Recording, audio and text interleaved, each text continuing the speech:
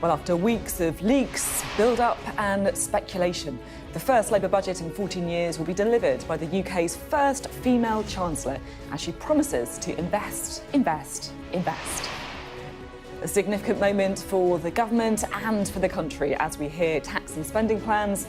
But will you be better or worse off? Well, in the next few moments, we're going to see the Chancellor Rachel Reeves on the steps of number 11 Downing Street before she heads to Parliament to deliver the budget. I'm Wilfred Frost at a world-renowned manufacturer of hot air balloons in Bristol. Will the Chancellor's budget leave small businesses feeling buoyed or deflated? I'm Sarah J. Mee and I'm back in our target town of Grimsby. The people here switched their allegiance to Labour at the election. What do they want from today's budget?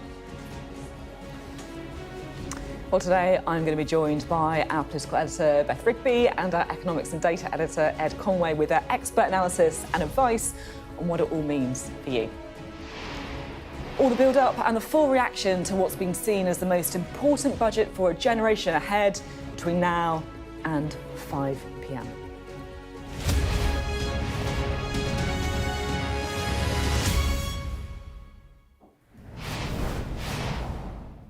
Well, we're going to crack on with our special Budget Day coverage in just a few moments. But first, I did want to bring you all of the latest on the unfolding natural disaster in southeastern Spain, because officials say more than a year's worth of rain has fallen in just 8 hours in the Valencia region, leaving towns and roads underwater.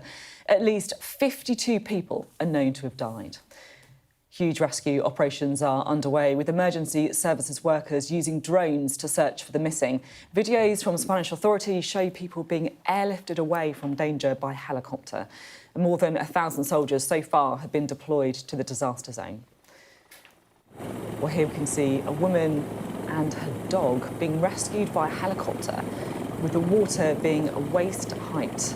It's after the torrential rain that we saw in that region.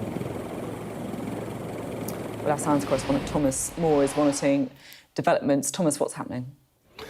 Yeah, so this is a very serious situation. It's called a DANA, which is a very low pressure system at high altitude, and this is a mountainous region of Spain.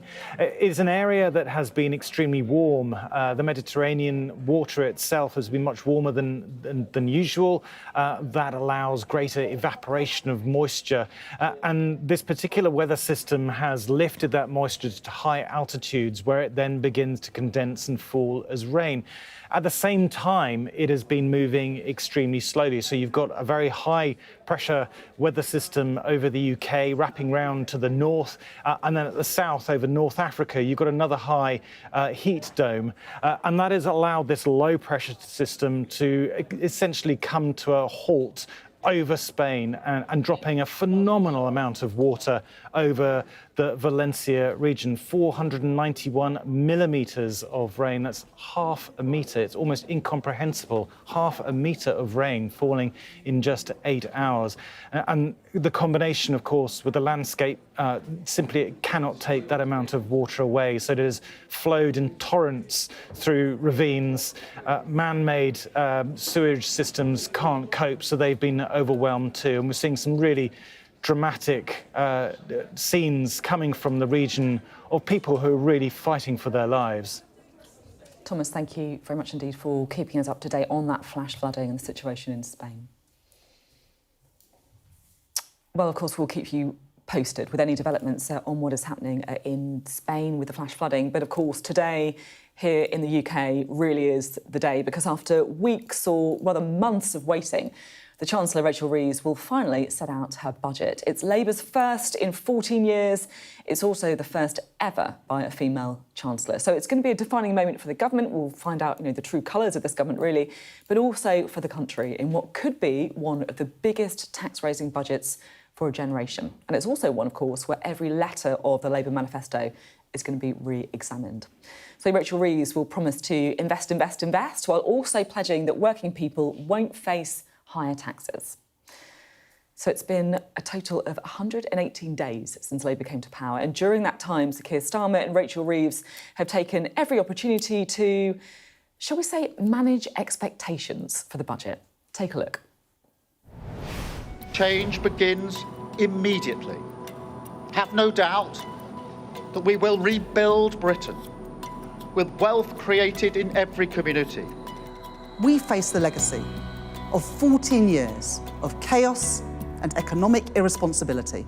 There is a budget coming in October, and it's going to be painful. £22 billion of spending plans this year that the previous government did not disclose. A £22 billion black hole which, if not tackled now, will pose risks for years to come. Our country does need a long-term plan, and that we can't turn back. The state of our country is real. This budget will be a budget for economic growth. It will be a budget for investment. I understand that many of the decisions we must take will be unpopular. If they were popular, they'd be easy. We are going to get Britain's economy growing again. Those with the broadest shoulders should bear the heavier burden. There will be no return to austerity. I will defend our tough decisions all day long.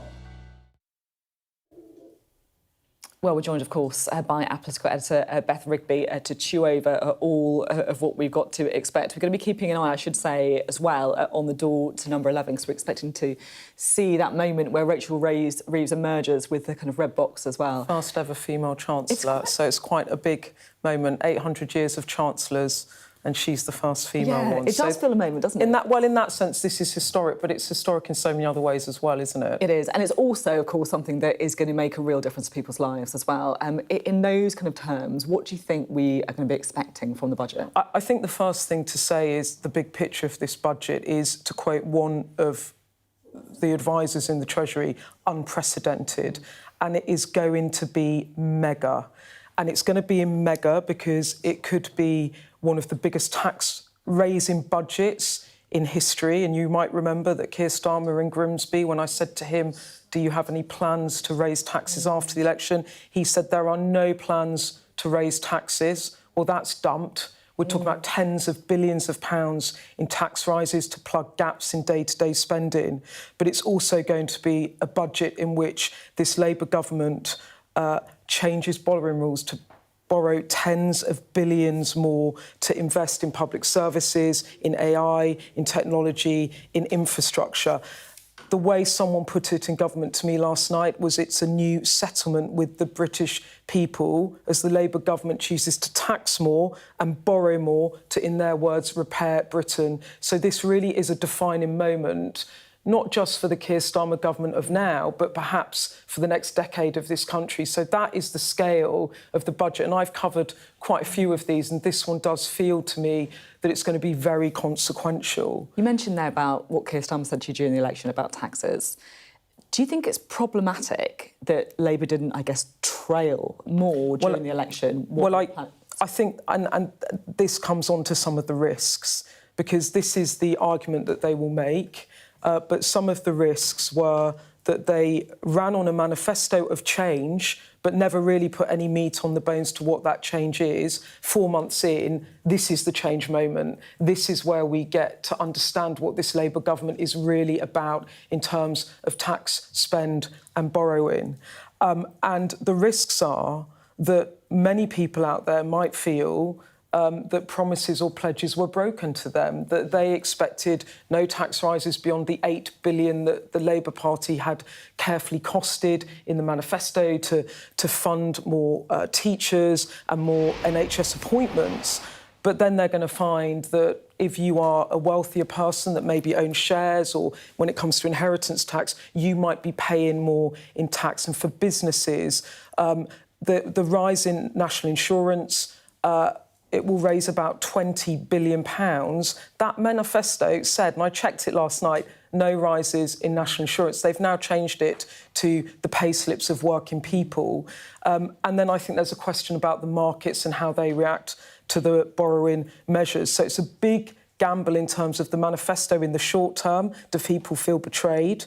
And then in the long term, the massive gamble is, will it work? Yeah. We'll get a sense of the latter, the former quite soon as this budget unwinds over the next 48 hours. but whether it works for the country, that it will be the big unanswered question for the coming months and years. We're currently looking at the door of number 11, I should say, and of course we're going to jump right on that live picture as soon as the first ever female Chancellor leaves it with her red box, and that really is going to be a historic moment. But as we wait, Ed, it feels to me like Rachel Reeves is talking a lot about investment, saying invest, invest, invest. It's the only way to get growth. Yep.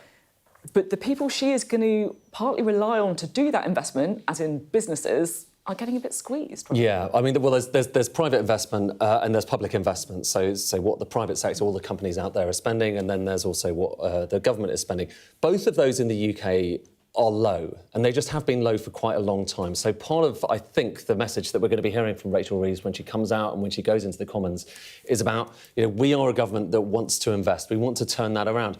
And what's interesting about this, as Beth was saying, this is an enormously consequential moment, not just because we're going to see the first female Chancellor coming out, not just because it is a new government and it is a new Labour government and the first time in a decade and a half almost that we've seen that. But really, this is the first moment we get to see what this government is really all about. We had the manifesto, as Beth was saying, there was the manifesto. In actual fact, what they look like they're likely to do doesn't look in any way like it resembles what was in the manifesto. You'll remember we had this year where we were all going through these manifestos, and of all of them, the most conservative with a small c in terms of not doing much, that was Labour. And now we're actually going to learn, that this is a big deal, that they're changing the way that we look at the public finances. So the whole picture of the public finances, there's been all this talk recently. I should pause for a sec because it looks like that door might be... Oh, no, they're not. Oh, no, they're just teasing us. They're teasing us. But there are big changes to the way that we look at the economy today, and hopefully we'll be able to kind of guide you through them, because some of it's actually quite complex and we're all getting our head around it. But also to what Labour want to do. And, if they're going to spend money, then we're going to get our first sense of what the envelope, so how much of that money they might be able to spend this time around. I think this really is the moment now.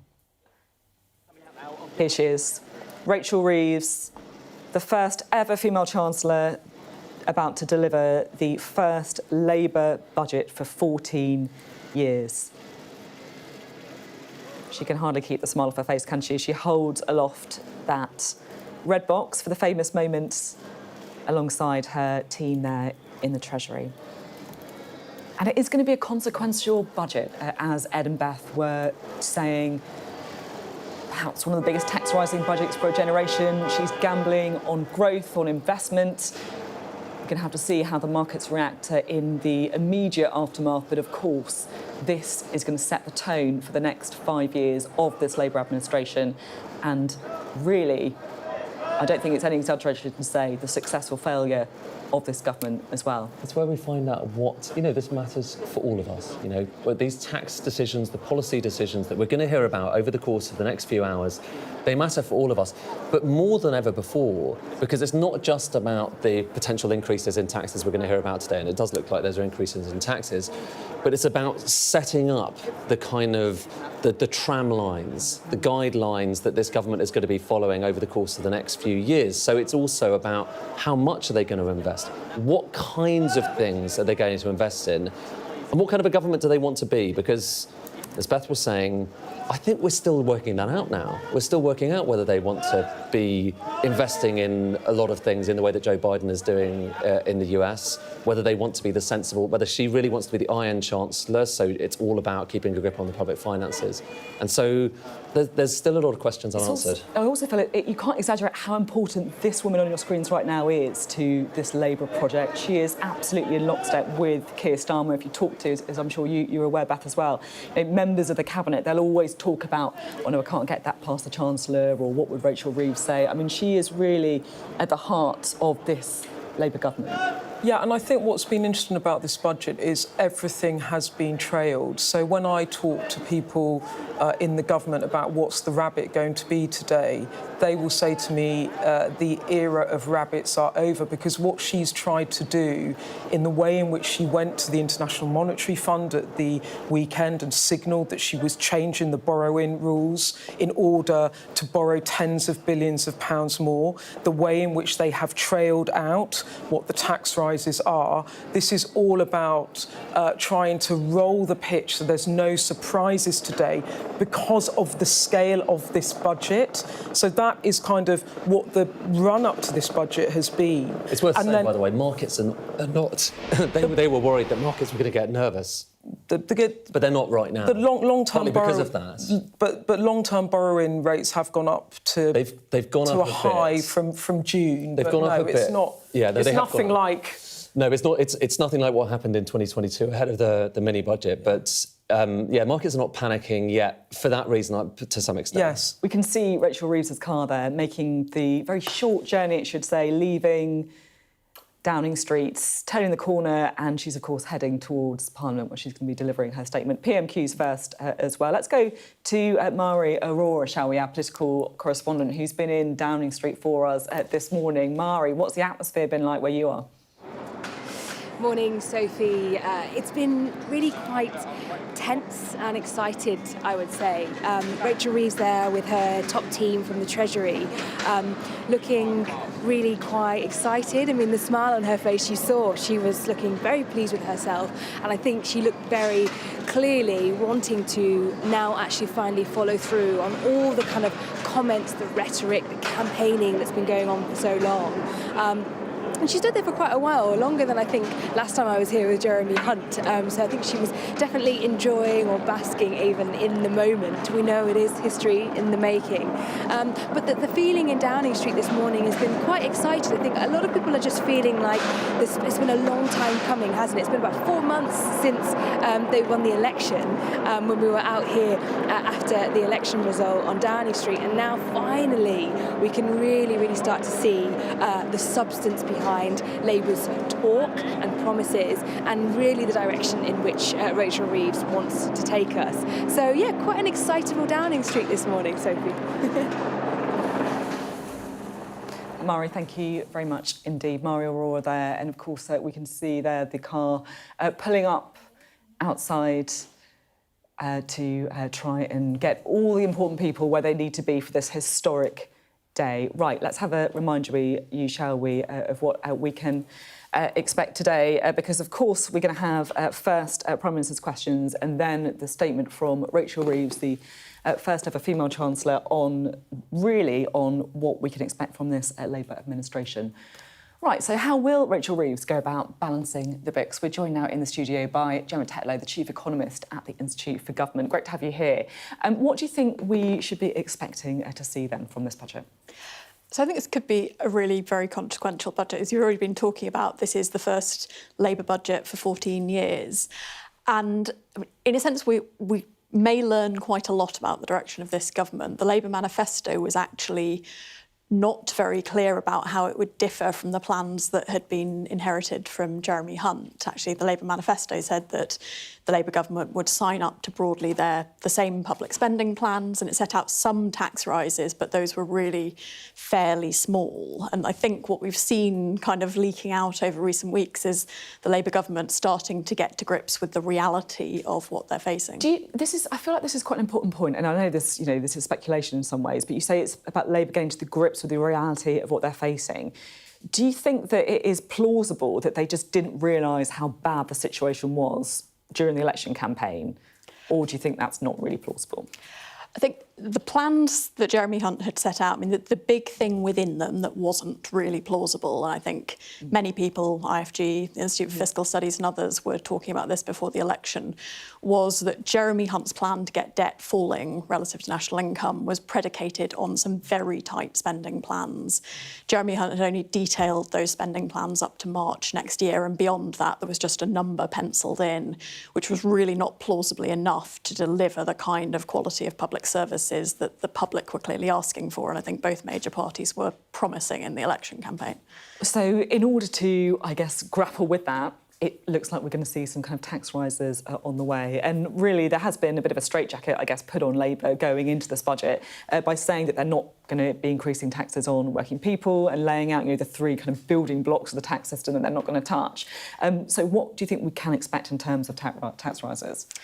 Yes, we had an unfortunate situation with the election manifestos where both Labour and Conservatives really tied their hands on raising any of the major taxes.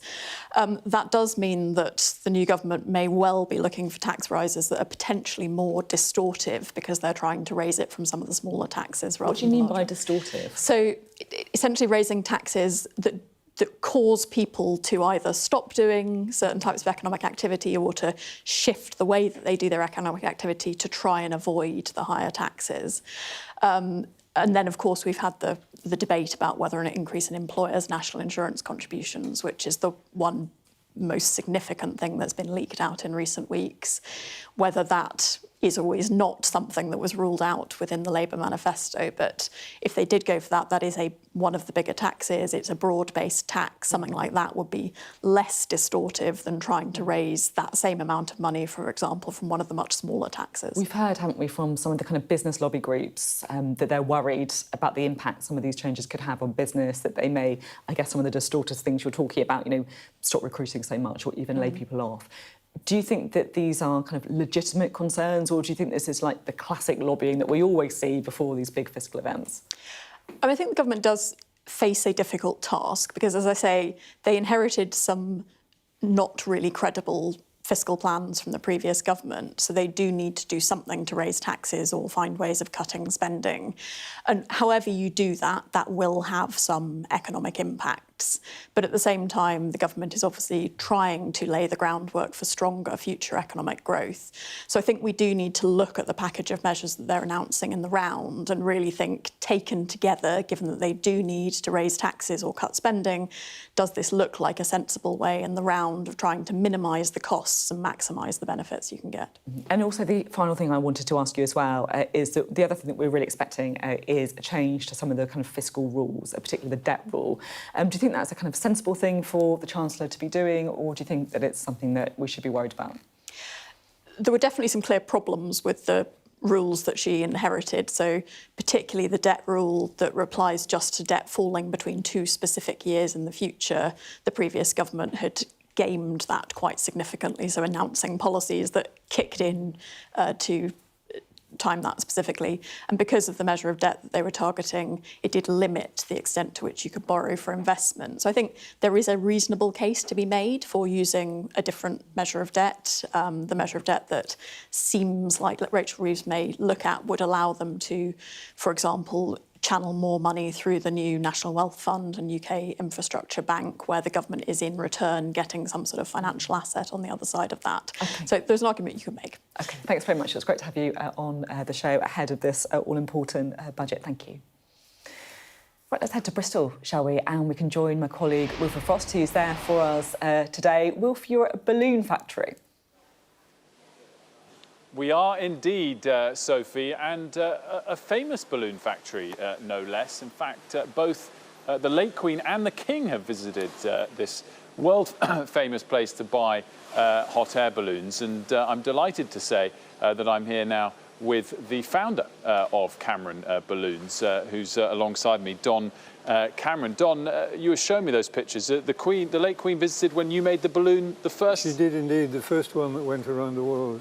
Quite unbelievable, that. I mean, congratulations. I'm feel very insignificant as a visitor to follow them, but we're delighted to be here. So thank you for having us today. It's a great pleasure.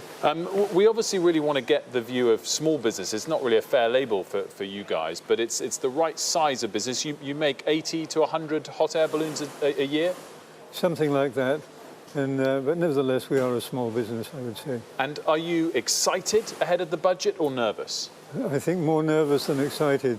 Why is that? Well, conditions are not so good at the moment because we're competing with, we sell 85% of our product worldwide. And we're competing with people like the Czech Republic, where the pay rates are half and the tax rates are lower and the cost of living is lower. So we're having difficulty price competing. If we do see, which has been much trailed and is largely expected, an increase in the national insurance contribution that employers that you have to pay by 2%, is that something that would hit you quite hard, or can you easily take it in your in your stride? It's another nail in the coffin. It's when we're under pressure, of course, it increases that pressure, so not exactly helpful. Nail in the coffin, it's a very downbeat phrase. I mean, it feels like business is thriving here. Is that not the reality? It's been pretty good for the last few years, but we are in the quiet season, so it's a little bit down at the moment. And if we do see, for example, that hike by 2% in national insurance contributions, is that something that you personally, as the business owner, will take a hit on, or do you think over time it's something that will hit your workers? Well, we would like to try to avoid that, but I think when people are saying, where's my pay rise, we'll be saying, well, the government's had it. And on the low end, a boost to the minimum wage and the living wage? Do you have some apprentices, you said, that will be... I don't think we have very many people at all at that level, so... Can you understand that boost? Is that a fair boost, do you think? Well, it's a way of shifting responsibility from the government onto business, isn't it? That's why they do it. But as far as we're concerned, I think it's not so important for us. How will you test, I guess not specifically just this budget, but this government in 2 or 3 years' time? Is that a fair timeline, or will you be judging them quite quickly after this budget?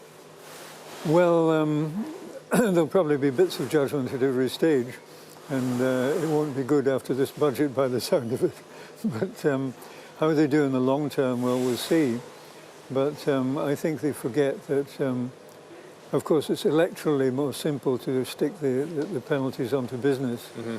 But without business, of course, there'll be other problems. Just quickly as well, I think you said 85% you export to other places. If they do in the next 5 years try and renegotiate trade terms, would that offset things like an NIC rise? That would certainly help. Since Brexit, we've had quite a lot of difficulty, mainly bureaucratic. But we've even had the certification authority, the safety regulators, actually being a little bit vindictive with us. Mm. So, and that's for sure. That's very interesting. And Don, you were telling me as well that these brilliant workers you have, they're largely, they make bespoke designed balloons for your customers. So if our bosses are watching and they wanted to retire the Sky News helicopter, we could get a Sky News hot air balloon. Is that possible? We most certainly could, and it would be much better off than a helicopter. How much would that set us back? Well, I don't know, maybe 50,000, depending on the specification of it. I think that sounds very reasonable. Don, thank you so much for having us. We're going to be here all day and getting the view of small businesses in general, in particular from here in Bristol, obviously, Sophie. But for now, I'll send it back to you. Will, thank you very much indeed. Wilfred Frost there at that balloon factory. Will be going back to Wilf, of course, throughout the day. But right now, we are only about an hour away from Rachel Reeves' first budget statement, the first ever by a female Chancellor. And we could talk to the man with the numbers, the man with the graphs, and that is Ed Conway. Ed, you're always here to kind of guide us through these moments. We've done a few budgets before. I always remember the Liz Truss one in particular. What do you think we should be kind of gearing up for from this one? I mean, in short, there is a lot. There's a lot to deal with here because, you know, we've got the state of the economy. You know, how is the economy doing? What's the latest update on that? We've got this big change to what the government is doing with its fiscal rules. But in practice, you know, that's looking at how the public sector balance sheet actually works and understanding, you know, what are the things we own, what are the things that we owe.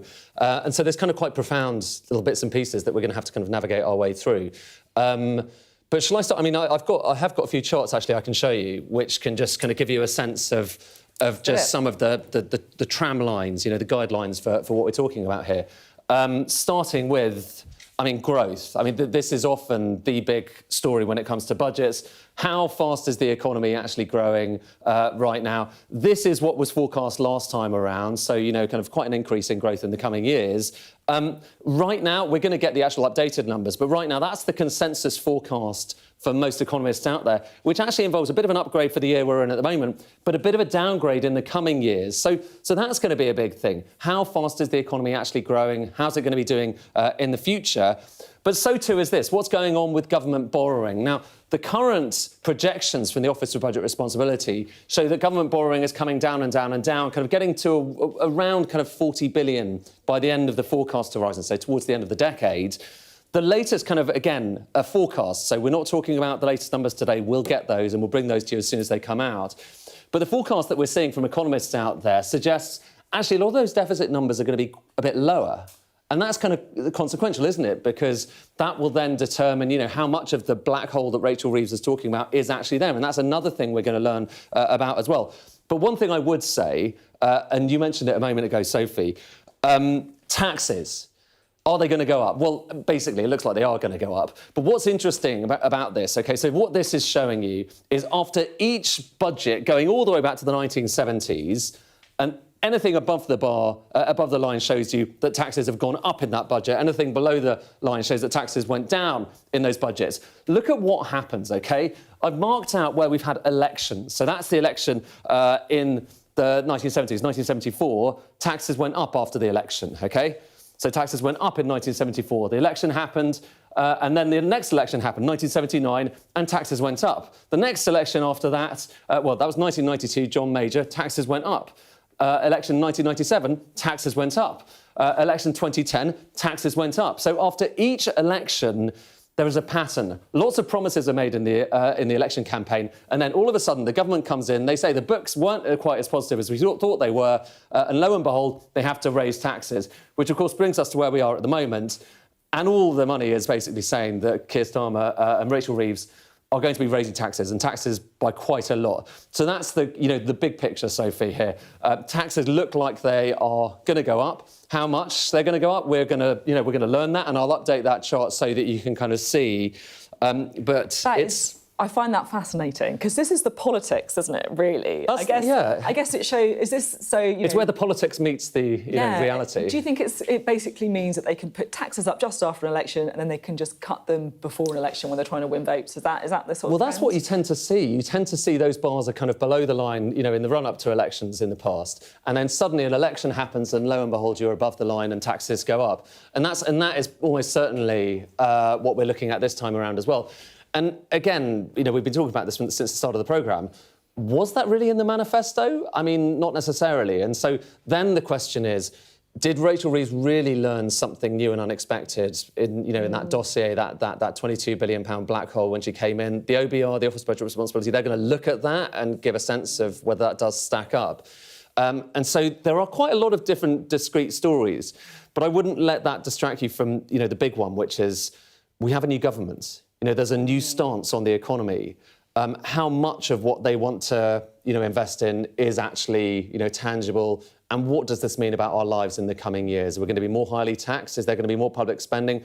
Well, this is where we get our first sense of the reality of it. And it's the first Labour budget in 14 years. We need to adjust to that in the media as well, right?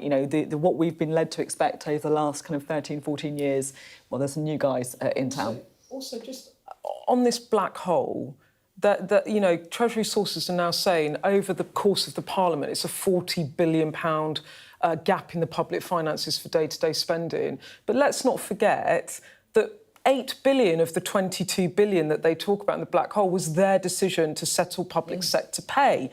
Now, you could argue, they will argue we had to do that to cut NHS waiting lists.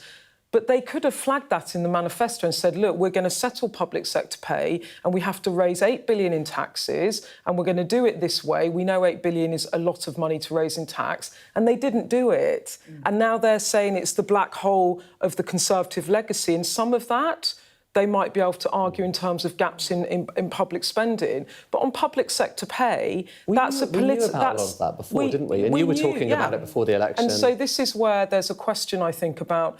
You have a Prime Minister that talks a lot about trust and levelling with the public, and you can see political rows developing, especially if the Conservatives manage to politically land this, where they say, actually, you were not straight with the public, and already you've got people retweeting a tweet from Rishi Sunak in the election. Other Conservatives, James Cleverly's just tweeted it out, saying, Labour will put up your taxes, bookmark this. That was from Rishi Sunak in the election campaign. We're going to hear a lot about that in the next few days, I think. It's a good point. Thanks both very much indeed. Well, in the past few moments, Sir Keir Starmer has also left Downing Street for the House of Commons. There he is, leaving door of number 10, clutching his files and getting into his car ready to make that trip over to Parliament where he's going to have PMQs. It's a weird day in Westminster because normally PMQs is the main event, but really it's just a warm-up act for what comes next. But there is Sir Keir Starmer making his way over to the House of Commons. Let's take you to Grimsby. Now, of course, as you'll remember, it's one of our target towns during the general election campaign earlier this year, and we can chat to Sarah Jane Mee, who's with us today. SJ, here in Westminster, we're talking about the economics, talking about the politics, but really what so many people are going to want to know is, what is this going to mean for me? Yeah, it's interesting, Sophie, hearing you, Ed and Beth talk about the fact that this is the first Labour budget in 14 years and everybody's going to have to get used to, as you said, the new guys in town and what their vision is for the country. And here in Grimsby, people remember Sir Keir Starmer coming up here for the Leaders event, and they remember that he talked about focusing in on communities like the one we're here in Grimsby this afternoon. Now, there was a huge swing to Labour in the general election, and this is the first big event of this new Labour government. And to talk about it, I'm joined by Michelle Cook, owner of the Canopy Community Cafe and Kitchen, where we find ourselves this morning and throughout the day. She also is in charge of the Early Years Forest School, and alongside Michelle, Jordan Smith, co-director of Smith & Co. Accountants here in Grimsby. Hello to you both. Hi. Morning. We've been having a good chat this morning about what to expect from today. And this really is going to set the tone for the Labour government for this new look UK. Michelle, I'll come to you first, as you're kind enough to host us again here at Sky News. So thank you for that. Yeah, it's really good to be here. And to be back to revisit you when actually we are here with the Labour government. There's no uncertainty. We know who the new government is. As a small business owner, because you wear two hats, obviously the cafe and kitchen and also nurseries, what is it you would like to see today from the budget? Some good news. Yeah, we could do with a bit of that, couldn't we? It's been very negative. So the minimum wage increase is very good for workers, for the employees, but for employers, we're worried. Yeah. What do I want to happen? You've also got the potential increase in contribution of national insurance from the employee's point of view as well. Yeah, I'd like to see some rate relief for nurseries and small businesses. That would be a huge help. We haven't had a mention of that yet, so we don't know if there is going to be one. And I feel like we talk about that a lot. I felt like we talk about that in the election and even in the last budget. Small businesses saying this is an easy thing to help us with. Yeah, hospitality and leisure have a rate relief. Nurseries have nothing. So a lot of people don't realise that nurseries are businesses. We're often taking less money than the workers. People don't realise that. So yeah, rate relief would really help. Jordan, what about you? Because you are a small business accountants here in the local area, but you also look after small business owners. So they'll have been calling you up in the build-up to this budget. And what kind of questions are they asking? What kind of concerns do they have ahead of this afternoon? Yeah, the biggest worry small business owners are having, from what I'm hearing, is the fine margins they operate in terms of how much an employee costs, how much a premises costs. These small business owners might have no employees, they might have 1, 2, 3. They might be looking at making that jump into renting a premises. They might be making that jump into actually building something and growing a business and being a successful entrepreneur. And when we're increasing national minimum wage, employer contributions, that's going to really make them struggle to make those decisions as to, do I move forward, do I hire staff, or do I just stay being as I am, operating as I am, and not growing and building something successful? You mentioned that word growing, and growth is being talked about a lot by this Labour government and, the budget feeding into that. And Michelle, as you said, a lot of this has been centred on working people, as they're called, people who come in, like your girls here, come in, take a wage. But to have growth, you have to have the entrepreneurs, the small businesses, and they have to be encouraged to grow their business, provide those jobs for the girls behind us and others. Do you feel that small business is often overlooked, not just by this new government potentially, but the previous government? It seems to be the focus on big business and the worker in between, but the rest gets overlooked. Absolutely. I think they forget that we are the workers as well. We're working really hard, but working hard to be able to pay other people as well. I mentioned earlier that we've got the potential to expand due to funding on the nursery side of things. But I'm concerned now because minimum wage is rising. National insurance contributions are on the increase. I just don't know whether to expand yet. So you might give that funding back? I may give the funding back and not bother to expand. Because with the nursery, obviously, you have to have a set amount of staff per child. So you're not in a position where, let's just see how the year goes and we could lay staff off, restructure nursery. It's set. You can't really do that. You can't. Jordan, in terms of small businesses and workers, how can Labour balance it? Because it's almost chicken and egg, isn't it? What comes first, looking after the workers to help growth, or looking after businesses, look after the workers, help growth? What would be a good balance, do you think? There needs to be some incentive that either stays in from what we've got now, or perhaps a new incentive to encourage businesses to grow and to encourage people to go into business in the first place. I know a lot of small businesses whose workers are paid more than they are. They're normally the last people to get paid, and sometimes hiring somebody or a change in minimum wage can be the difference between a profit and a loss. It can be the difference between putting food on the actual business owner's table. Business owners are working people just as much as employees are in a small business sense. I've also talked a lot with business owners about what we call the payday. So you take on the risk of being a small business owner. You want the reward of having something to sell at the end. You want an exit strategy, which brings into discussions about capital gains. All of a sudden, the question isn't only do I hire somebody, do I take on a premises, it's actually do I want to take on the risk of being a small business owner when there isn't that much reward at the end of it? Yeah, doing all that hard work with nothing to show for it, perhaps, at the end. And Michelle, here is a community space, and we talked about this before we came on air. So Keir Starmer coming here for that leaders event saying, I'm going to focus on communities like this one to give you what you need. Yeah. Give us a snapshot of what you're seeing and experiencing here in this community space and the pressures that will come from that budget that affect the people that come in here day to day. Can I say first, I was excited to hear that, and it actually changed my vote.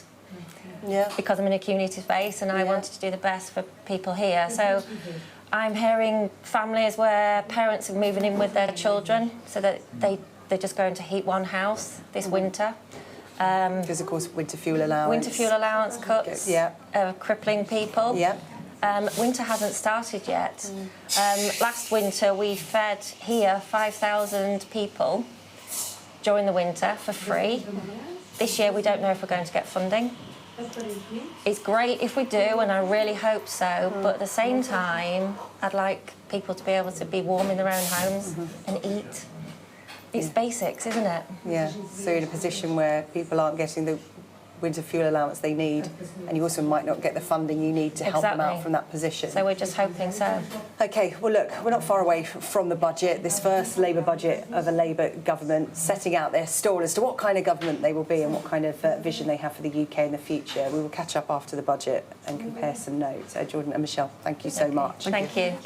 3:30 this afternoon, I'll be here in Grimsby answering your questions about the budget, what Rachel Reeves unveils. I'm going to be joined by a panel of experts. There's a QR code on your screen now if you want to get involved, and you can head to our Money blog on the Sky News app and website as well to see how the budget could affect you. So I'll see you later on this afternoon. In the meantime, back to you, Sophie. Sarah Jane, thank you very much indeed. And of course, a bit of a reminder about get your questions in to SJ. Right, let's remind you, shall we, what we can expect today, because it is going to be a bumper day in Westminster and across the country as well. So at 12 o'clock, we are going to go live to Parliament for Prime Minister's questions. And then after that, at around 12:30, it's the big moment. That is when the Chancellor Rachel Reeves will deliver her budget statement. Next up, we're going to hear the Conservatives' response, and of course that's going to be given by the outgoing leader of the opposition, Rishi Sunak, really his last kind of big moment in Parliament. And at 2:30, we'll then hear from the Office for Budget Responsibility with its assessment on the economy and what the measures in the budget all mean. We'll then cross over to Grimsby, where at 3:30, Sarah Jane, as she's just been saying, will be joined by a panel of experts to answer your questions about the budget. And at 4:30, Wilfred Frost will be back in Bristol with a special edition of Business Live. And then at 7 o'clock, I'm going to be bringing you all the reaction from Westminster to the budget on the Politics Hub. And at 8 o'clock, it is a special edition of the UK Tonight with Sarah Jane Mee in Grimsby. She's going to be speaking to people who live and work there about how today's announcements will affect them.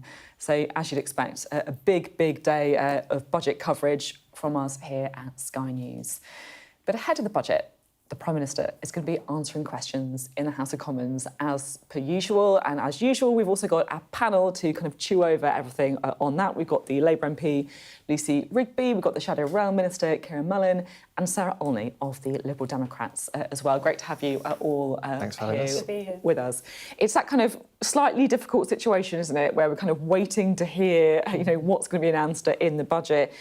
Lucy, what kind of little tidbits have you been picking up? What are you expecting?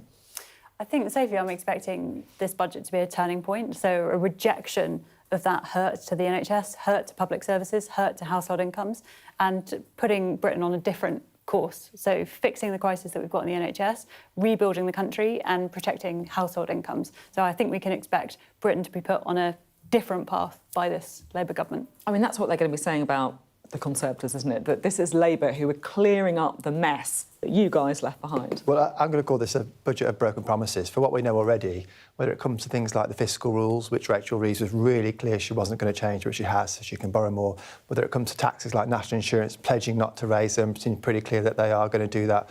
Across the board, Labour made various pledges during the election campaign to get elected, and the public are seeing that they're just not willing to stick to those pledges. And when Keir Starmer talks about wanting to restore trust in politics, and for various reasons, certainly we had a role to play in some of the challenges around trust in politics, to come in on a pledge to be honest with people and then break so many manifesto pledges within months of getting in, it's just not acceptable.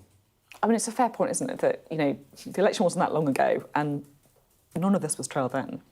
So we're keeping our manifesto pledges. So we had a really clear pledge in our manifesto to protect working people. And that's exactly what, well, I hope, I don't want to preempt the budget too much, but I hope, not long to wait now, I hope that's what we're going to hear from the Chancellor today. And frankly, it's a lot of brass neck here, Kieran, talking about broken promises, isn't there? I mean, faith in politics has been completely destroyed. I talk to people on the doorsteps in Northampton, and there's that challenge all the time about faith in politics. That's something that we've got to rebuild.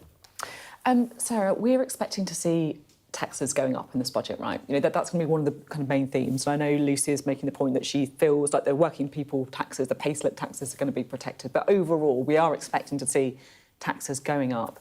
Do you think that's the right move? Well, I think we're in a situation where, after years of Conservative mismanagement of the economy, we're in a really, really bad place. And there's no doubt that, and particularly for the Liberal Democrats, what we really want to see this afternoon is investment in the NHS. That was central to our manifesto that we stood on in the general election this summer. We got our best ever result. The Secretary of State for Health, Wes Streeting, talks about the Liberal Democrat parliamentary parties as 72 new pen pals, because we are determined to hold the Labour government to account for delivering those improvements to our National Health Service. So you talked about the NHS, you talked about the great result, but the question's about taxes. Is it right for taxes to go up? So we put forward in our manifesto a range of different options for raising tax, and we're very clear that we want to see taxes on the banks, on the digital services companies, on oil and gas companies, and we think that there's a lot that can be done without needing to raise taxes on ordinary working people who've already facing a really huge tax burden because of the frozen tax thresholds that were imposed by the Conservative government. And we hear about things like, for example, the removal of the £2 cap on bus fares, putting that up to £3. That's going to have a massive impact on working people. So it's not just about their taxes, it's about the costs that they're facing in their everyday lives. And we want to see, the taxes on the people who are making the real windfall profits. It feels like the taxes are going to fall on businesses rather than, as you put it, working people. You can see certain tax rises on business. They're also, of course, facing an increase to the minimum wage and regulation through, some of the workers' rights legislation that you're putting through.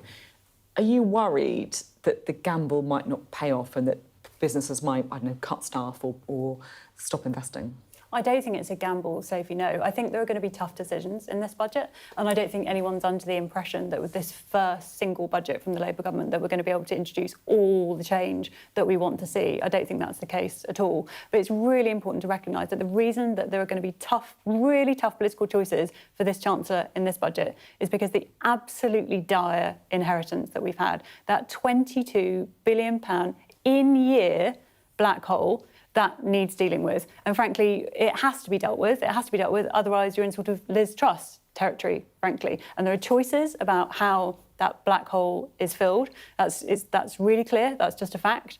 And we have said that we will protect household incomes. We will protect working people from this. We're going to fix the NHS. And as I said, we're on this path to national renewal. We're going to rebuild this country. It's not all going to be done in this first budget, but there are political choices that need to be made. And unfortunately, the Chancellor has to fill this in-year black hole because of the inheritance that we've had from the Conservative government. But the point you've made in your show, and multiple interviews have made, and we've seen Labour ministers squirm over all this, is actually small business owners are working people. There will be very many small business owners out there who perhaps even have a lower income than many salary people that are really struggling to make ends meet. And as Rachel Reeves herself said, if you put tax up on national insurance for employers, that impacts on the money in people's pockets, whether it's through their employees or the business owners themselves. So this narrative that, we're not going to affect anybody that's out there working hard, making a living, not off dividends or shareholders, etc. It's just completely untrue. There are many working people out there, small business owners, self-employed, who are going to almost certainly face a tax hike. So that's a clear breach of the manifesto commitment that they made. Kieran, from the Tories, is an apology for this in-year black hole, the £22 billion in-year black hole. And in fact, we've seen the previous Chancellor of the Exchequer now criticising the OBR, just proving that there's absolutely nothing has been learnt whatsoever from that Liz Truss mini-budget. I don't know, it's all very well sort of very early into this Labour government criticising us for the tough choices that the Chancellor is having to make, but where's the kind of where's the contrition? I mean, I think the real challenge for Labour MPs as a whole is that they're used to being in opposition and just kind of criticising and not having to be accountable for decisions. Labour want to make this all about... If I just finish, I want to finish. If we make this criticism all about the £20 billion black hole. Actually, when it comes to the deficit, public spending, if I can just finish, I'll tell you why I think it's slightly insignificant in comparison, for example, to the deficit that we faced. When we came in 2010, the public sector net deficit was 11% of GDP. The public sector net deficit you've inherited is 4%. So less than half of the black hole than we've inherited. Kieran, we didn't go, we expect you as... Public services, we're in a really good place. We've come in at this last election, just over 100 days ago. Public services are in a dire state, and so are the national finances. It's a double whammy. This inheritance, Sophie, it's really bad. And the Chancellor, she's going to have to deal with it. That is the reason for the tough choices. Well, at the very least, there could have been some transparency during the election campaign with your manifesto before the election, instead of just unpicking it all now and trying to blame all of it on us. So whose side are you on here? I mean, I'll be honest. This is, I'll just get a pop. I'll get a cup of tea. I'll leave you guys to it. Look, Sophie, there is no doubt that the Conservatives made a complete mess of the economy, and that's had a really damaging impact on our public services. And our constituents are seeing that day in, day out. They can't get a GP appointment, they can't see a dentist, cancer waiting times, crumbling hospitals. It's a really desperate situation that the Conservative government have left behind. But the Liberal Democrats will be scrutinising this budget later on very carefully, because we want to know what Labour plan to do about it. And to be honest, I'm not sure that members of the public are going to be that concerned about the fine print of what was said in the manifesto versus what's going to be delivered. They want to see the difference on the ground, and they want to see it soon. What we really need is a sense of urgency from Labour, and what we really want to hear is what are they going to do about it, and that, I think, is what the absolutely critical thing. Are people out there going to be able to get a GP appointment within 7 days? That's what people want to see. There's been lots of briefing around this morning that the era of rabbits is over. Like bad news for Peter, obviously, good news for carrots. But I think that the idea is that, look, this is a serious budget. There's not going to be, a good news story at the end of it. Do you think that can really be true? Surely they're going to be keeping something back for us, aren't they? There's not long to wait, Sophie, until we see the Chancellor standing up. But what I think you have seen, there's obviously been quite a long period between the election and the budget. And I think the Chancellor's been going through all the steps involving all those independent regulators, as you would expect her to do, and learning the lessons, frankly, what happened during that disastrous Liz Truss mini-budget, where the OBR weren't consulted. We saw what happened with the markets. We saw what happened to people's mortgages in my constituency. Interest rates, etc. The Speaker's criticised Rachel Reeves, though, hasn't he, for leaking some of the stuff before, for not selling it before the House of Commons and Parliament, but leaking the stuff before. Do you think he needs to kind of wind his neck in? I wouldn't ever say that about the Speaker, and I don't think you'd expect me to. But I think the stuff that the Chancellor's been talking about is stuff to back up our manifesto pledges. So on the NHS, for example, one of the Prime Minister's first steps in our manifesto is 40,000 more appointments every week. Sarah's absolutely right. I think there is urgency. We need to see urgency. I think we are seeing it when it comes to the NHS. That's what my constituents in Northampton North expect. They expect us to be taking action to get more GP appointments, to be getting the 7.6 million people on the NHS waiting list, getting them those operations and those appointments. People expect that. But as I said, I think the funding on that, with that specific example in mind, is backing up a manifesto pledge. I think the same is true on when it comes to education and housing as well. We're obviously focusing on the budget, what it means is going to show us from the Labour government and the Chancellor. But it's going to be quite a moment for the Conservative Party in some ways as well. It feels like it's like kind of the last hurrah from Rishi Sunak and Jeremy Hunt. Do you think it's the kind of end of an era and I guess the face of the Conservative Party is going to change quite a lot? Well, I think we're going to be reflecting on the last election, and inevitably there's going to be change and reform in the policies we offer and how we articulate them. I think most people would probably expect the exchanges with the Prime Minister and Rishi to have some kind of good-natured element to it that typically is when someone stands down. So I hope so. And whatever anyone thinks about any one individual politician and what party they're for, serving as Prime Minister of this country, whatever party you are, is a huge undertaking, and I think anyone that does that deserves our respect. And of course, it's a big moment for you guys as well. Now, responding to the budget, and you're in such a stronger position than last time. Absolutely. I mean, it's when the third party again, more Liberal Democrat MPs than ever before. It's really exciting. But I think actually one of the things I'm really looking forward to will be the first time a woman has delivered the budget statement in the House, and I think all female MPs, all women across the country will take that as a really big moment. It does feel that moment, doesn't it, when you kind of see the reality of it, like you can have a woman kind of leaving the doors of number 11 with that red box, even though we've had 3 female Prime Ministers, it's fair to say as well, but it does feel like a moment. First female Chancellor in 800 years, over 800 years, I think. It's a really big moment. Yeah, it certainly is. And thanks, the 3 of you, very much for the discussion and the chat before the budget, and of course, Prime Minister's questions as well. Great to have you here. Here on Sky News, of course, we are awaiting the big moment when Rachel Reeves, the Chancellor, is going to be delivering the first Labour budget in 14 years. It is a huge moment for the country. We're expecting it to be a tax-rising budget. We're expecting, of course, really to find out the colour of this new government after, of course, over 100 days in power. This is the moment, really, when we find out what they are all about and what their vision is for the economy, for the people in this country, and, of course, their policy priorities as well. Prime Minister's Questions is about to start in the House of Commons, and then at 12:30, the Chancellor will be delivering the budget. Our special coverage continues. That is up next.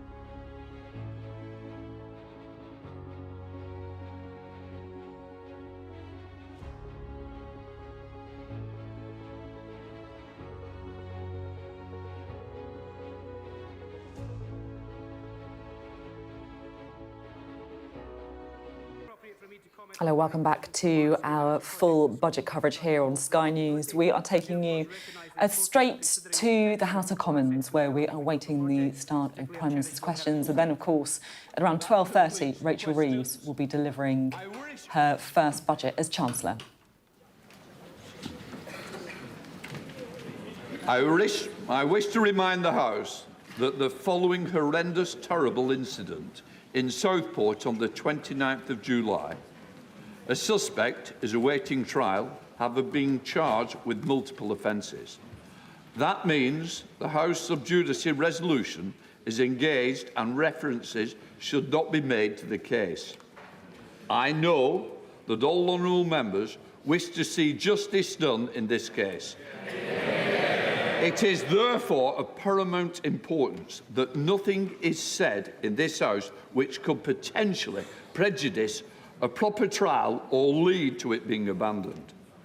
I know it can be frustrating when we can see reports in the media of the matters that we are not free to discuss here.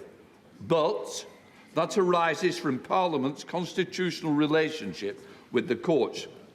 More importantly, at the heart of this case are 3 young girls.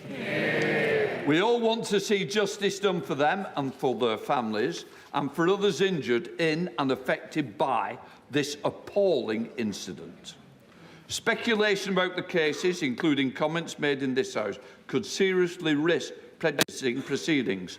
I know that none of us would ever wish to do that. Therefore, it would be wrong of me to exercise a waiver in this case, and members should not refer to it or risk prejudicing this case. Of course, I understand that members have legitimate questions about the circumstances surrounding this case. There will be no doubt wanting ministers to commit that they will come to the House and answer those questions once the legal proceedings are concluded.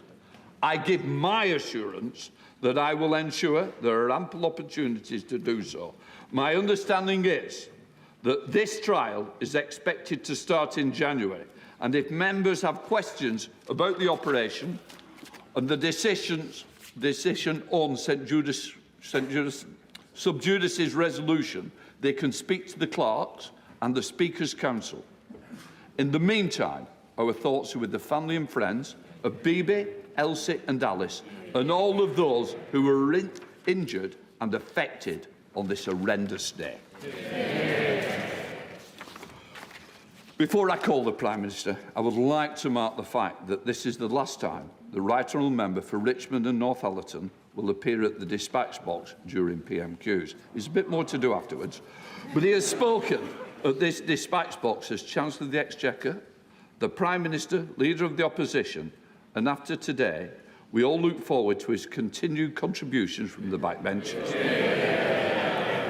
We wish him and his family well in the future endeavours. And I say personally, thank you for a working relationship. We now come to Prime Minister's questions. I call Katrina Murray. Mr. Speaker. Thank you. Thank you, Mr. Speaker. I wish everyone celebrating in the UK and around the world a joyful Diwali, a time to come together to celebrate and focus on a brighter future. Last Diwali, the leader of the opposition and his family lit the deers outside 10 Downing Street. It was a significant moment in our national story. The first British Asian Prime Minister is a reminder that this is a country where people of every background can fulfil their dreams, and it makes us all proud to be British. Mr. Speaker, as you've just referenced, as this is our last exchange across the dispatch boxes, I wanted to take this opportunity to thank the Leader of the Opposition for his service. Now, of course, we've had political disagreements, ideological differences. We've argued at some length. But I want to thank him for his hard work, for his commitment, and for his decency in everything that he has done. And I, too, wish him and his family the very best for whatever the future may hold for them. Mr. Speaker, this morning I had meetings with ministerial colleagues and others, in addition to my duties in this House, I shall have further such meetings later today. Katrina Merrick. Thank you, Mr Speaker, and I'd like to associate myself with the remarks made by the Prime Minister.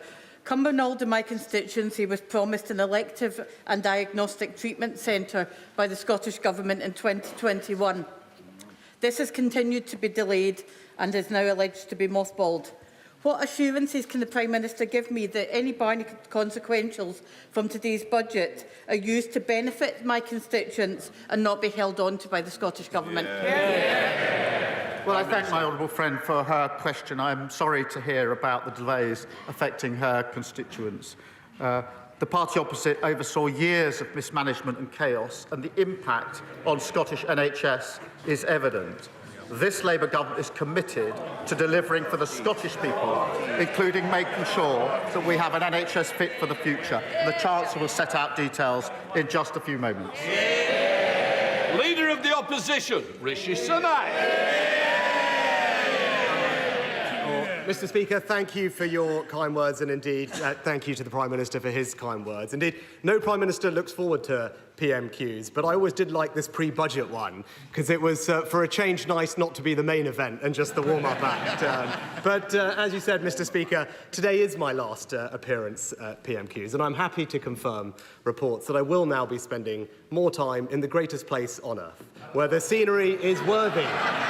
The scenery is indeed worthy of a movie set, and everyone is a character. That's right, Mr Speaker. If anyone needs me, I will be in Yorkshire. So, and as an adopted Yorkshireman, I'm particularly looking forward to doing the coast-to-coast walk that runs through my constituency and many others. Since 2015, we've made significant progress with a campaign to make it a national trail, and indeed, Natural England are close to concluding their work. So, can I ask the Prime Minister to ensure that the coast-to-coast does indeed become Britain's greatest national trail, and in preparation for my return to the backbenches, would he meet with me to discuss it?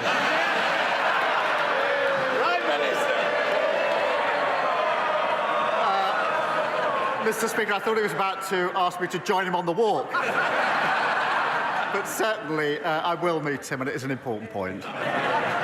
Mr Speaker, that is very kind of the Prime Minister. I know he's...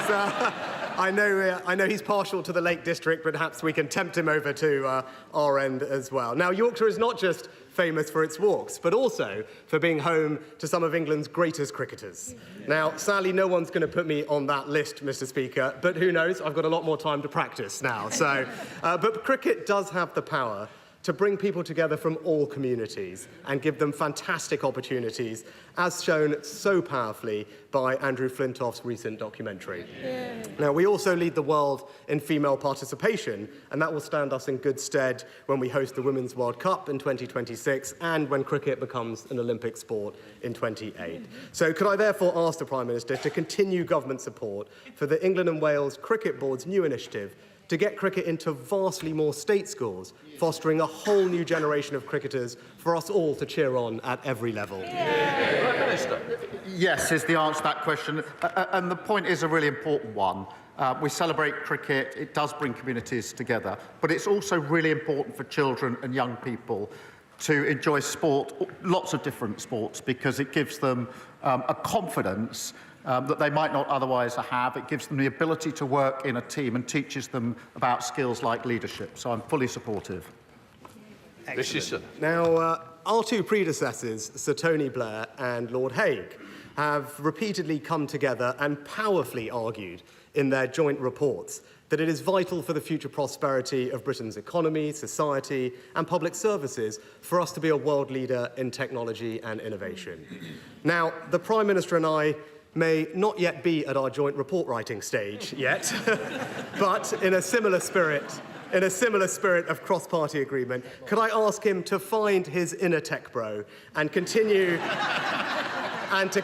to support emerging British tech businesses and establish our country as the home of AI growth and innovation?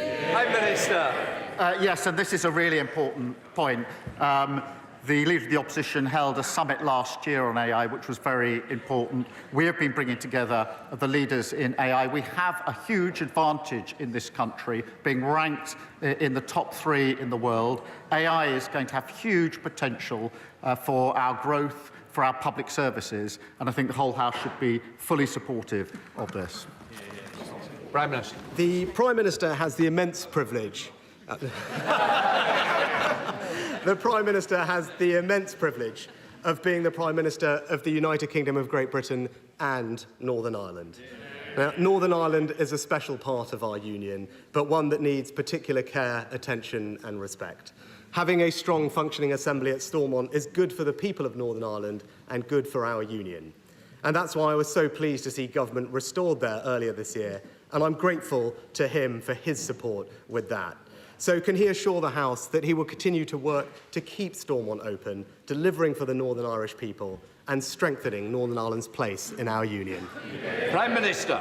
Yes, and again, this is a really important point and one that matters to me personally. I worked for 5 years in Northern Ireland on some of the proposals under the Good Friday Agreement, in particular the transformation of the RUC into the Police Service of Northern Ireland. I worked with both communities there. It was for 5 years. It was very important to me, had a huge impact on me, and so I care deeply about Northern Ireland, and I absolutely agree that the institutions government needs to be up and running and want to give all support I can to the further development in Northern Ireland. Now, as Prime Minister, he will be acutely aware of the threats that our United Kingdom faces from an axis of authoritarian states, Iran, North Korea, Russia and China. And in particular, I'm proud of the way that this House has united in standing up to Russian aggression in Ukraine. And I know that we will never waver in our commitment to the Ukrainian cause. Now, I will always be grateful for the support that he gave me when we were the first country to send Ukraine Western battle tanks, long-range missiles, and the first to offer security assurances to Kyiv. So in light of the threats that we face, can I urge him to always maintain the strength of the transatlantic alliance and ensure that NATO remains the bedrock of Western security, with the United Kingdom playing a leading role? Yes, and NATO is, in my view, as important today as the day in which it was created, in light of the challenges that we face. And it was a Labour government that was the proud co-founder of NATO, and we've repeatedly said we support NATO to the hilt. Rishi Sunak. Well, finally, Mr. Speaker, tomorrow is Diwali. And I became leader of my party during Diwali, and I now stand down during that same festival. So I'm proud to have been the first British Asian Prime Minister, but I was even prouder that it was not that big a deal. And that speaks volumes about the values of the British people, of our country, and of this Parliament. So will the Prime Minister join me in applauding the kindness, decency and tolerance that has always been the British way? Yes, and I meant what I said when I said that we were all proud to see him standing there as Prime Minister, representing our diverse country. We were all proud. I think everybody in this House was. So I thank him for that. And his last question, final question as leader of the opposition, although judging by the speed with which his party goes through leaders, he may be back here before too long. But in the meantime, I'm sure he'll be a great champion for the people of Richmond. But, Mr. Speaker, finally, I'm sure he won't mind me disclosing to the House the contents of a letter that he wrote to me this week. My answer to it is clear. Yes, I will arrange for him to meet the relevant minister about the A66 that runs through his constituency. Dame Beghillier. Thank you, Mr. Speaker. Mr. Speaker, in Hackney, nearly 4,000 children who could fill 8 primary schools are in temporary accommodation, many outside London. This is bad for their future opportunities. It's ripping apart our communities. I welcome the government's pledge to build new homes, but will he ensure that those who cannot have a roof over their head are a top priority in that long queue for new housing? Prime Minister. I thank you for raising this issue. It is a source of national shame that there are just under 1.3 million households on a social housing waiting list, including, I think, 8,000 of them in Hackney. The best way to tackle overcrowding and meet housing need is to build the homes this country needs, and that's why we will deliver the 1.5 million homes over this Parliament, and the Chancellor will set out further details in just a moment. Leader of the Liberal Democrats, Sir Ed Davey. Thank you, Mr. Speaker. Can I associate myself with your remarks and the remarks of the Prime Minister about the right honourable gentleman, the member for Richmond and Northallerton, and thank him for his service and wish him and the whole country a happy Diwali. Despite our political differences, I've always felt a certain kinship since the general election when he was the only other party leader to get as wet as I did.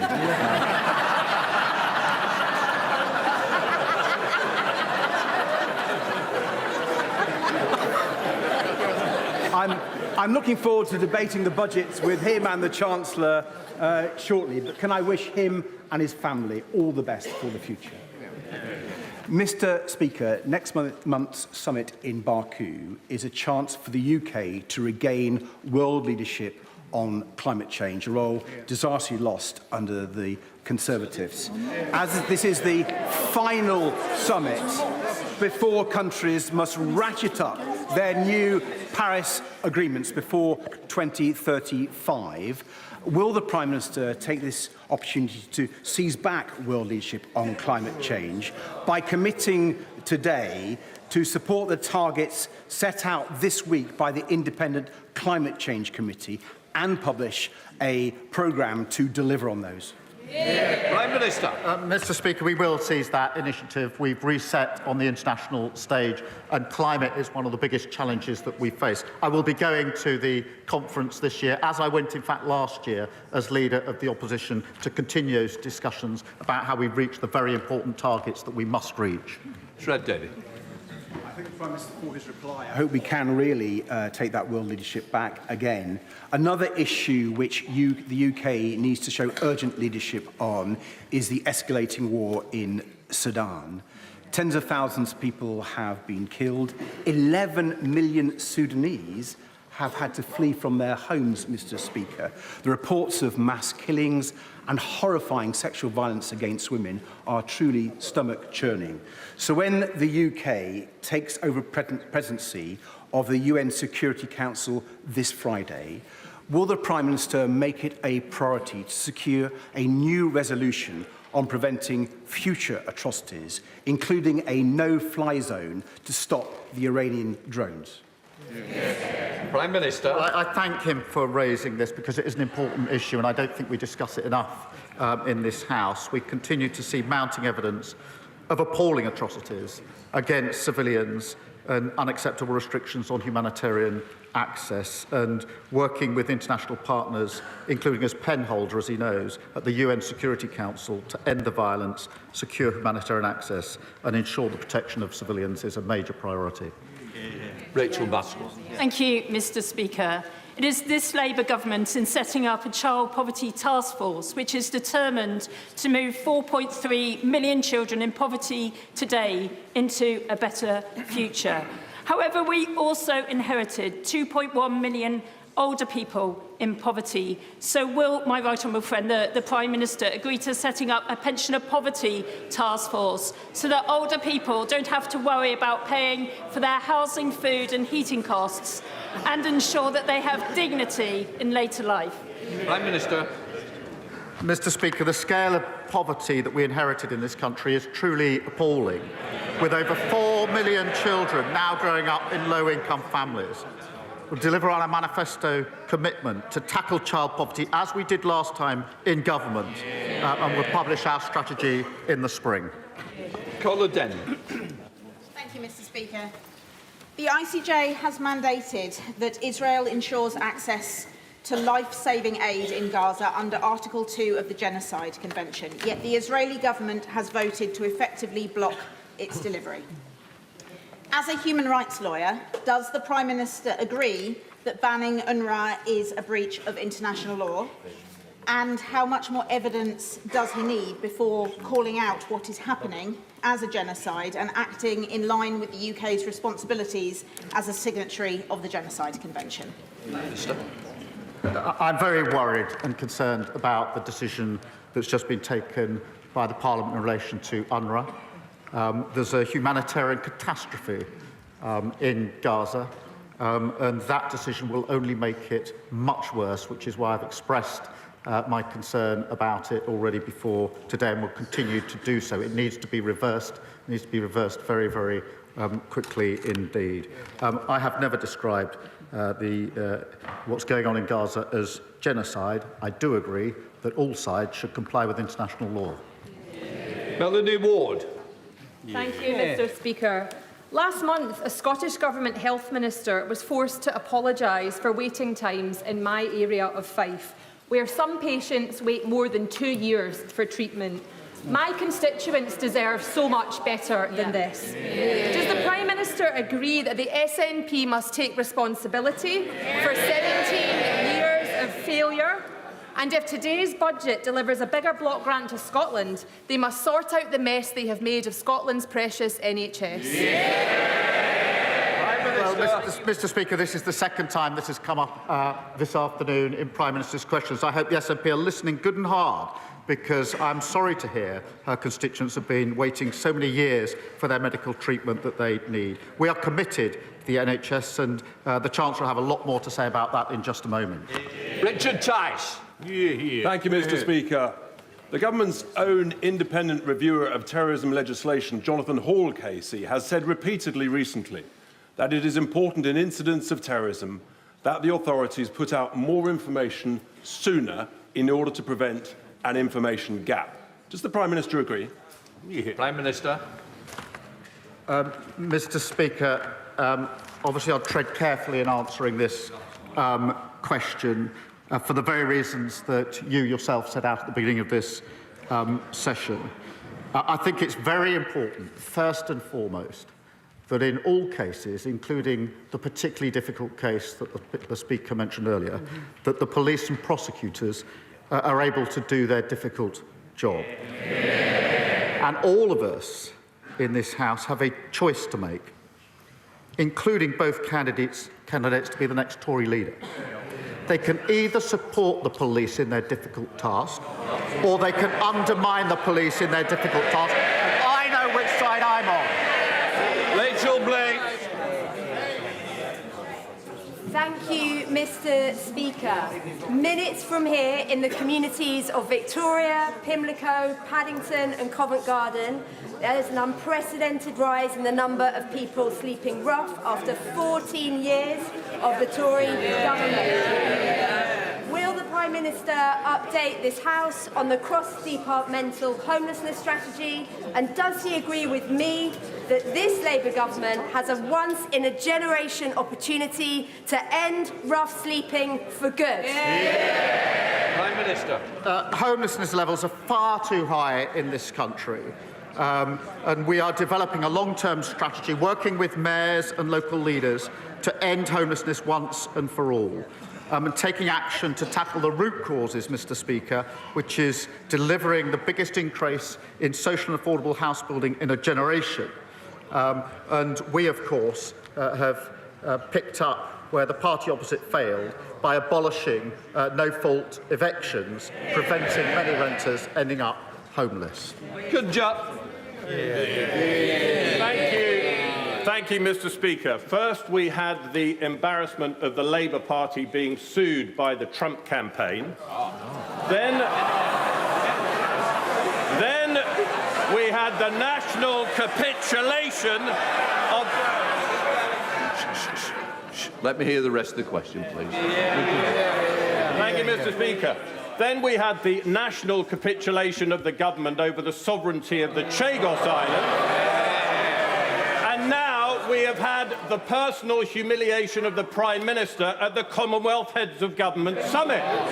All of which begs the question, Mr. Speaker, how on earth does the Foreign Secretary still have the full confidence of the Prime Minister? Mr. Speaker, I was intending to say that he was an upgrade on his predecessor. Of course, drove up thousands of pounds in mortgages, but I withdraw that now. Then Goldsborough.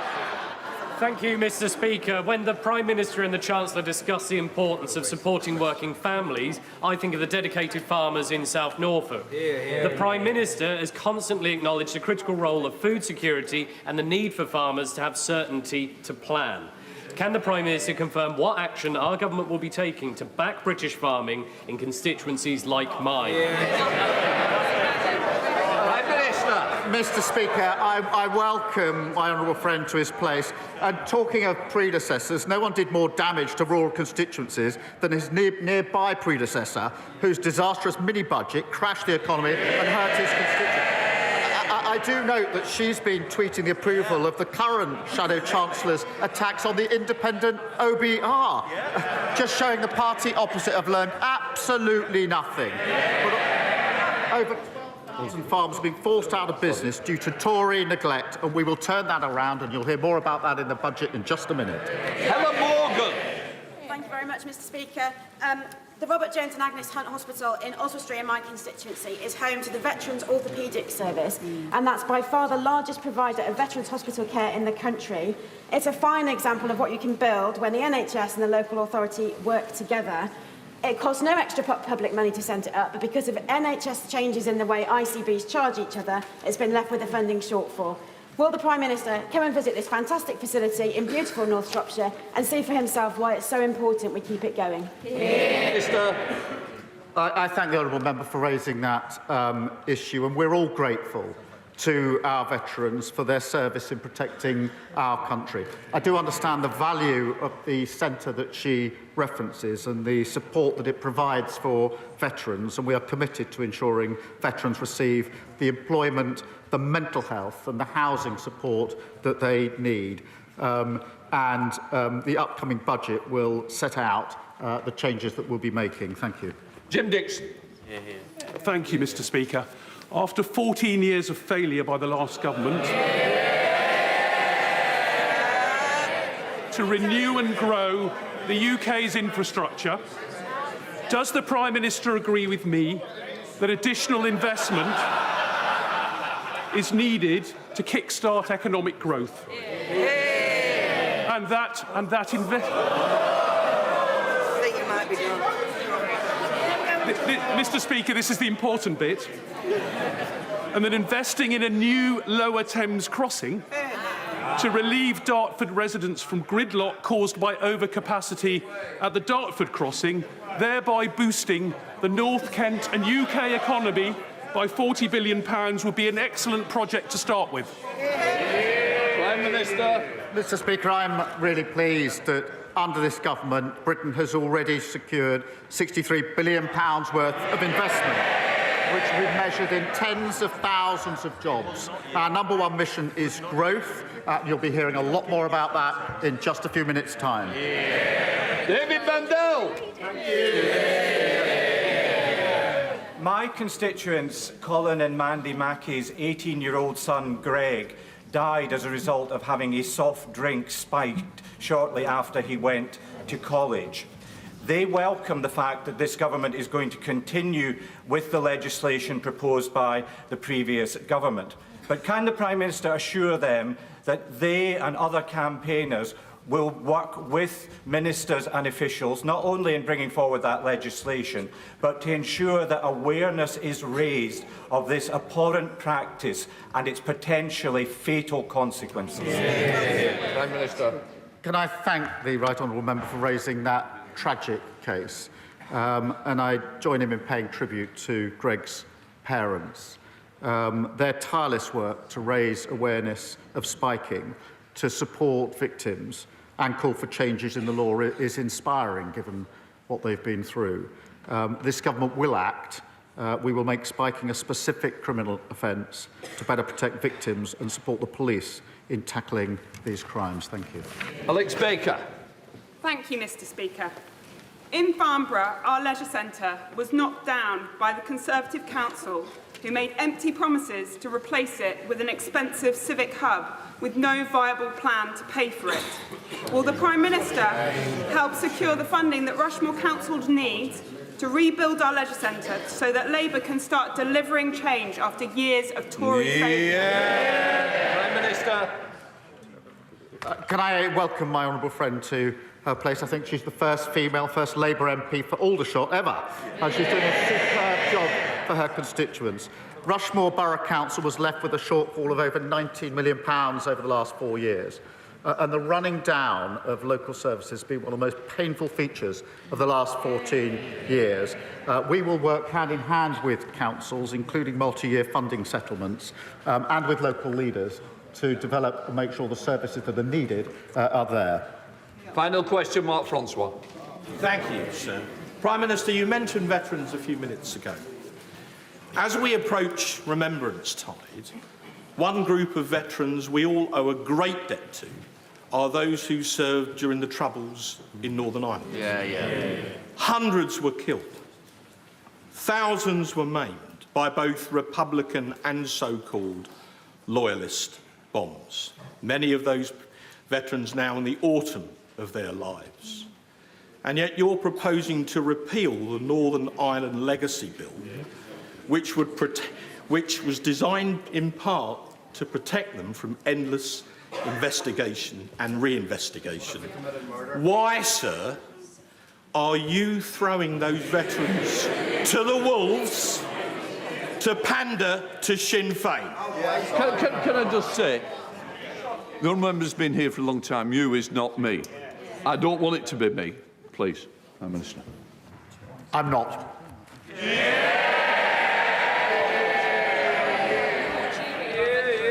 Good luck. Thank you very much. Thank you.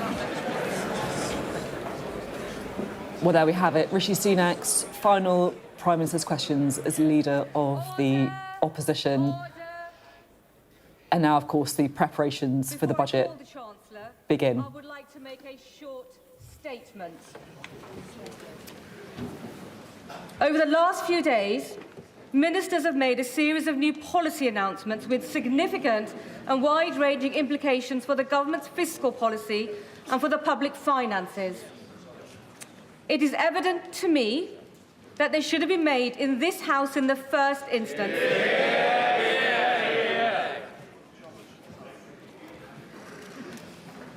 The principle is clearly and unambiguously set out in the paragraph 9.1 of the Ministerial Code. The premature disclosure of the contents of this House, contents of the budget, have always been regarded as a supreme discourtesy to this House and all of its democratically elected MPs, not to mention to Mr. Speaker and the Chairman of Ways and Means. I really don't need any help. Let me remind the Treasury front bench. The budget statement and ensuing resolutions are the most important Ways and Means business of the House, Erskine May 36-33. I am disappointed by comments made by government spokespeople believing they can use precedent as an excuse. I am telling them today that they are entirely wrong. Mr. Speaker has always defended the undoubted right of this House, including opposition parties and backbenchers on all sides of this House, to be the first to hear major government policy announcements on behalf of their constituents. As Chairman of Ways and Means, I have responsibility to oversee the House's consideration of the budget fairly and impartially, and to ensure that honourable members on all sides of this House have adequate opportunity to hold the Chancellor to account. Finally, we collectively, we should all remember to respect the Chair, respect our colleagues, and to respect this House.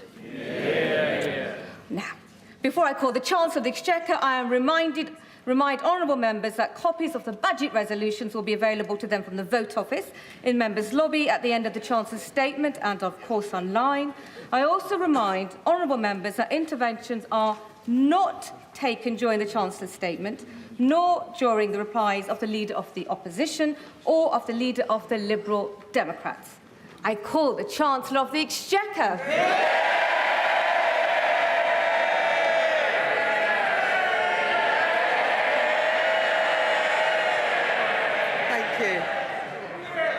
Thank you, Madam Deputy Speaker. On July the 4th, the country voted for change. This government was given a mandate to restore stability to our economy and to begin a decade of national renewal. To fix the foundations and deliver change through responsible leadership in the national interest. That is our task, and I know that we can achieve it. My belief in Britain burns brighter than ever, and the prize on offer is immense. As my right honourable friend, the Prime Minister, said on Monday, change must be felt. More pounds in people's pockets, an NHS that is there when you need it, an economy that is growing, creating wealth and opportunity for all, because that is the only way to improve living standards. And the only way to drive economic growth is to invest, invest, invest. There are no shortcuts. And to deliver that investment, we must restore economic stability and turn the page on the last 14 years. This is not the first time that it has fallen to the Labour Party to rebuild Britain. In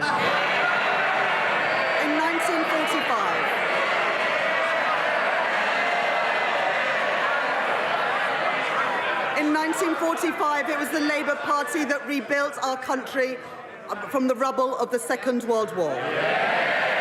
In 1964, it was the Labour Party that rebuilt Britain with the white heat of technology. And in 1997, it was the Labour Party that rebuilt our schools and hospitals. Today, it falls to this Labour Party, to this Labour government, to rebuild Britain once again. And while this is the first budget in more than 14 years to be delivered by a Labour Chancellor, it is the first budget in our country's history to be delivered by a woman. I am deeply proud to be Britain's first ever female Chancellor of the Exchequer. To girls and young women everywhere, I say, let there be no ceiling on your ambition, your hopes, and your dreams. And along with the pride that I feel standing here today, there is also a responsibility to pass on a fairer society and a stronger generation to the next generation of women. Madam Deputy Speaker, the party opposite failed our country. Their austerity broke our National Health Service. Their Brexit deal harmed British businesses. And their mini-budget left families paying the price with higher mortgages. The British people have inherited their failure. A black hole in the public finances. Public services on their knees. A decade of low growth and the worst parliament on record for living standards. Let me begin with the public finances. In July, I exposed a £22 billion black hole at the heart of the previous government's plans. A series of promises that they made but had no money to deliver. Covered up from the British people, covered up from this House. The Treasury's reserve, set aside for genuine emergencies, spent 3 times over just 3 months into the financial year. Today, on top of the detailed document that I have provided to the House in July, the government is publishing a line-by-line breakdown of the £22 billion black hole that we inherited. It shows hundreds of unfunded pressures on the public finances this year and into the future too. The Office for Budget Responsibility have published their own review, of the circumstances around the spring budget forecast.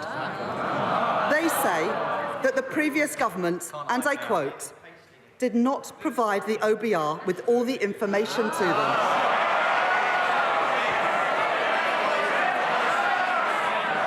And had they known about these undisclosed pressures that have since come to light, then their spring budget forecast for spending would have been, and I quote again, materially different. Let me be clear. That means any comparison between today's forecast and the OBR's March forecast is false. Because the party opposite hid the reality of their public spending plans. Yet, at the very same budget, they made another £10 billion worth of cuts to national insurance. It was the height of irresponsibility, and they knew it, because they had run out of road and they called an election to avoid making difficult choices. So let me make this promise to the British people. Never again will we allow a government to play fast and loose with our public finances. And never again will we allow a government to hide the true state of our public finances from our independent forecaster. That's why today I can confirm that we will implement in full the 10 recommendations from the Independent Office for Budget Responsibilities Review.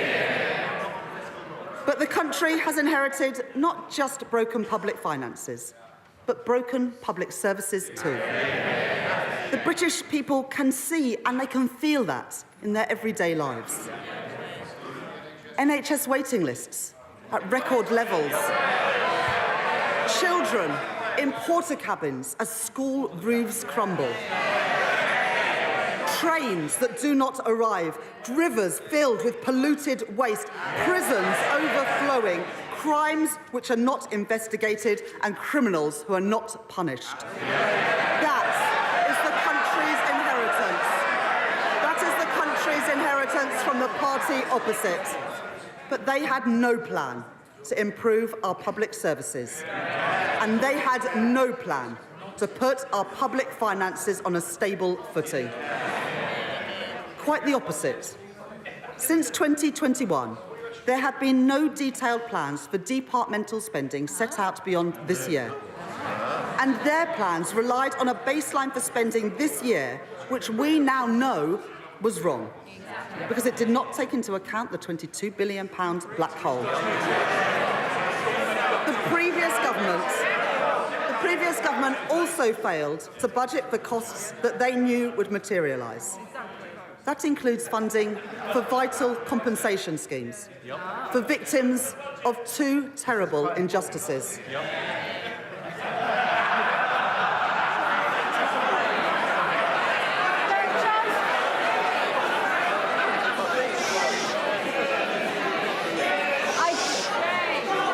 I just mentioned respecting colleagues. The public are watching. They want to hear what the Chancellor has to say. Simmer down.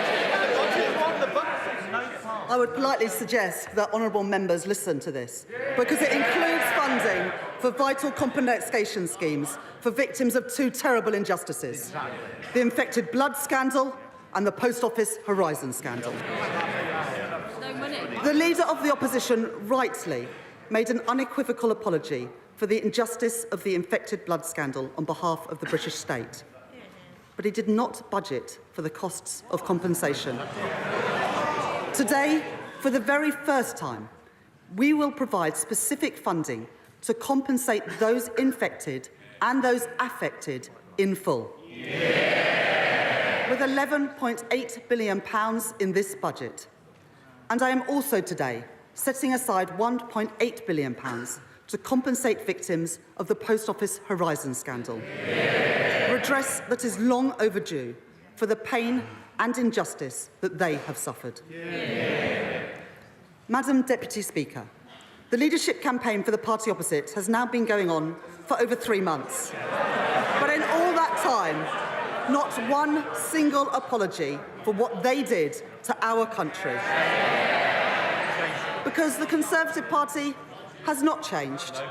But this is a changed Labour Party, and we will restore stability to our country once again. The scale and seriousness of the situation that we have inherited cannot be underestimated. Together, the hole in our public finances this year, which recurs every year, the compensation schemes that they did not fund, and their failure to assess the scale of the challenges facing our public services means that this budget raises taxes by £40 billion.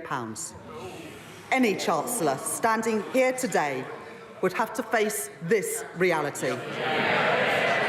And any responsible Chancellor would take action. That is why today I am restoring stability to our public finances and rebuilding our public services. As a former economist at the Bank of England, I know what it means to respect our economic institutions. I want to put on record my thanks to the Governor of the Bank, Andrew Bailey, and to the Independent Monetary Policy Committee. Today, I can confirm that we will maintain the MPC's target of 2% inflation, as measured by the 12-month increase in the Consumer Prices Index. I want to thank James Bowler, the Permanent Secretary to the Treasury, and my team of officials.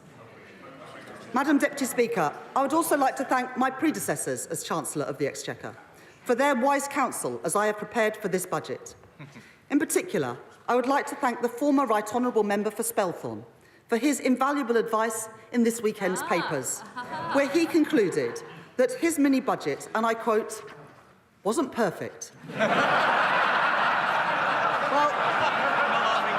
for once, Madam Deputy Speaker, I think him and I are in absolute agreement.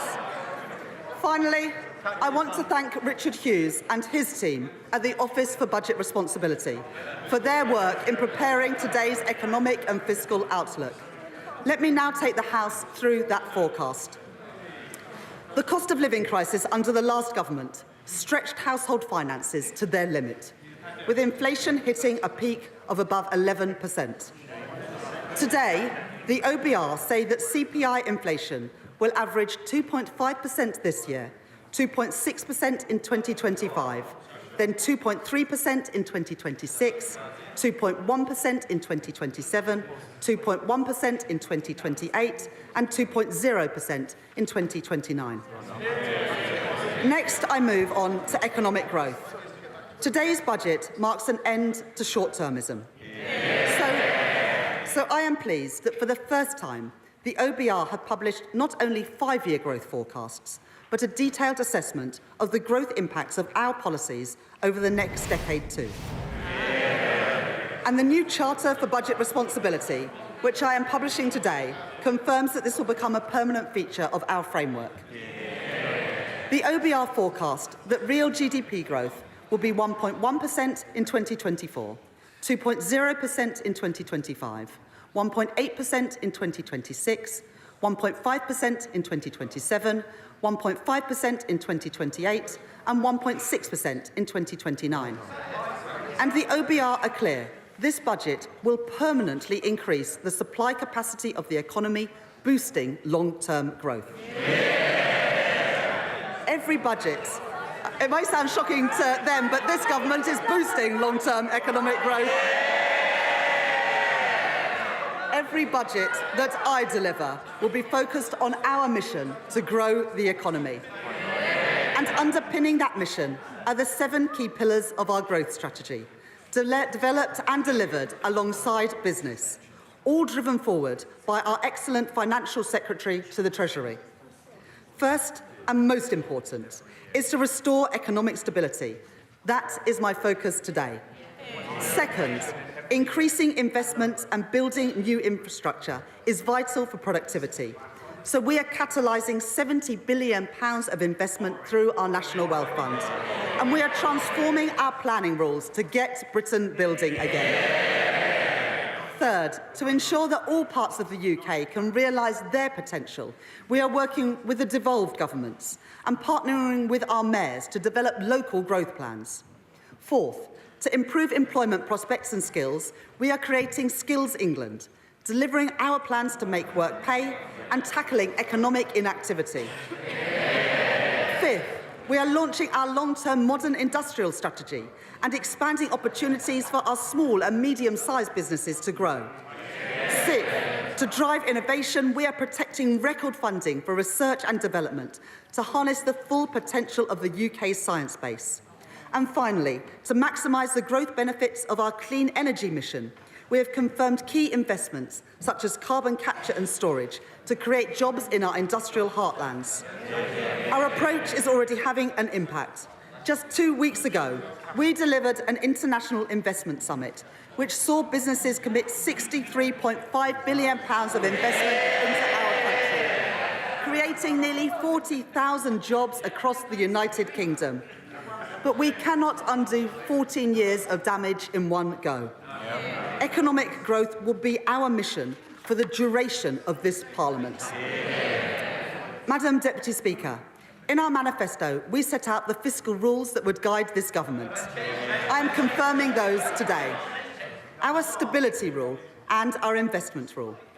The stability rule means that we will bring the current budget into balance so that we do not borrow to fund day-to-day spending.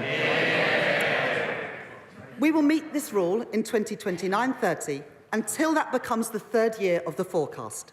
From then on, we will balance the current budget in the third year of every budget held annually each autumn. That will provide a tougher constraint on day-to-day spending so that difficult decisions cannot be constantly delayed or deferred. The OBR say that the current budget will be in deficit by £26.2 billion in 2025-26 and £5.2 billion in 2026-27, before moving into surplus of £10.9 billion in 2027-28, £9.3 billion in 2028-29 and £9.9 billion in 2029-30, meeting our stability rule 2 years early. Monthly public sector finance data show that government borrowing in the first 6 months of this year was already running significantly higher than the OBR's March forecast. And so the OBR confirmed today that borrowing in this financial year is now £127 billion, reflecting the inheritance left by the party opposite. The increase in the net cash requirement in 2024-25 is lower than the increase in borrowing, at £22.3 billion higher than the spring forecast. Because of the action that we are taking, borrowing falls from 4.5% of GDP this year to 2.1% of GDP by the end of the forecast.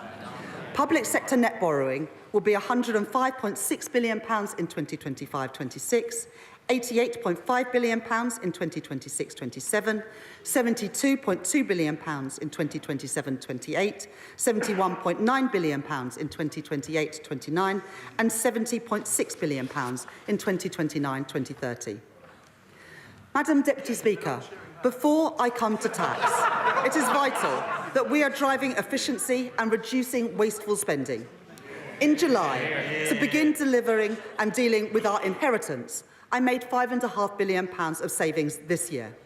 Today, we are setting a 2% productivity, efficiency and savings target for all departments to meet next year by using technology more effectively and joining up services across government. As set out in our manifesto, I will shortly be appointing our COVID Corruption Commissioner. They will lead our work to uncover those companies that used a national emergency to line their own pockets, because that money belongs in our public services and taxpayers want that money back. And I can confirm today that David Goldstone has been appointed as the chair of the new Office for Value for Money to help us realise the benefits from every pound of public spending.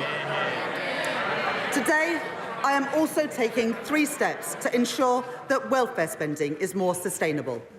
First, we inherited the last government's plans to reform the work capability assessment.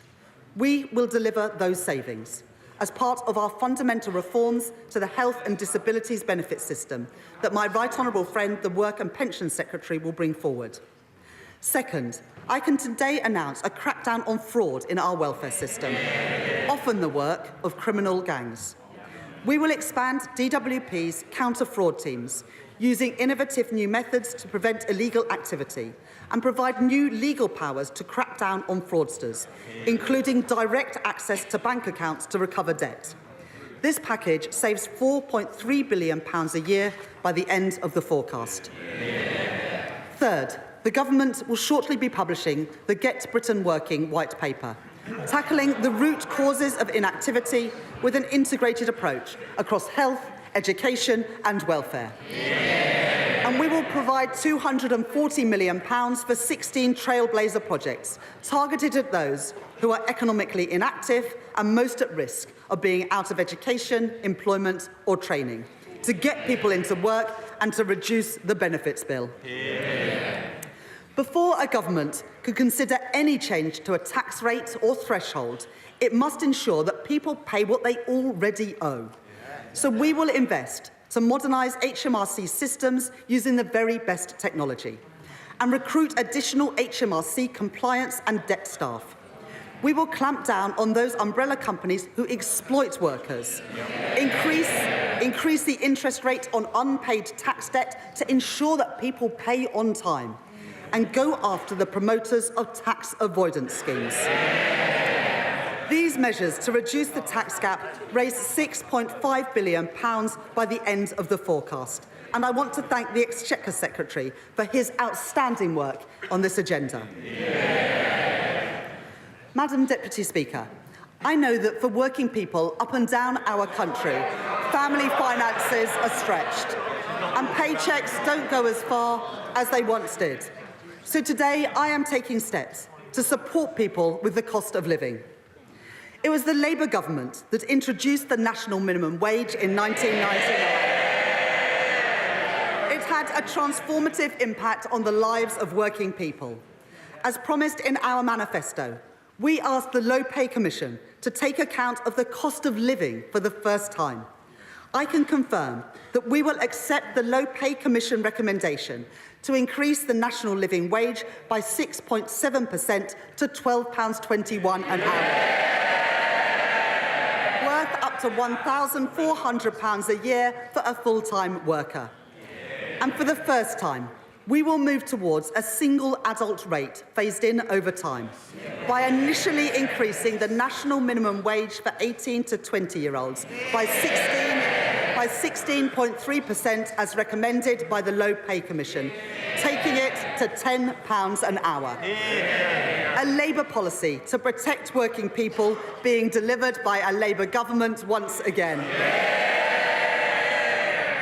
Second, I have heard representations from colleagues across this House about the carers allowance and the impact of the current policy on carers looking to increase the hours that they work, including from the honourable members for Shipley, the honourable member for Scarborough and Whitby, and the right honourable member for Kingston and Surbiton too. Carers allowance currently provides up to £81.90 per week to help those with additional caring responsibilities. Today, I can confirm that we are increasing the weekly earnings limit to the equivalent of 16 hours at the national living wage per week, the largest increase in carers allowance since it was introduced in 1976. This means that a carer can now earn over £10,000 a year while receiving carers allowance, allowing them to increase their hours where they want to and keep more of their money. I am also concerned about the cliff edge in the current system and the issue of overpayments. My right honourable friend, the Work and Pensions Secretary, has announced an independent review to look at the issue of overpayments, and we will work across this House to develop the right solutions. Third, we will provide £1 billion from next year to extend the Household Support Fund and discretionary housing payments to help those facing financial hardship with the cost of essentials. Fourth, having heard representations from the Joseph Rowntree Foundation, Trussell and others to reduce the level of debt repayments that can be taken from a household's universal credit payment each month by reducing it from 25% to 15% of their standard allowance. This means that 1.2 million of the poorest households will keep more of their award each month, lifting children out of poverty and and those who benefit will gain an average of £420 a year. Madam Deputy Speaker, our plan to make work pay will also protect working people. I know that the party opposite are deeply interested in our plans here. Having seen their colleagues repeatedly dismissed at short notice, I know that they are worried about their future under the Right Honourable Member for North West Essex. So they should rest easy, knowing that our plan will protect working people from unfair dismissal. It will safeguard them from bullying in the workplace. And it will improve their access to paternity and maternity leave. I hope that the new Shadow Cabinet will soon be grateful for these increased protections at work. It is right that we protect those who have worked all their lives. In our manifesto, we promised to transfer the Investment Reserve Fund in the Mine Workers Pension Scheme to members. And I have listened closely to my honourable friends for Easington, Doncaster Central, Blaenau Gwent and Ayr, Carrick and Cumnock on this issue. Today, we are keeping our promise so that working people who powered our country receive the fair pension that they are owed. Our manifesto committed to the triple lock, meaning spending on the state pension is forecast to rise by over £31 billion by 2029-30 to ensure that our pensioners are protected in their retirement. This commitment means that while working age benefits will be uprated in line with CPI at 1.7%, the basic and new state pension will be uprated by 4.1% in 2025-26. This means that over 12 million pensioners will gain up to £470 next year, up to £275 more than if uprated by inflation. The pension credit standard minimum guarantee will also rise by 4.1%, from around £11,400 per year to around £11,850 a year for a single pensioner. While I have sought to protect working people with measures to reduce the cost of living, I've had to take some very difficult decisions on tax. I want to set out my approach to fuel duty. Baked into the numbers that I inherited from the previous government is an assumption that fuel duty will rise by RPI next year and that the temporary 5p cut will be reversed. To retain the 5p cut and to freeze fuel duty again would cost over £3 billion next year. At a time when the fiscal position is so difficult, I have to be frank with the House that this is a substantial commitment to make. I have concluded that in these difficult circumstances, while the cost of living remains high, and with a backdrop of global uncertainty, increasing fuel duty next year would be the wrong choice for working people. It would mean fuel duty rising by 7p per litre. So I have decided today to freeze fuel duty next year, and I will maintain the existing 5p cut for another year too. There will be no higher taxes at the petrol. There will be no higher taxes at the petrol pumps next year. Madam Deputy Speaker, the last government made cuts of £20 billion to employees and self-employed national insurance in their final two budgets. These tax cuts were not honest. Because we now know that they were based on a forecast which the OBR say would have been materially different. It would have been materially different had they known the true extent of the last government's cover-up. Since July, I have been urged on multiple occasions to reconsider these cuts, to increase the taxes that working people pay and see in their pay slips. But I have made an important choice today, to keep every single commitment that we made on tax in our manifesto. So I say to working people, I will not increase your national insurance, I will not increase your VAT, and I will not increase your income tax. Working people will not see higher taxes in their pay slips as a result of the choices that I am making today. That is a promise made and a promise fulfilled. But any responsible Chancellor would need to make difficult decisions today to raise the revenues required to fund our public services and to restore economic stability. So in today's budget, I am announcing an increase in employers' national insurance contributions. We will increase the rate of employers' national insurance by 1.2 percentage points to 15% from April 2025. And we will reduce the secondary threshold, the level at which employers start paying national insurance on each employee's salary, from £9,100 a year to £5,000. This will raise £25 billion per year by the end of the forecast period. I know that this is a difficult choice. I do not take this decision lightly.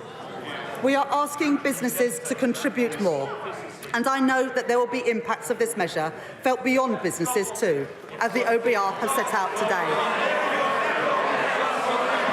But in the circumstances... Order, Chancellor! Order!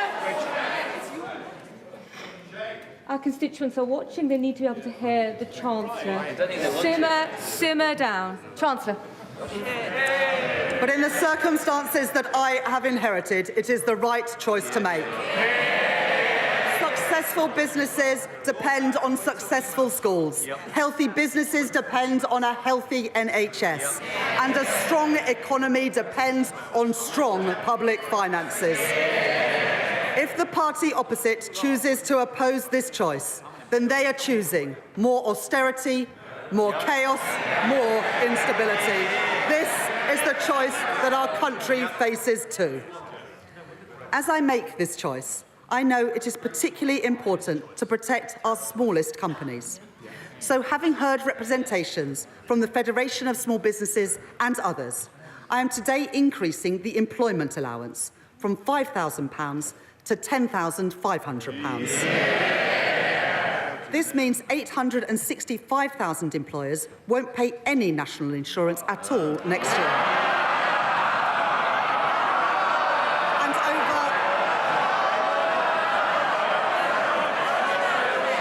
And over 1 million will pay the same or less than they did previously. This will allow a small business to employ the equivalent of 4 full-time workers on the national living wage without paying any national insurance on their wages. Madam Deputy Speaker, let me now come to capital gains tax.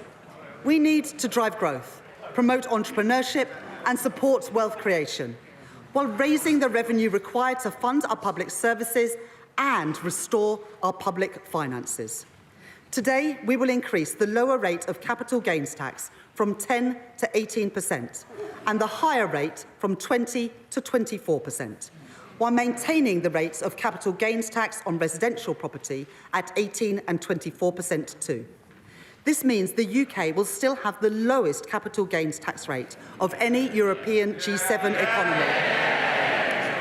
Alongside these changes to the headline rates of capital gains tax, we are maintaining the lifetime limit for business asset disposal relief at £1 million to encourage entrepreneurs to invest in their businesses.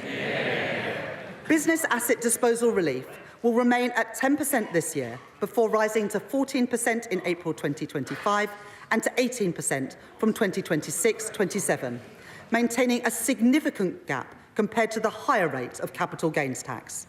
Together, the OBR say that these measures will raise £2.5 billion by the end of the forecast.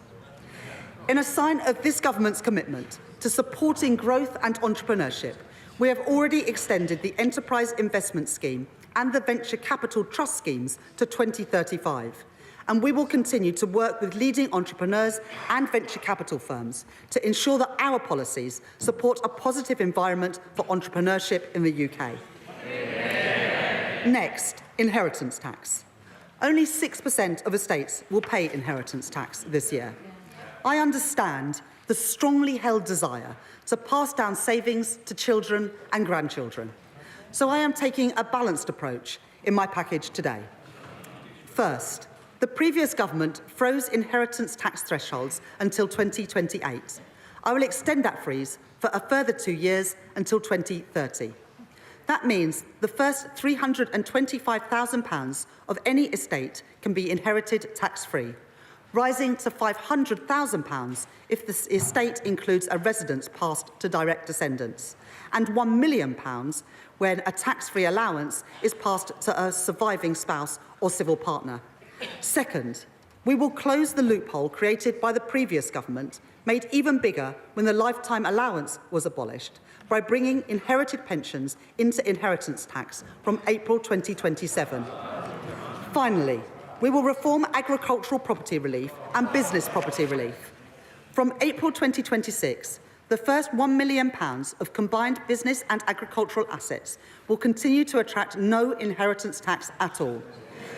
But for assets over £1 million, inheritance tax will apply with a 50% relief at an effective rate of 20%. This will ensure that we continue to protect small family farms and with three-quarters of claims unaffected by these changes. I can also announce that we will apply a 50% relief in all circumstances on inheritance tax for shares on the alternative investment market and other similar markets, setting the effective rate of tax at 20%. Taken together, these measures raise over £2 billion by the final year of the forecast. Next, I can confirm that the government will renew the tobacco duty escalator for the remainder of this Parliament at RPI plus 2%. Increase duty by a further 10% on hand-rolling tobacco this year, introduce a flat rate duty on all vaping liquid from October 2026, alongside an additional one-off increase in tobacco duty to maintain the incentive to give up smoking. And we will increase the soft drinks industry levy to account for inflation since it was introduced, as well as increasing the duty in line with CPI each year going forward. These measures will raise nearly £1 billion per year by the end of the forecast period. Madam Deputy Speaker, we want to support the take-up of electric vehicles, so I will maintain the incentives for electric vehicles in company car tax from 2028 and increase the differential between fully electric and other vehicles in the first-year rates of vehicle excise duty from April 2025. These measures will raise around £400 million by the end of the forecast period. Madam Deputy Speaker, let me update the House on our plans for air passenger duty. And I can see the right honourable gentleman's ears have pricked up. Air passenger duty has not kept up with inflation in recent years, so we are introducing an adjustment, meaning an increase of no more than £2 for an economy-class short-haul flight. But I am taking a different approach when it comes to private jets.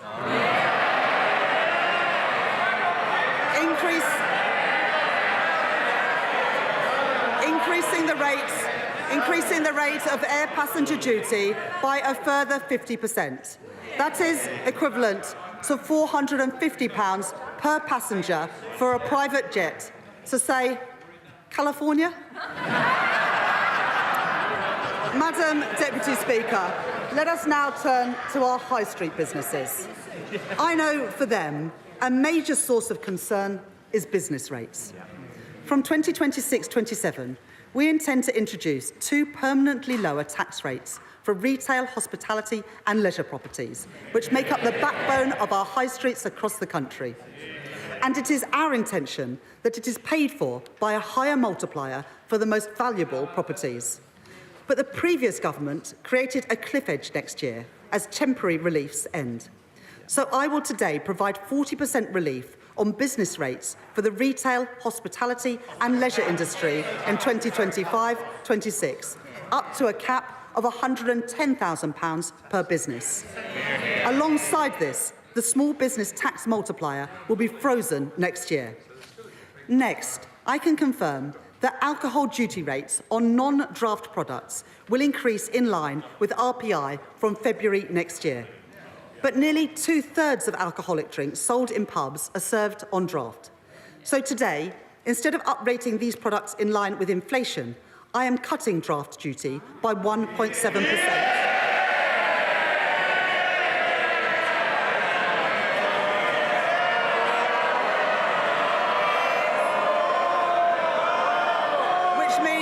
penny off the pint in the pub.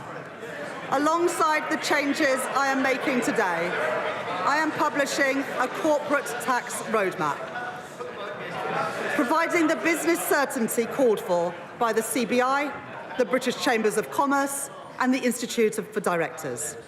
This confirms our commitment to cap the rate of corporation tax at 25%, the lowest in the G7 for the duration of this Parliament, while maintaining full expensing and the £1 million annual investment allowance, and keeping the current rates of research and development relief to drive innovation.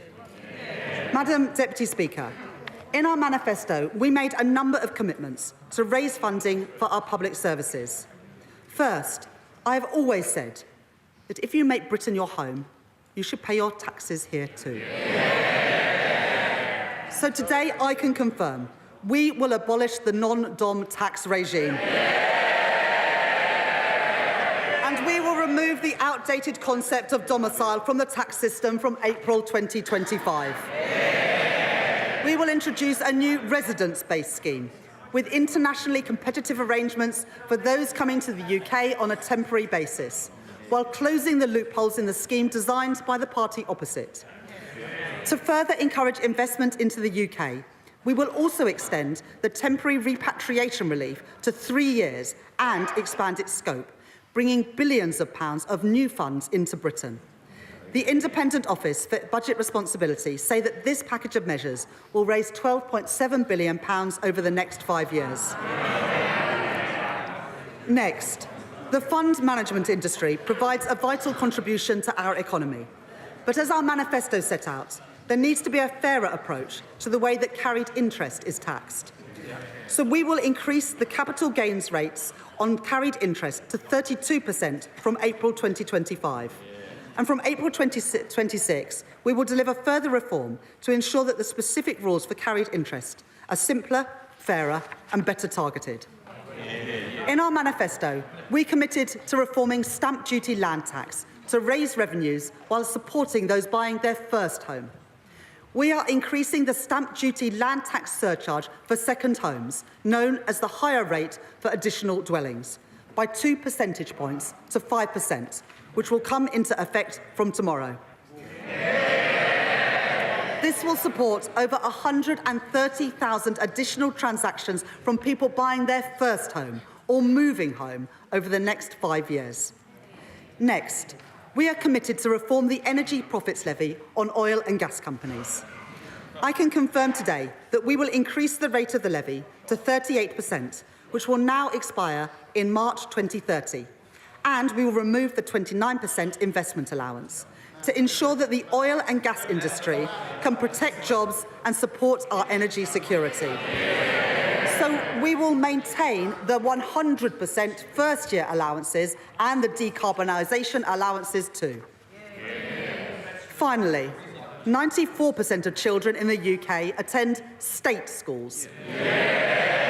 To provide the highest quality of support and teaching that they deserve, we will introduce VAT on private school fees from January 2025. And we will shortly introduce legislation to remove their business rates relief from April 2025 too. We said in our manifesto that these changes, alongside our measures to tackle tax avoidance, would bring in £8.5 billion in the final year of the forecast. I can confirm today that they will in fact raise over £9 billion to support our public services and restore our public finances. That is a promise made and a promise fulfilled. Madam Deputy Speaker, I have one final decision to take on tax today. The previous government froze income tax and national insurance thresholds in 2021, and then they did so again after the mini-budget. Extending their threshold freeze for a further 2 years raises billions of pounds, money to deal with the black hole in our public finances and repair our public services. Having considered this issue closely, I have come to the conclusion that extending the threshold freeze would hurt working people. It would take more money out of their payslips. I'm keeping every single promise on tax that I made in our manifesto. So there will be no extension of the freeze in income tax and national insurance thresholds beyond the decisions by the previous government. From 2028-29, personal tax thresholds will be uprated in line with inflation once again. When it comes to choices on tax, this government chooses to protect working people every single time.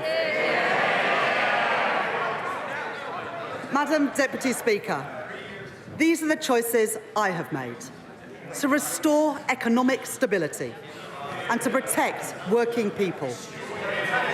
The next choice I make is to begin to repair our public services. In recent months, we have conducted the first phase of the spending review to set departmental budgets for 2024-25 and 2025-26. And I want to thank my right honourable friend, the Chief Secretary to the Treasury, for his tireless work with colleagues from across government. Because I have taken difficult decisions on tax today, I am able to provide an injection of immediate funding over the next 2 years to stabilise and to support our public services. The next phase of the spending review will report in late spring, and I have set the overall envelope today. Day-to-day spending from 2024-25 onwards will grow by 1.5% in real terms. And today, departmental spending, including capital spending, will grow by 1.7% in real terms. At the election, we promised there would be no return to austerity. Today, we deliver on that promise. But given the scale of the challenge that we are facing in our public services, that means there will still be difficult choices in the next phase of the spending review. Just as we cannot tax and spend our way to prosperity, nor can we simply spend our way to better public services. So we will deliver a new approach to public service reform, using technology to improve public services and taking a zero-based approach so that taxpayers' money is spent as effectively as possible, and so we focus on delivering our key priorities. In the first phase of the spending review, I have prioritised day-to-day funding to deliver on our manifesto commitments. I want every child to have the very best start in life, and the best possible start to the school day too. And I know my right honourable friend, the Education Secretary, shares my ambition. So I am today tripling investment in breakfast clubs to fund them in thousands of schools. I am increasing the core schools budget by £2.3 billion next year to support our pledge to hire thousands more teachers into key subjects. So that our young people can develop the skills that they need for the future, I am providing an additional £300 million for further education. And finally, this government is committed to reforming special educational needs provision to improve outcomes for our most vulnerable children and to ensure that the system is financially sustainable. To support that work, I am today providing a £1 billion uplift in funding, a 6% real terms increase from this year. There is no more important job for government than to keep our country safe, and we are conducting a strategic defence review to be published next year. And as set out in our manifesto, we will set a path to spending 2.5% of GDP on defence at a future fiscal event. Today, I am announcing a total increase to the Ministry of Defence's budget of £2.9 billion next year, ensuring that the UK comfortably exceeds our NATO commitments and providing guaranteed military support to Ukraine of £3 billion per year for as long as it takes. Last week, alongside my right honourable friend, the Defence Secretary, I announced in addition to this, further support to Ukraine, on top of our NATO commitment, through our £2.26 billion contribution to the G7's Extraordinary Revenue Acceleration Agreement, repaid using profits from immobilised Russian sovereign assets. And as we approach Remembrance Sunday, it is vital that we take time to remember those who have served our country so bravely. So I am today announcing funding to commemorate the 80th anniversary of VE and VJ Day next year, to honour those who have served at home and abroad. We must also remember those who experienced the atrocities of the Nazi regime firsthand. I would like to pay tribute to Lily Ebert, the Holocaust survivor and educator who passed away aged 100 earlier this month.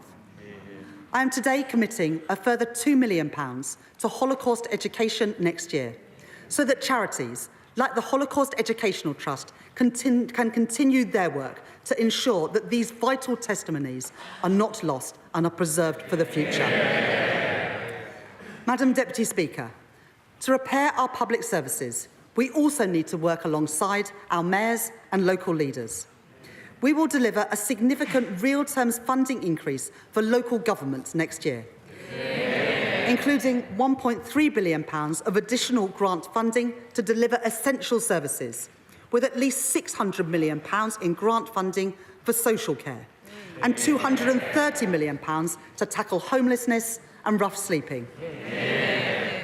We are today confirming that Greater Manchester and the West Midlands will be the first mayoral authorities to receive integrated settlements from next year, giving mayors meaningful control of the funding for their local areas. And to support our high streets, we are taking action to deal with the sharp rise in shoplifting that we have seen in recent years. We will scrap the effective immunity for low-value shoplifting introduced by the party opposite. And having listened closely to organisations like the British Retail Consortium and the trade union USDOR, I am providing additional funding to crack down on the organised gangs which target retailers.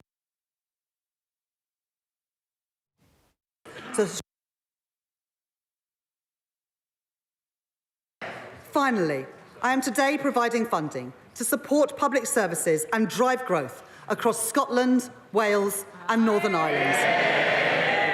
Having discussed the matter with the First Minister of Wales, Eluned Morgan, and my honourable friends for Llanelli and Pontypridd, I am today providing £25 million to the Welsh Government next year for the maintenance of coal tips to ensure that we keep our communities safe. And to support growth, including in our rural areas, we will proceed with city and growth deals in Northern Ireland, in Causeway Coast and Glens, and the Mid-South West. And we will drive growth in Scotland, a key priority for Scottish Labour and our leader, Anna Sawar, including with a city and growth deal in Argyll and Bute. This budget provides the devolved governments with the largest real terms funding settlements since devolution, delivering an additional £3.4 billion to the Scottish Government through the Barnett formula. Funding which must now be used effectively in Scotland to deliver the public services that the people of Scotland deserve. This budget also provides £1.7 billion to the Welsh Government and £1.5 billion to the Northern Ireland Executive in 2025-26.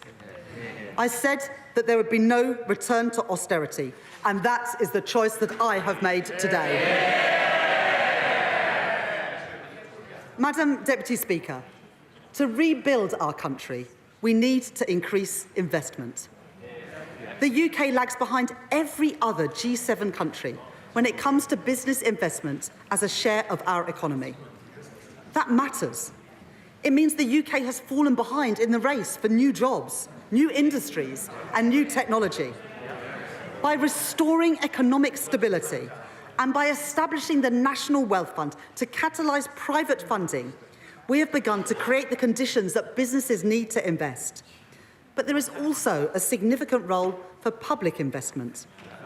For too long, we have seen Conservative chancellors cut investment and raid capital budgets to plug gaps in day-to-day spending. The result is clear for all to see. Hospitals without the equipment they need. School buildings not fit for our children. A desperate lack of affordable housing. Economic growth held back at every turn. Under the plans I inherited, public investment was set to fall from 2.5% to 1.7% of GDP. But in Washington last week, the International Monetary Fund were clear. More public investment is badly needed in the UK. So having listened to the case made by the former Governor of the Bank of England, Mark Carney, former Treasury Minister Jim O'Neill, and the former Cabinet Secretary Gus O'Donnell, among others, I am confirming our investment rule. As set out in our manifesto, we will target debt falling as a share of the economy. Debt will be defined as public sector net financial liabilities, or net financial debt for short, a metric that has been measured by the Office for National Statistics since 2016 and forecast by the Office of Budget Responsibility since that date too. Net financial debt recognises that government investment delivers returns for taxpayers. By counting not just the liabilities on a government's balance sheet, but the financial assets too. This means that we count the benefits of that investment, not just the costs. And we free up our institutions to invest, just as they do in Germany, France, and Japan. Like our stability rule, our investment rule will apply in 2029-2030, until that becomes the third year of the forecast. From that point onwards, net financial debt will fall in the third year of every forecast. Today, the OBR say that we are already meeting our target 2 years early, with net financial debt falling by 2027-28, with £15.7 billion of headroom in the final year. So that we drive the right incentives in government investments, we will introduce 4 key guardrails to ensure capital spending is good value for money and drives growth in our economy. First, our portfolio of new financial investments will be delivered by expert bodies like the National Wealth Fund, which must, by default, earn a rate of return at least as large as that on gilts. Second, we will strengthen the role of institutions to improve infrastructure delivery. Third, we will improve certainty, setting capital budgets for 5 years and extending them at every spending review every 2 years. Finally, we will ensure that there is greater transparency for capital spending, with robust annual reporting of financial investments based on accounts audited by the National Audit Office and made available to the Office for Budget Responsibility at every forecast. Taken together with our stability rule, these fiscal rules will ensure that our public finances are on a firm footing, while enabling us to invest prudently alongside business. The capital plans that I now set out to drive growth across our country and repair the fabric of our nation are only possible because of our investment rule. Let me set out those investment plans.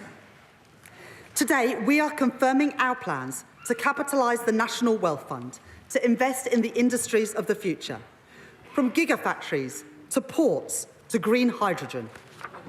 Building on these investments, my right honourable friend, the Business Secretary, is driving forward our modern industrial strategy. Working with businesses and organisations like Make UK to set out the sectors with the biggest growth potential. Today, we are confirming multi-year funding commitments for these areas of our economy, including nearly £1 billion for the aerospace sector to fund vital research and development, building on our industry in the East Midlands, the South West and in Scotland. Over £2 billion for the automotive sector to support our electric vehicle industry and develop our manufacturing base, building on our strengths in the North East and the West Midlands. And up to £520 million for a new life sciences innovative manufacturing fund. For our world-leading creative industries, we will legislate to provide additional tax relief for visual effect costs in TV and film. And we are providing £25 million for the North East Combined Authority, which they plan to use to remediate the Crownworks studio site in Sunderland, creating 8,000 new jobs. To unlock these growth industries of the future, we will protect government investment in research and development with more than £20 billion worth of funding. This includes at least £6.1 billion to protect core research funding for areas like engineering, biotechnology and medical science. Yeah. Through Research England, other research councils and the national academies. We will extend the Innovation Accelerators programme in Glasgow, in Manchester and in the West Midlands. And with over £500 million of funding next year, my right honourable friend, the Science, Technology and Innovation Secretary, will continue to drive progress in improving reliable, fast broadband and mobile coverage across our country, including in rural areas. Yeah. We committed in our manifesto to build 1.5 million homes over the course of this Parliament. Yeah. And my right honourable friend, the Deputy Prime Minister, is driving that work forward across government. Today, I am providing over £5 billion of government investment to deliver our plans on housing next year. Yeah. We will increase the Affordable Homes programme to £3.1 billion, delivering thousands of new homes. Yeah. We will provide £3 billion worth of support in guarantees to boost the supply of homes and support our small house builders. Yeah. And we will provide investment to renovate sites across our country, including at Liverpool Central Docks, where we will deliver 2,000 new homes, and funding to help Cambridge realise its full growth potential. Yeah. Alongside this investment, we will put the right policies in place to increase the supply of affordable housing. Yeah. Having heard representations from local authorities, social housing providers and from Shelter, I can today confirm that the government will reduce right-to-buy discounts and local authorities will be able to retain the full receipts from any sales of social housing so that we can reinvest them back into the housing stock and into new supply. By doing this, we will give more people a safe, secure and affordable place to live. We will provide stability to social housing providers with a social housing rent settlement of CPI plus 1% for the next 5 years. And we will deliver on our manifesto commitment to hire hundreds of new planning officers to get Britain building again. We will also make progress on our commitment to accelerate the remediation of homes following the findings of the Grenfell inquiry, with £1 billion of investment to remove dangerous cladding next year. The last government made a number of promises on transport, but it failed to fund them. Working with my right honourable friend, the Transport Secretary, I am changing that. We are today securing the delivery of the Transpennine upgrade to connect York, Leeds, Huddersfield and Manchester. Delivering fully electric local and regional services between Manchester and Staley Bridge by the end of this year. With a further electrification of services between Church Fenton and York by 2026 to help grow our economy across the north of England with faster and more reliable services. Yeah. We will deliver East-West Rail to drive growth between Oxford, Milton Keynes and Cambridge, with the first services running between Oxford, Bletchley and Milton Keynes next year, and trains between Oxford and Bedford running from 2030.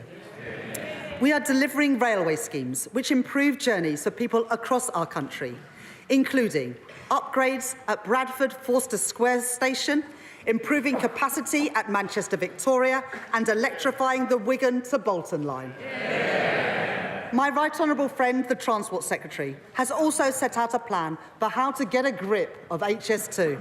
Yeah. Today, we are securing delivery of the project between Old Oak Common and Birmingham, and we are committing the funding required to begin tunnelling work to London Euston Station. Yeah. This this will catalyse private investment into the local area, delivering jobs and growth. I am also funding significant improvements to our roads network. For too long, potholes have been an all too visible reminder of our failure to invest as a nation. Today, that changes. With £500 million increase in road maintenance budgets next year, more than delivering on our manifesto commitment to fix an additional 1 million potholes each year. We will provide over £650 million of local transport funding to improve connections across our country, in towns like Crewe and Grimsby, and in our villages and rural areas from Cornwall to Cumbria. And while the previous government's policy was for the bus fare cap to end this December, we understand how important bus services are for our communities. And so we will extend the cap for a further year, setting it at £3 until December 2025. Finally, we will deliver £1.3 billion of funding to improve connectivity in our city regions, funding projects like the Brierley Hill Metro extension in the West Midlands, the renewal of Sheffield Supertram, and the West Yorkshire Mass Transit, including in Bradford and Leeds. Madam Deputy Speaker, to bring new jobs to Britain and to drive growth across our country, we are delivering our mission to make Britain a clean energy superpower, led by my right honourable friend, the Energy Secretary. Earlier this month, we announced a significant multi-year investment between government and business into carbon capture and storage, creating 4,000 jobs across Merseyside and Teesside. Today, I am providing funding for 11 new green hydrogen projects across England, Scotland and Wales.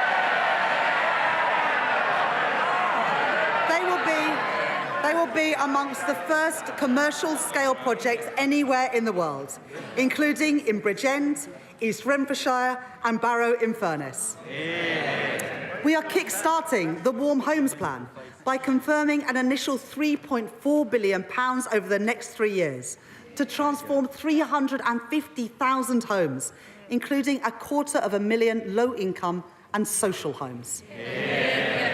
And we will establish GB Energy, providing funding next year to set up GB Energy at its new home in Aberdeen. Overall, we will invest an additional £100 billion over the next 5 years in capital spending, only possible because of our investment rule. The OBR say today that this investment will drive growth across our country in the next 5 years, and in the longer term, increase GDP by up to 1.4%. It will crowd in private investment, meaning more jobs and more opportunities in every corner of the UK. That is the choice that I have made, to invest in our country and to grow our economy. Today, I am setting out 2 final areas in which investment is so badly needed to repair the fabric of our nation.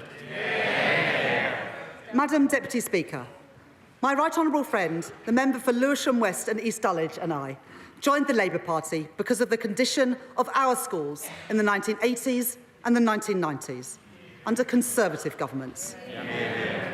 When we were at secondary school, my sixth form was a couple of prefab huts in the playground. My school, like so many others, was rebuilt by the last Labour government. But today, after 14 years of Tory government, progress has gone backwards.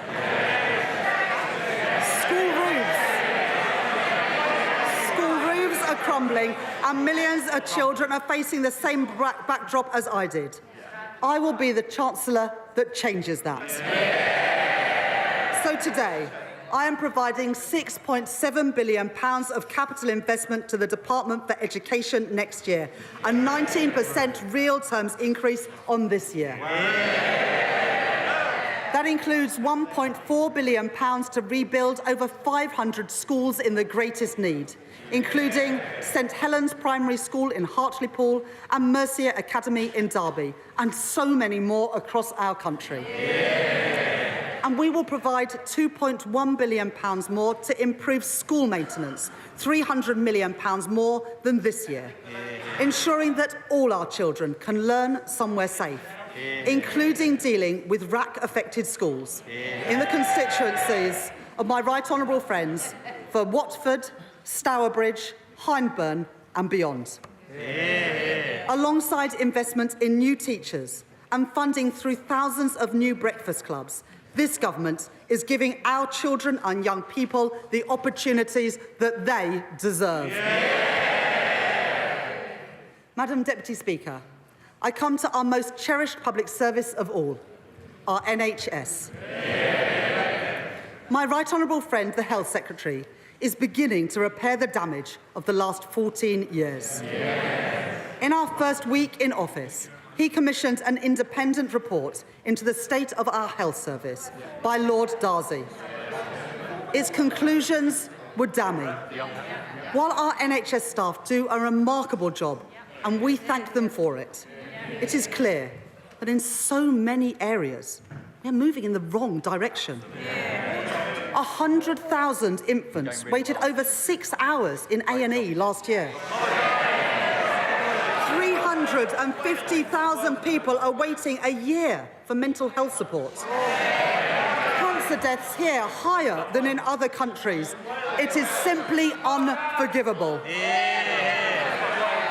In the spring, we will publish a 10-year plan for the NHS to deliver a shift from hospital to community, from analogue to digital, and from sickness to prevention. Today, we are announcing a down payment on that plan to enable the NHS to deliver 2% productivity growth next year. These reforms are vital, but we should be honest. The state of the NHS that we have inherited after, and I quote Lord Darcy, the most austere decade since the NHS was founded, means that reform must come alongside investment. So today, because of the difficult decisions that I have taken on tax, welfare and spending, I can announce that I am providing a £22.6 billion increase in the day-to-day health budget and a £3.1 billion increase in the capital budget over this year and next. This is the largest real terms growth in day-to-day NHS spending outside of COVID since 2010. Let me set out what this funding is delivering. Many NHS buildings have been left in a state of disrepair. So we will provide £1 billion of health capital investment next year to address the backlog of repairs and upgrades across our NHS. To increase capacity for tens of thousands more procedures next year, we will provide a further £1.5 billion for new beds in hospitals across our country, new capacity for over 1 million additional diagnostic tests, and new surgical hubs and diagnostic centres, so that people waiting for their treatment can get it as quickly as possible. My right honourable friend, the Health Secretary, will be setting out further details of his review into the new hospital programme in the coming weeks and publishing in the new year.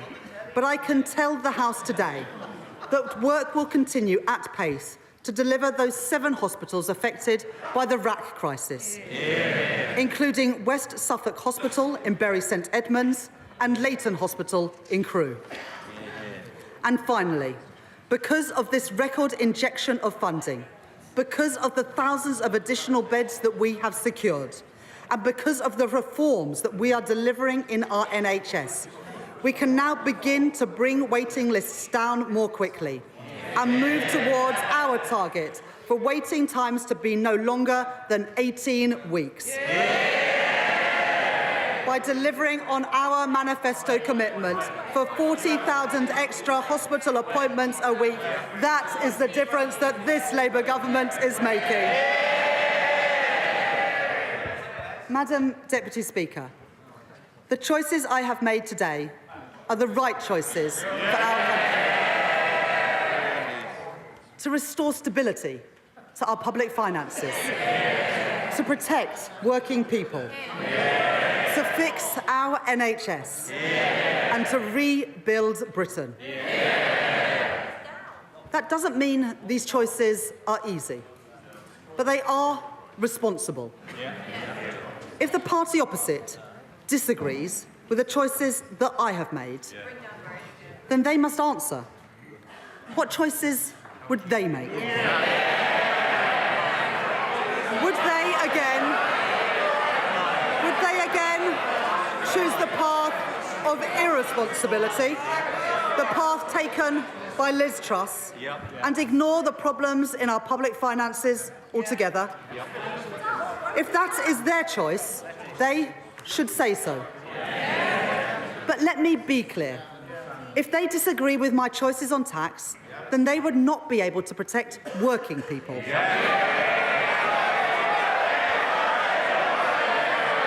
they disagree with our plans to fund public services, then they would have to cut schools and hospitals.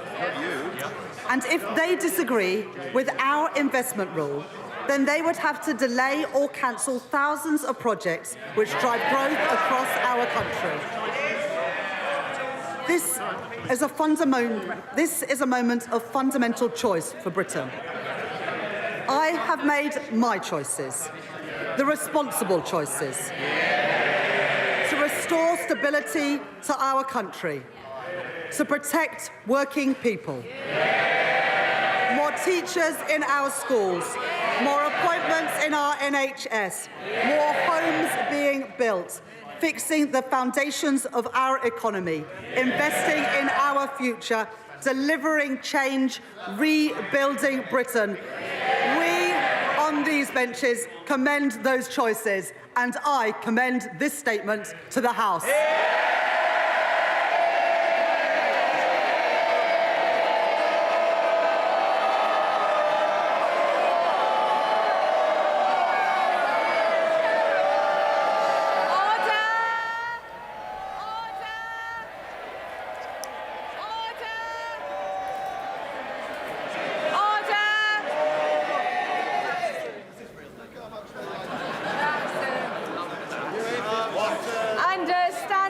Number 51, the first motion entitled Provisional Collection of Taxes must be decided without debate. Will the Chancellor of the Exchequer please move formally?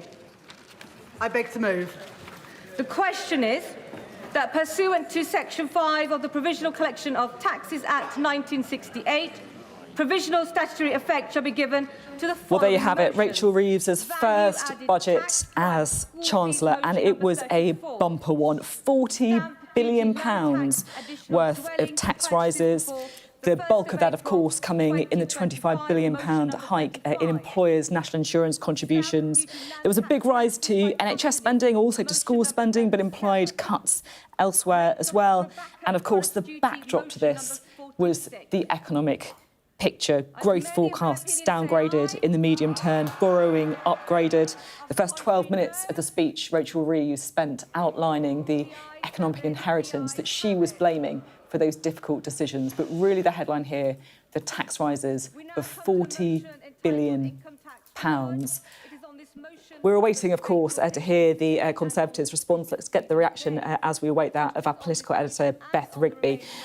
Rachel Reeves was saying she was protecting working people, that she was sticking to the promises she made in the election campaign, but that is quite some tax rise. I mean, the whole theme of that speech was all about choices, and there she laid bare the choices that this Labour government is making. The biggest tax hike in modern history, massive spending, borrowing to spend. It was a very, very Labour budget, and what we saw there was what was hinted at in the manifesto, but this quite a departure. Right, let's listen in and return to the House of Commons. We're about to get the response from Rishi Sunak. Madam Deputy Speaker. Madam Deputy Speaker, on the day that he took office, the Prime Minister said that he wanted to restore trust to British politics with action, not words. Well, today, his actions speak for themselves, with a budget that contains broken promise after broken promise. And reveals the simple truth that the Prime Minister and the Chancellor have not been straight with the British people. Time and again, we Conservatives warned Labour would tax, borrow and spend far beyond what they were telling the country. And time and again, they denied they had such plans. But today, the truth has come out. Proof that they planned to do this all along.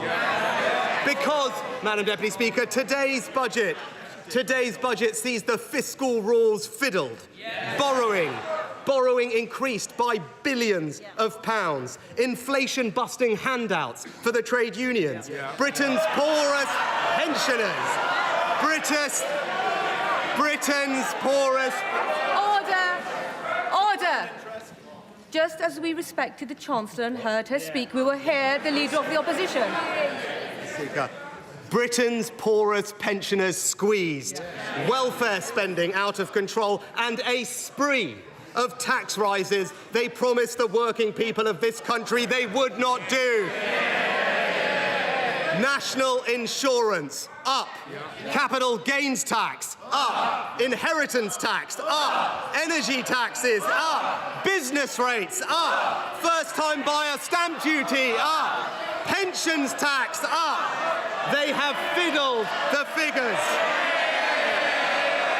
They don't like it, Mr. Speaker. They don't like it, Madam Deputy Speaker.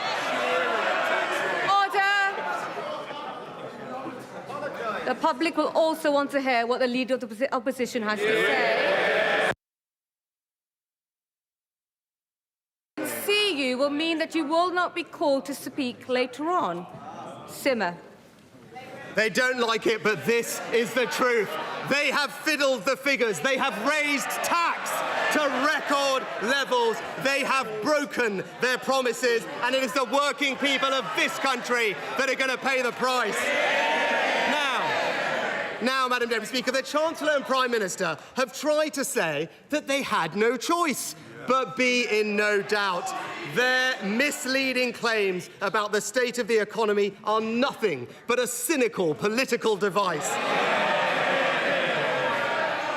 Today's situation is a world away from the genuine legacy that we Conservatives inherited from the last Labour government.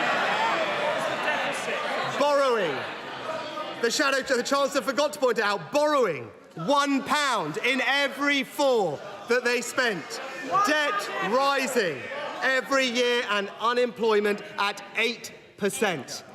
Now, I understand the Chancellor's shameless political motivations, why it suits her to cook up a false justification for her agenda. But today, the OBR has, in fact, declined to back up her claims of a fictional £22 billion black hole. It actually appears nowhere in their report, Madam Deputy Speaker. And it is deeply, deeply disappointing that she has sought to politicise the independence that should be above party politics.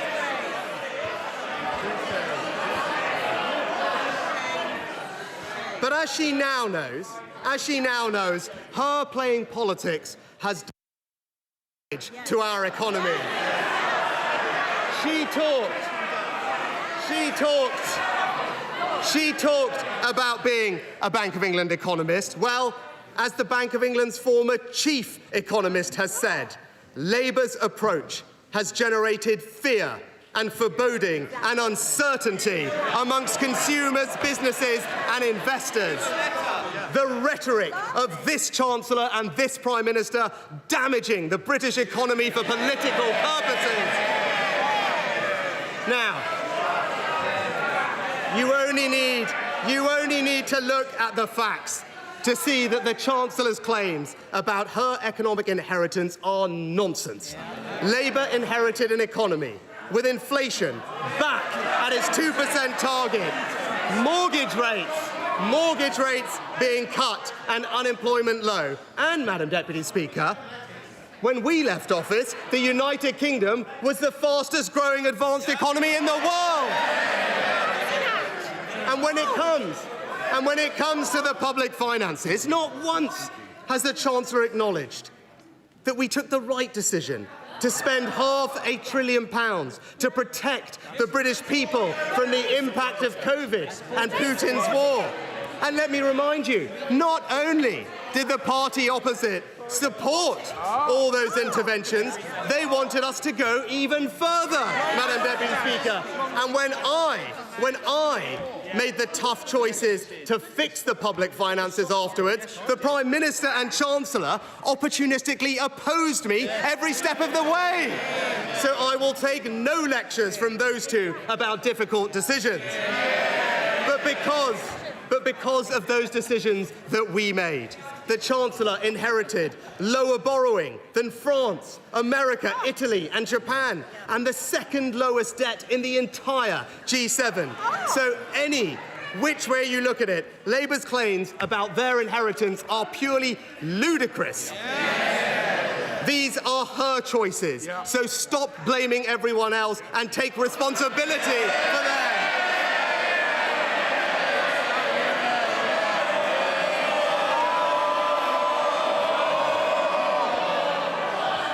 Now, let me turn to the substance of those choices. During the election, the Chancellor repeatedly promised that her plans were fully funded. Only a few weeks ago, the Prime Minister said the budget would balance the books. But this budget does no such thing and reveals they have not been straight with the British people. Oh, come on. I can see you, even when you're hiding behind another colleague. No. Yelling across the chamber is not on. The public and our constituents are watching. I know emotions are high, and I expect some noise, but have the confidence to shout closer, and I will definitely call you out. Leader of the Opposition.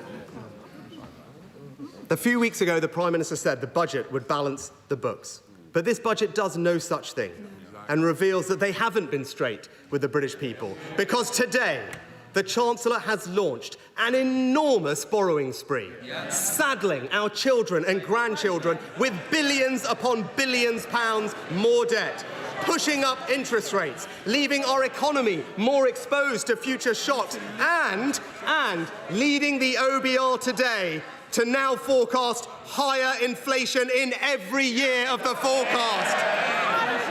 And her decision to let borrowing rip make a total nonsense of her claims on the state of the public finances. Because if they truly were in such a dire strait, as she has said, what we should have seen today is a significant reduction in borrowing to repair them, not the splurge that she's just unleashed, Madam Deputy Speaker. Instead, what we see today, borrowing higher in every year of the forecast, debt higher in every year of the forecast. Now she has tried to cover up that splurge by fiddling the fiscal rules. According to the Institute of Fiscal Studies, the new measure will not actually even be a constraint on the amount she can borrow. And it is hard to escape the suspicion, they say, that the government is attracted to this change by the fact that it would allow for significantly more borrowing without any need for tough choices elsewhere. Fiscal fiddling is what they have called it. And the Chancellor herself actually agrees, because she specifically told the British people she wouldn't change the debt target. Because, and I quote, she said, "I'm not going to fiddle the figures to get better results." But that is exactly what she has done. She has gone back on her word and fiddled the figures so that she can borrow billions more. broken promise after broken promise, and working people will pay the price. Now, the reason the Chancellor has increased borrowing and increased taxes is because she has totally failed to grip public spending. First, she has no meaningful plan. First, she has no meaningful plan to deliver the £20 billion worth of savings available if the public sector returned simply to its pre-pandemic levels of productivity. Instead, one of the first things the Chancellor did was to hand out inflation-busting pay rises to the unions without getting any productivity-enhancing reforms in return. The Chancellor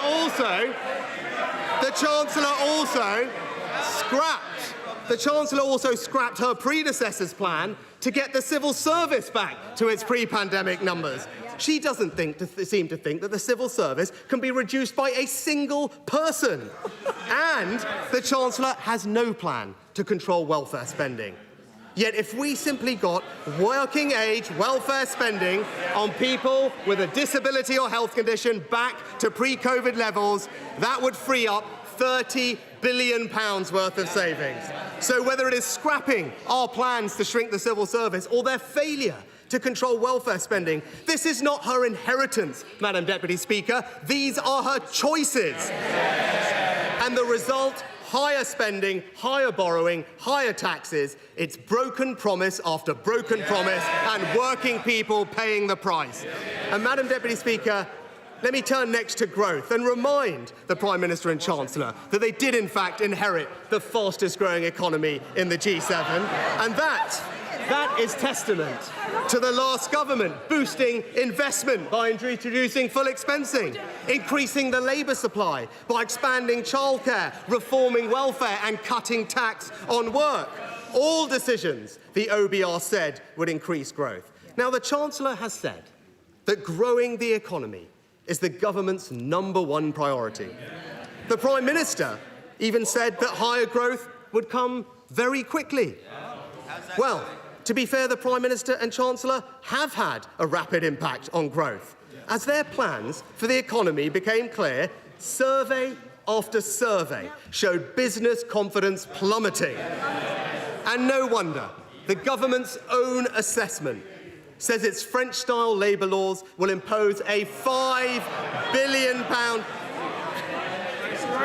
Well, they will be explaining it to the businesses in their constituency that their labour laws, by their own assessment, will impose a £5 billion direct cost on business, disproportionately hitting smaller businesses. And as business group after business group has pointed out, the tax rises on jobs and enterprise in today's budget will hobble growth. A poll tax on business is what they've called it.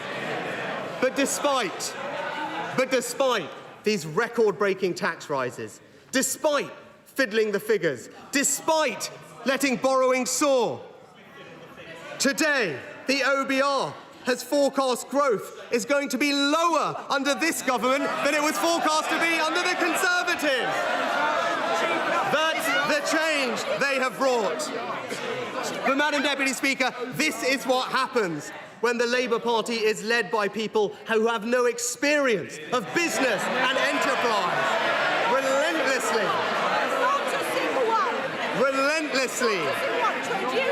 Relentlessly talking down our economy, delivering a tidal wave of anti-business regulations, destroying our flexible labour market and raising taxes to the highest level in our country's history. It's the classic Labour agenda: higher taxes, higher borrowing, no plan for growth, and working people paying the price. Now, Madam Deputy Speaker, during the election campaign, the Prime Minister specifically said there would be no tax surprises under Labour. The Chancellor went even further, saying she wanted to bring taxes down.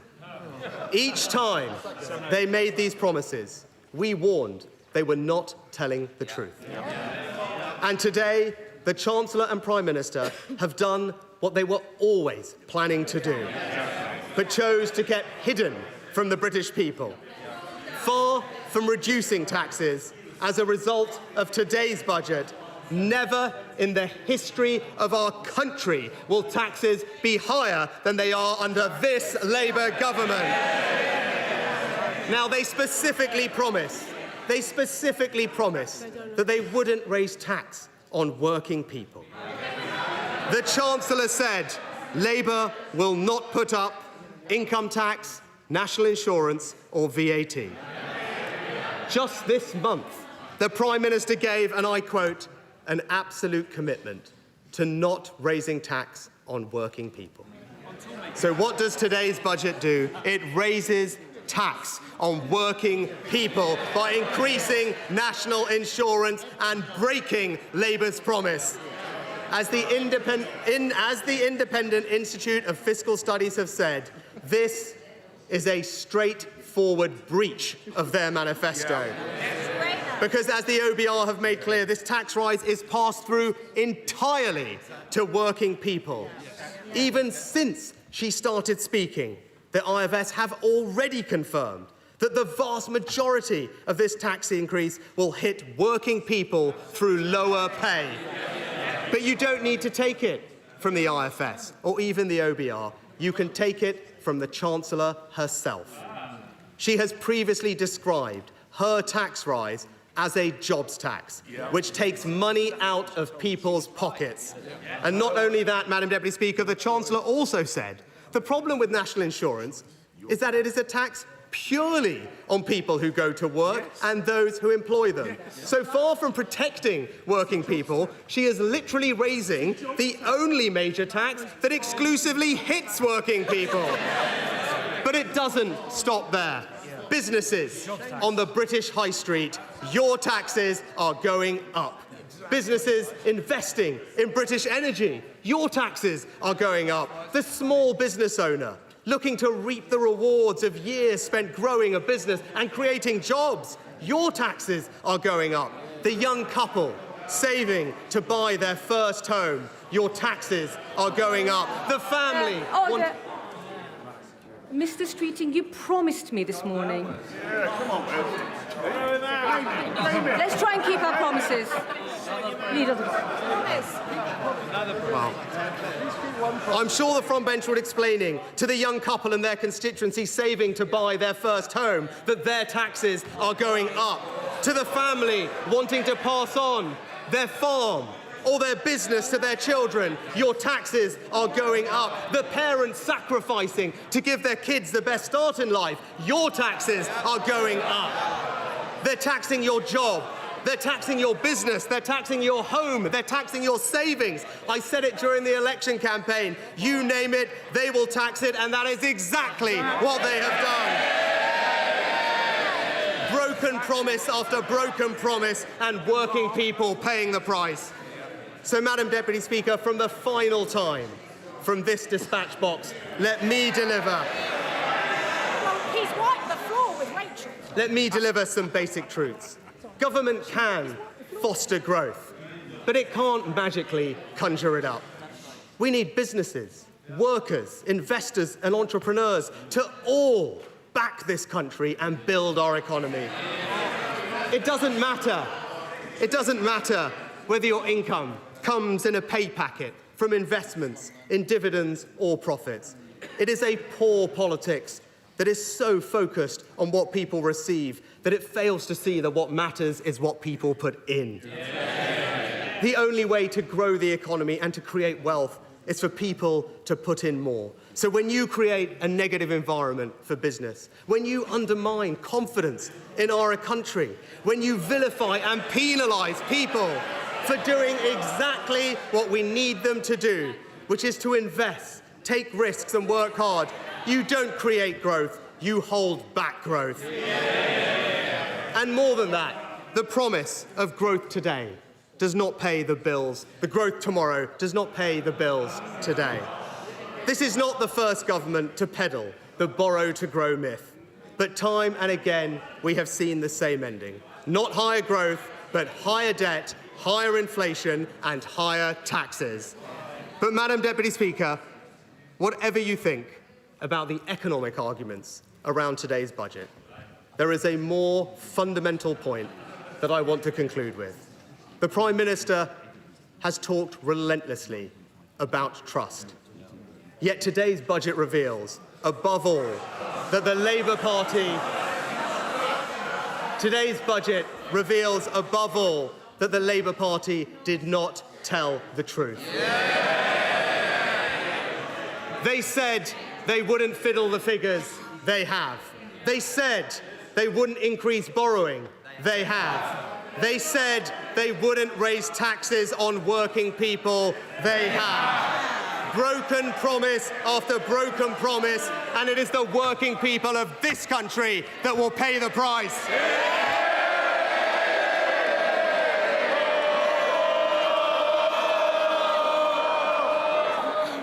Order. Order. I call the Chair of the Treasury Select Committee, Dame Meg Hillier. Well, that was a massive budget. Make no mistake, we are in a new political era. Record-breaking tax rises to pay for more investment in the NHS and schools. £40 billion of tax rises, the most since the post-Black Wednesday budget in 1993. And I'm sure there is going to be a debate, a hot debate, about whether or not Labour broke their promises that were made during the election. But really, this is the moment that we saw the true colours of this Labour government. And if you're someone who says, oh, there's no difference between the main two parties, well, today is the day we saw that difference. We can bring in Beth Rigby, our political editor, Ed Conway, our economics and data editor. Beth, this was a big moment. I think this was the moment where we saw the real Labour government and compare and contrast a Labour government that was painfully cautious in the run-up to this election, talking about really quite menial tax rises and spending commitments compared with today, and a government in victory that is bold and confident about the decisions they are making. And to put it into context, this budget, in terms of tax and spend, is £74 billion in spending by the end of this Parliament, £41 billion in tax rises. I have done a number of budgets, and this scorecard, in terms, I have never seen anything like it, and I've done this for 15 years. It's the biggest budget I have ever covered. It is incredibly definitive in terms of a kind of very Labour budget of big tax and big spend. But I think the issue here is, while Rachel Reeves talked there about choices, Rishi Sunak gave the counter-argument, which I think will now be chewed over ferociously, actually, which is this was not laid out in the manifesto. This is not what the Labour government implied. When I asked the Prime Minister at our leaders' debate in Grimsby, are there any tax rises beyond this? He said there are no plans to raise taxes, and now look where they are. And it's a massive tax on business, £25 billion on businesses in terms of increases and changes to employers' national insurance. There's £5 billion on wealthier people in terms of changes to inheritance tax and capital gains tax. So these are massive tax rises that were not signposted in the budget, in the manifesto. And the Labour government will try and pin the blame on the Conservative Party. But this is so enormous, you can't help but come out of this budget and think this was a Labour government that had a different agenda in the run-up to the election that it didn't level with the British people about. And I think that that is going to be the conversation in the coming days. Yeah, it's like they kind of carried the Ming vase across the line and put the vase down and opened up a whole new China shop, almost. Beth, thank you very much for your analysis. Beth Rigby there, political editor. Right, let's bring in Ed, shall we? I mean, I feel quite kind of taken aback, as I think Beth was referring to there, about the sheer scale of what was been announced. Yeah, if you were, as Beth was saying, if you were reading the manifesto, and we all did, ahead of the election, you would have got the impression that this was a Labour Party that wasn't going to change things massively. You know, we went through the numbers with a fine-tooth comb. But looking at what we have here in, the Red Book, that's the Treasury documentation, quite a thick one this time around. There's a lot of detail there. And also from the Office of Budget Responsibility, this is, as Beth said, this is massive. Shall I just show you? I think I've got some shots, and hopefully we can bring them up on the screen here, and I can just show you what we're talking about. Right, buckle up, everyone. So basically, when we're talking about, so let's start with the tax burden, OK? So last time around, at the time of the election, and obviously when we were looking at all those manifestos, we looked a lot at this chart, didn't we? The higher this line is, the more taxed the economy is. So the higher the level of taxes as a percentage of GDP. And bear in mind, the UK is actually a bit lower than many other European countries. And this was where things were heading, on the basis of the last budget. So the one from Jeremy Hunt. Those were the Conservative plans. And Labour's plans in the manifesto would have seen that line go a weeny bit higher, a few pixels higher. Here is what we have just heard about. So just look at how much higher that line is.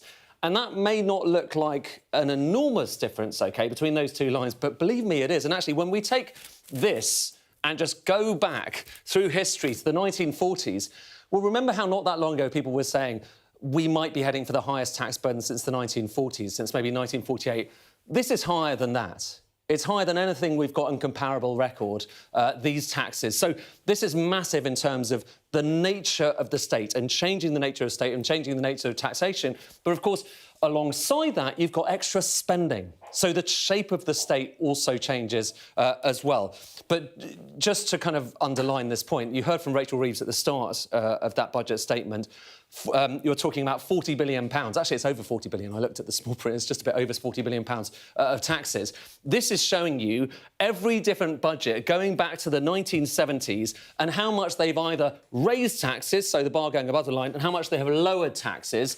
And here, and so far, the kind of record recently, or at least in recent decades, that's 1993. So after Black Wednesday, that is John Major's government there. Here is what has just happened. Look at that bar there. So that's Keir Starmer, that's Rachel Reeves. And again, if we draw the line back, that is the biggest rise in taxes that we've had at any fiscal event, any single fiscal event, going all the way back to 1993. And remember, that was kind of a crisis budget following what happened in Black Wednesday. So the tax picture is pretty stark, but obviously there's extra spending. And one of the things that Rachel Reeves wants to spend more money on is investment. And you get a real sense of the comparison here between the previous plans and her plans when you look at public investment, and we'll have plenty more charts on this, but this is the start. That's showing how investment was going to go down under the Conservative Party with the previous plans. Now look at where it's heading with Rachel Reeves. So it's heading to a kind of higher level than it was going to be in the previous plans. Final thing to just go through, because obviously, we get these numbers every time. This time around, it's perhaps slightly less striking than those big tax numbers, so we put it at the end. But the growth picture as well, this is the latest set of growth forecasts, or rather, this is the growth forecast last time around from the Office of Budget Responsibility. Growth getting stronger and then going down in the future, resting around kind of 1.7%. Take note of that, because that matters. How fast is the economy growing? How much better off are we getting each year? That's important. The latest numbers, let's bring them on. You can see it's a bit of an upgrade the first 2 years. But here's what's striking. Look, a downgrade in 2026. Downgrade in the future years. It's actually a weaker economy than was previously forecast. That's significant because there's a Labour Party which has said it wants to generate growth. But actually, in the long run, it's had a growth downgrade here from the Office of Budget Responsibility. And the final thing to note, it's the kind of corollary, in a way, of what we were talking about with taxes. Higher taxes, but also higher borrowing. And part of that borrowing is going to spend on that investment. So this is showing you what the Conservative Party were planning to do with public borrowing. So this is public sector net borrowing in the future.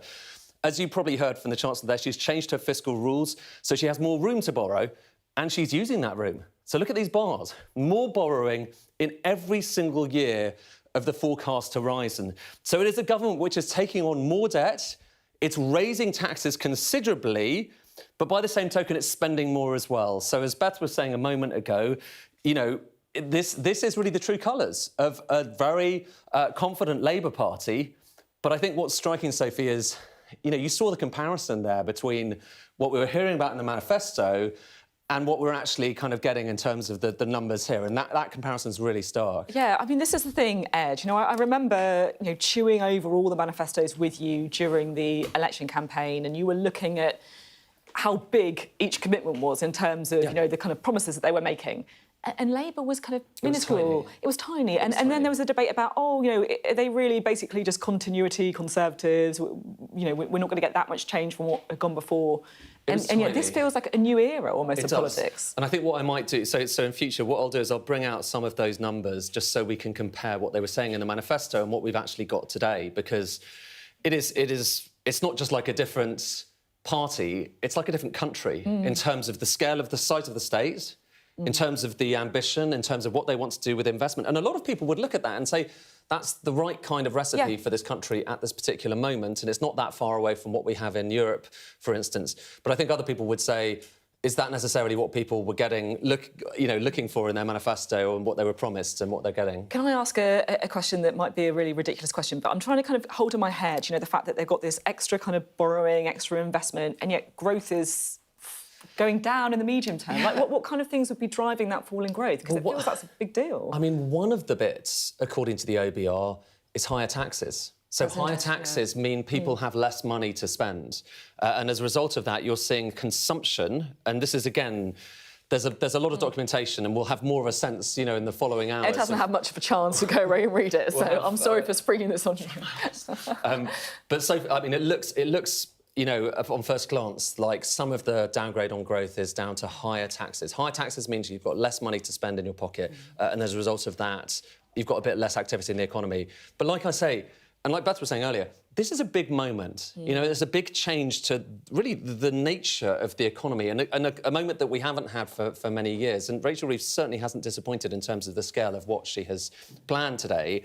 And this is going to reverberate for a long time, I think. Ed, thank you very much. It's kind of invaluable to have your takes after such a big fiscal event as this, so thank you very much indeed. Well, as Ed was saying, this has been a big budget. It's almost as if we've woken up in a new country, in a new political era. This is a distinctly Labour budget by the first ever female Chancellor. Let's bring in Sam Coates, shall we, our Deputy Political Editor. Sam, there's going to be a kind of red-hot debate about whether or not Labour broke the promises that they made during the election, but this is a big bang budget.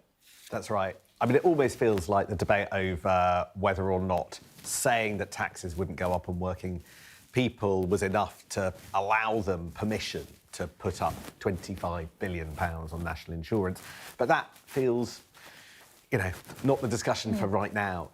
The thing that we said, as Ed was saying, the thing that's most striking is that the tone of the election campaign, the tone of Labour's promises to the country, sounded like a very different blueprint than the one that we got today. This is big tax, big borrowing in order to do big spending. And it is about half and half, a massive rise in tax and massive rise in borrowing to play for this big splurge in spending. But then there's something else really curious about this budget, which is how the money is distributed. Right, you've got a huge increase in the money going into the NHS, notably before this government has worked out what its reform agenda is. So we'll have to be more cash further down the line when they work out how to do some of those reforms, and they reform social care. So big question, good question there. But when you look across the rest of Whitehall, yes, there's money to fill in black holes. Yes, there's money for public sector pay settlements, but it's all spread quite thinly. So we've raised all this cash, 70 billion. Yet when you look at individual Whitehall departments, actually they're getting less than they need in order to not impose some sorts of cuts and cut back on problems. So what Rachel Reeves did is Jeremy Hunt, the previous Tory Chancellor, said that government departments will get on average 1% more than inflation in order to fund their operations. Rachel Reeves only increased that to 1.5%, and that doesn't take into account the black holes in the public sector pay. So there's going to be, despite all of this spending, there's going to be some pain. And I think that that's going to be tricky. They're not going to tell us up front what the pain is. We're going to have to work it out for ourselves over the coming days. So there's a lot of money being spent, but it's almost like it's pouring into this hole, but it hasn't been filled. And I think, herein lies some of the dilemmas for this government. They're operating in a way that they didn't really signal before the election. They haven't set out their reform agenda, so the question is what happens then. And is some of it spread too thinly so that people don't feel a big change in enough areas? I think those are the challenges right now that this government has set up. Really interesting stuff. Sam, thank you very much indeed. We'll have more from Sam Coates, of course, and we're also awaiting to hear from the Office for Budget Responsibility, because their forecasts are really at the heart of this budget as well, and in particular, of course, those growth downgrades in the medium term.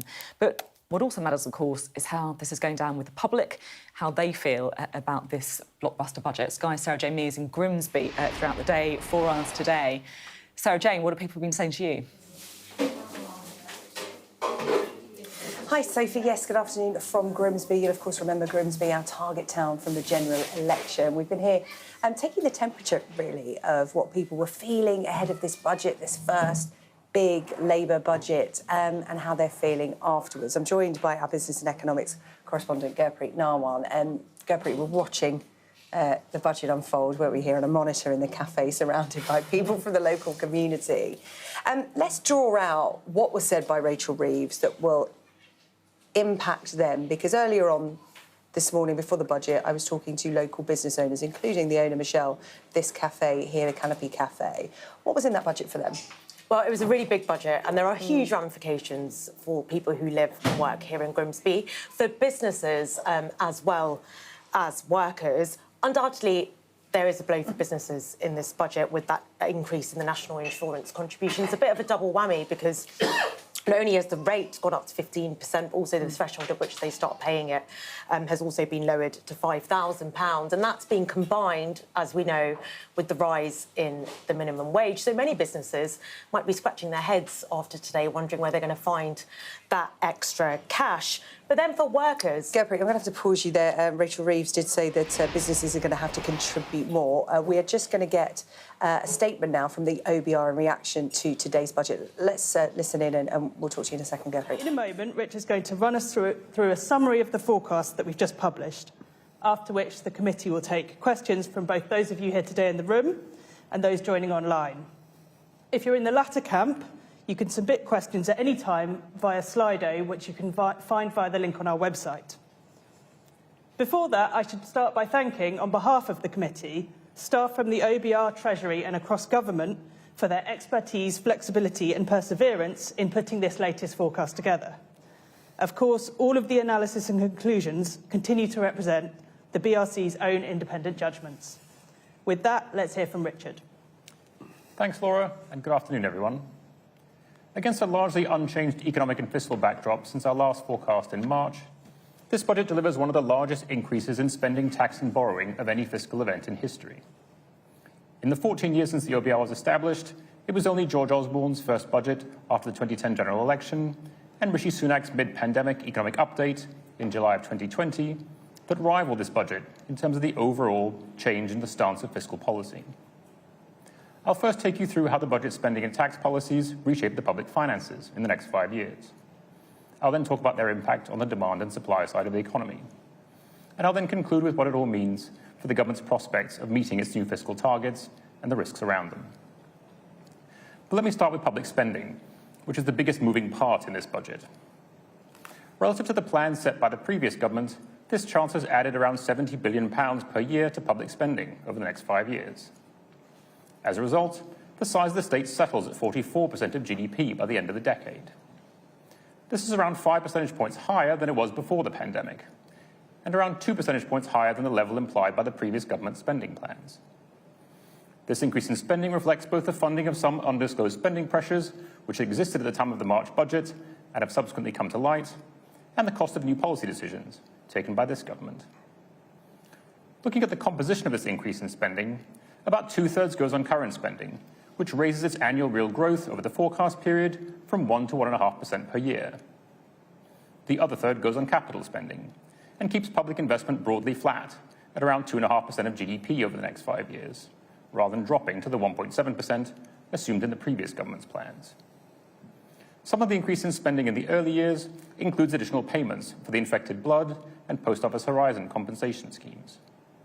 But most of the increase over the 5 years is added to departmental expenditure plans, which were set by the previous government, with departmental current spending £23 billion higher in this year and £49 billion higher by 2028-29.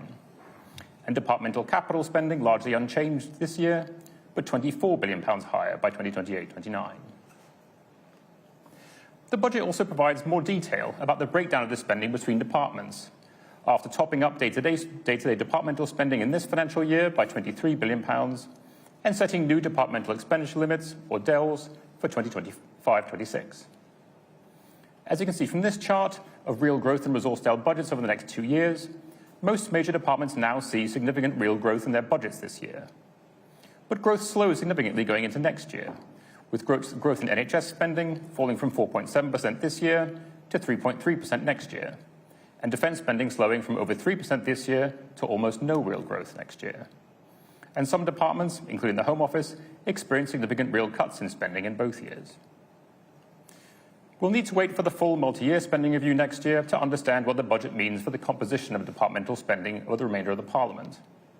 In the meantime, this chart compares the growth in the overall resource DEL envelope that the government set for this exercise, which rises by about 1.3% per year in real terms from 2026-27 onwards, with the additional expenditure required to meet the long-term spending commitments that this government's already made in areas like health, defence and overseas aid.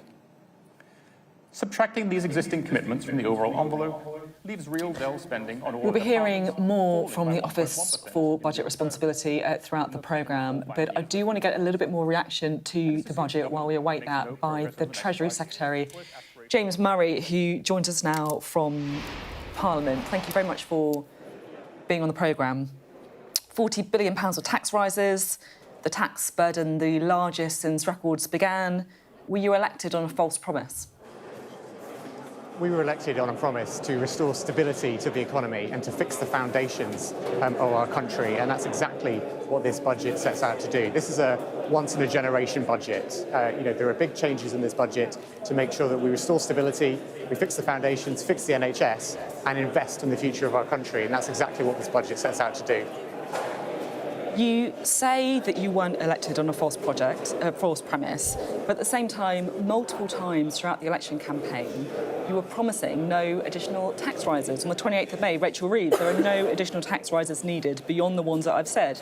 Keir Starmer to Beth Rigby in Grimsby, there's going to be no need to raise tax on the plans we're setting out, no tax surprises. Well, today was a big tax surprise, wasn't it? Well, look, firstly, our key promise was about protecting working people, and as a result of the measures announced by the Chancellor, taxes on working people's pay slips will not go up. There's no increase in the national insurance or the income tax that working people pay on their pay slips. It's a different that is a promise made and a That's promise a different kept. promise. At no point during the election campaign were you saying there would be no increases to taxes on pay slips. That's a new form of words that you've introduced since the election. Well, it's taxes on working people, and we said we would protect our working people. That's a promise made and it's a promise kept, because it's exactly what we've done through this budget. We also set out measures we would change, VAT on private schools, ending the non-dom tax status and so on. All of that was predicted to raise £8.5 billion in our manifesto. It's now £9 billion we've delivered. So that's another promise made and a promise kept. But, I need to be straightforward with you, Sophie, that since coming into office, as you well know, we've discovered the £22 billion black hole, which is based on information which the previous government did not share with the OBR when they made their March forecast. We've learned that some of the commitments the previous government made were correct commitments around compensation for Post Office Horizon victims and victims of the infected blood scandal. Those promises were made, but they weren't funded. I just don't accept this. I understand that there was a pretty terrible economic inheritance. I don't think people would argue with it, but we knew about that before the election. We knew that the projected public spending plans were effectively a fantasy. People were saying that left, right and centre, but you deliberately played along with that fantasy for your own political purposes. Well, no, look, I think we knew that we were going to have a difficult time if we won the general election. But I think what's very clear going into office is that when we asked the Treasury to look at the books, the £22 billion of unfunded spending pressure in year was a shock to us, and indeed the OBR had said that they weren't told about it when they were preparing their March forecast. And the OBR have been very clear that had they known that information when they were developing their March forecast under the previous government, it would have been materially different. So what the OBR said in March would have been materially different if the previous government had not covered up the information from them. We knew about the economic inheritance during the election campaign. It was widely known from everyone from the Institute for Fiscal Studies to politicians to journalists asking them questions of all parties that the projected spending was a fantasy, and you played along with it to get that Ming vase over the line, and it's only now that you're being upfront about it. We were upfront throughout the election campaign that we were going to inherit a difficult situation. As I said, there are things we discovered in office. Why didn't you talk about tax rises during the election campaign then? We talked about the specific tax rises which we would do to make spending commitments that we were committed to in the election. I've mentioned some of them already: VAT on private schools, non-dom loophole, going after tax avoidance. How much is VAT on private schools? Well, collectively, those promises are 8.5 billion, and we're raising 9 billion through the measures announced in the budget today from those particular. 40 billion taxes now. That's 4 times as much. Look, Sophie, there's no getting away from the fact that this is a budget that makes changes which are once-in-a-generation changes. This is a budget which tries to reset the economy, reset the country after the mess of the last 14 years. And it is crucial that we restore that stability by balancing the books, by having our new fiscal rule that says day-to-day spending must be paid for through tax receipts. We are not going to have any more of what the previous government did, which is paying for day-to-day spending through borrowing. And we're only going to borrow to invest within our guardrails to make sure that investment gives a return for the taxpayer. This is a new way forward for the country. This is why I'm saying this is an important budget. This is a budget that sets out a different direction, but it's one that restores that stability, that gets investment up and protects working people. You are a party that has made an awful lot of the need for growth. That was a key part of your election campaign. It's something that you've talked about an awful lot since entering office as well. You must have been pretty, disappointed is probably the softest word I can think of, to see the OBR's forecast that is downgrading growth in the medium term as a result of your plans. Well, look, by the end of this forecast period, growth is up. In the period beyond this forecast, in the medium term and the long term, the OBR is very clear that the investment that we're proposing would increase the supply side of the economy permanently to make sure growth is on a permanently better footing. The public investment which drives this growth is something which the IMF have said is what countries around the world should be doing. It's what Germany, France, Japan, and so on do already. This is the right approach to get the economy growing, not just in the short term, but in the long run, to make sure we're making the long-term decisions for investment to get our country on a better path. So you've got £40 billion of tax rises. We're going to see 2% cuts in departments effectively across the board. I know that there's protections for the NHS and schools. Growth downgraded in the medium to long term. It's pretty depressing, isn't it? Well, what we inherited from the previous government was pretty depressing, to put it mildly, and some of that we knew about, a lot of it we didn't know about. But what we said, that we're not going to run away from these difficult choices. We've said that since July when we're going to make these difficult choices when it comes to taxation, spending and welfare, and that's what we've done today. We've taken some difficult choices. There's no getting away from that. We're upfront about that. But we're saying to people why we're doing that. Number one, we're doing that to balance the books day to day. We're making sure the day-to-day spending will be funded by tax receipts. No more borrowing to pay for day-to-day spending like there was under the previous government.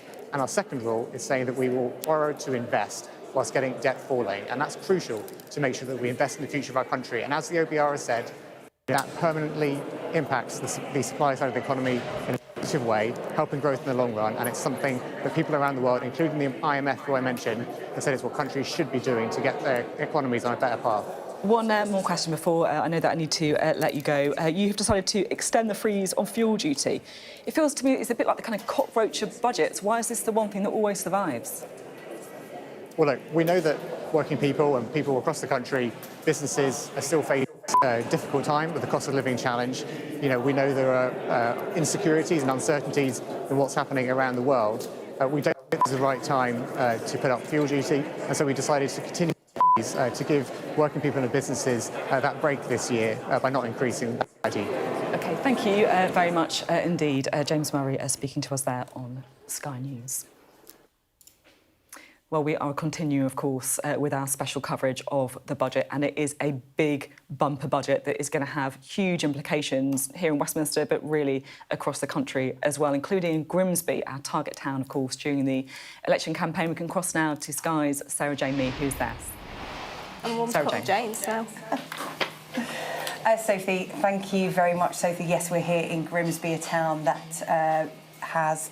at the election, overwhelmingly turned to Labour, absorbing what the first Labour budget has been since 2010 and what it's going to deliver for them. We've been talking to people here in Grimsby throughout the course of the day. And I'm joined now for reaction to the budget by freelance writer Sarah Stuck. Sarah, good to see you. We were just talking before we went on air and you went, I'm not an economist, but it doesn't matter. This budget is for you. This will matter to you. From what you've heard, can you work out how it's going to affect you personally? I think, there are some positives towards it. They're talking about house building, which is not something I can look forward to in the immediate future. That being said, that is something I would like to see. But, generally, all she kept saying was a £22 billion black hole. And when you look at the budget, someone like me, they look at it and think, oh, it's just a bunch of numbers. And, the economists are going to say, oh, this is how it works. But I'm not necessarily if I'm going to see a budget for the working person. It's talking about £40 billion in tax rises. Yes, that's not going to affect the likes of me and most working people. But the tax burden is the highest since the war. And they're talking again about public services. They're going to put more into the NHS. But, NHS is already struggling enough. Where's this money going into? What I would have preferred is to see some transparency and see, OK, we're putting this amount of money into the NHS, it's going to go into dentistry or primary care. Does it all feel a bit broad strokes? It feels very broad strokes. And I understand, you can't necessarily be specific about, the NHS and education, but I feel as though public services, they're just putting money into it because they feel like they have to with no specific plan. If the NHS gets too big, it's easy to get Oasis tickets than it is to get a doctor's appointment, kind of thing. When talking about the NHS, the Chancellor did say, look, this is a 10-year plan. Yes. So you have to be patient, and they're taking it from, the analogue to the digital era, taking it from, health to prevention. They're modernising the NHS, yes. And that takes time. Is that a priority for you, the NHS? I think, I'm not, I've got a doctor and I'm very lucky to have a dentist, but I understand, there are people who probably use it far more than I do. But I think, when there's no other option unless you're able to afford healthcare privately, I think it's something that pretty much everybody uses. So it is, I guess it is important. And, the amount of people it employs as well is another very significant factor. Also, the Chancellor making reference to the fact that, this was a long-term plan. There are no short-term fixes here. And Grimsby did get a mention when it came to transport. Yes, just trying to find it. Yeah, talking about how they are going to provide over £650 million of investment in local transport funding to improve connections across the country in our towns like Crewe and Grimsby. How will that be received? Well, I think, that's always a very handy thing. I understand, transport links to London is something that they are pushing for. I think obviously Grimsby has often felt left behind, and gosh, 72% voted for Brexit. It went for Conservatives in 2019. I think, transportation is a very real thing. I don't drive, but if ever I want to visit a city, like we're going to Liverpool next year, it's very handy to have transportation. But even basic things like bus routes, them increasing the bus cap is something I've seen which has really broken through to the people.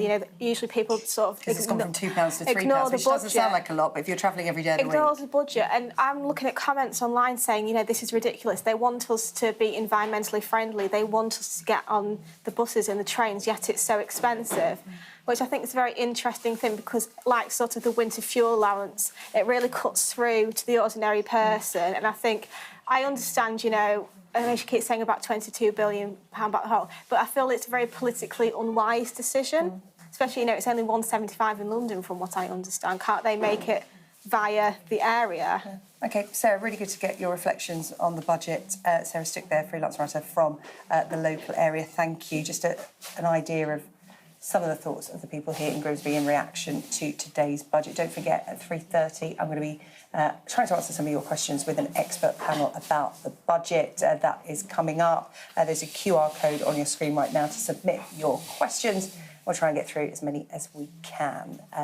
Also, head to our Money blog as well. That's up on the Sky News app with lots of information about the budget as well. But right now, I will hand back to Sophie.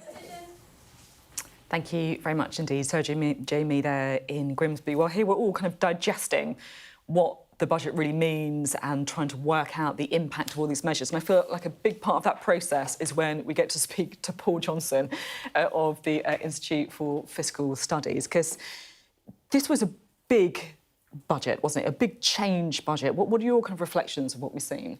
Yeah, it's certainly extremely big. I think the tax rises are, I think, probably the biggest increases since 1993 in any budget. Not surprising, given the scale of what the government said it wants to do on public services.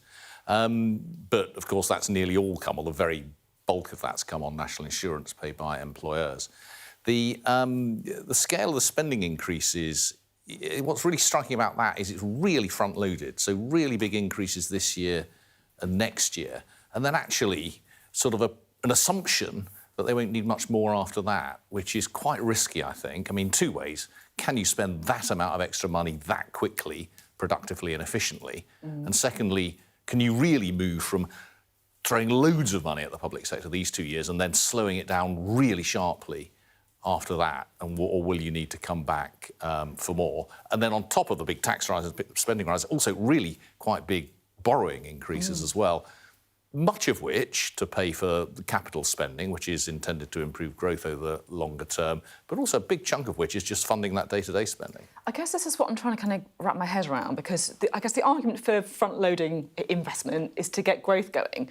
But that doesn't seem to be what the OBR is forecasting. They're saying in the medium term that's going to go down. Well, what the OBR are doing is saying in the first year or two, you're chucking loads of money at the economy and that's going to help growth and that'll stimulate demand. But they're also saying that the economy's pretty much at capacity at the moment. We don't have much in the way of unemployment. They don't think there's a lot more capacity in the economy. So they're saying, well, this budget will increase inflation, it'll increase interest rates, it'll increase borrowing costs, and that will reduce growth in years 3, 4 and 5.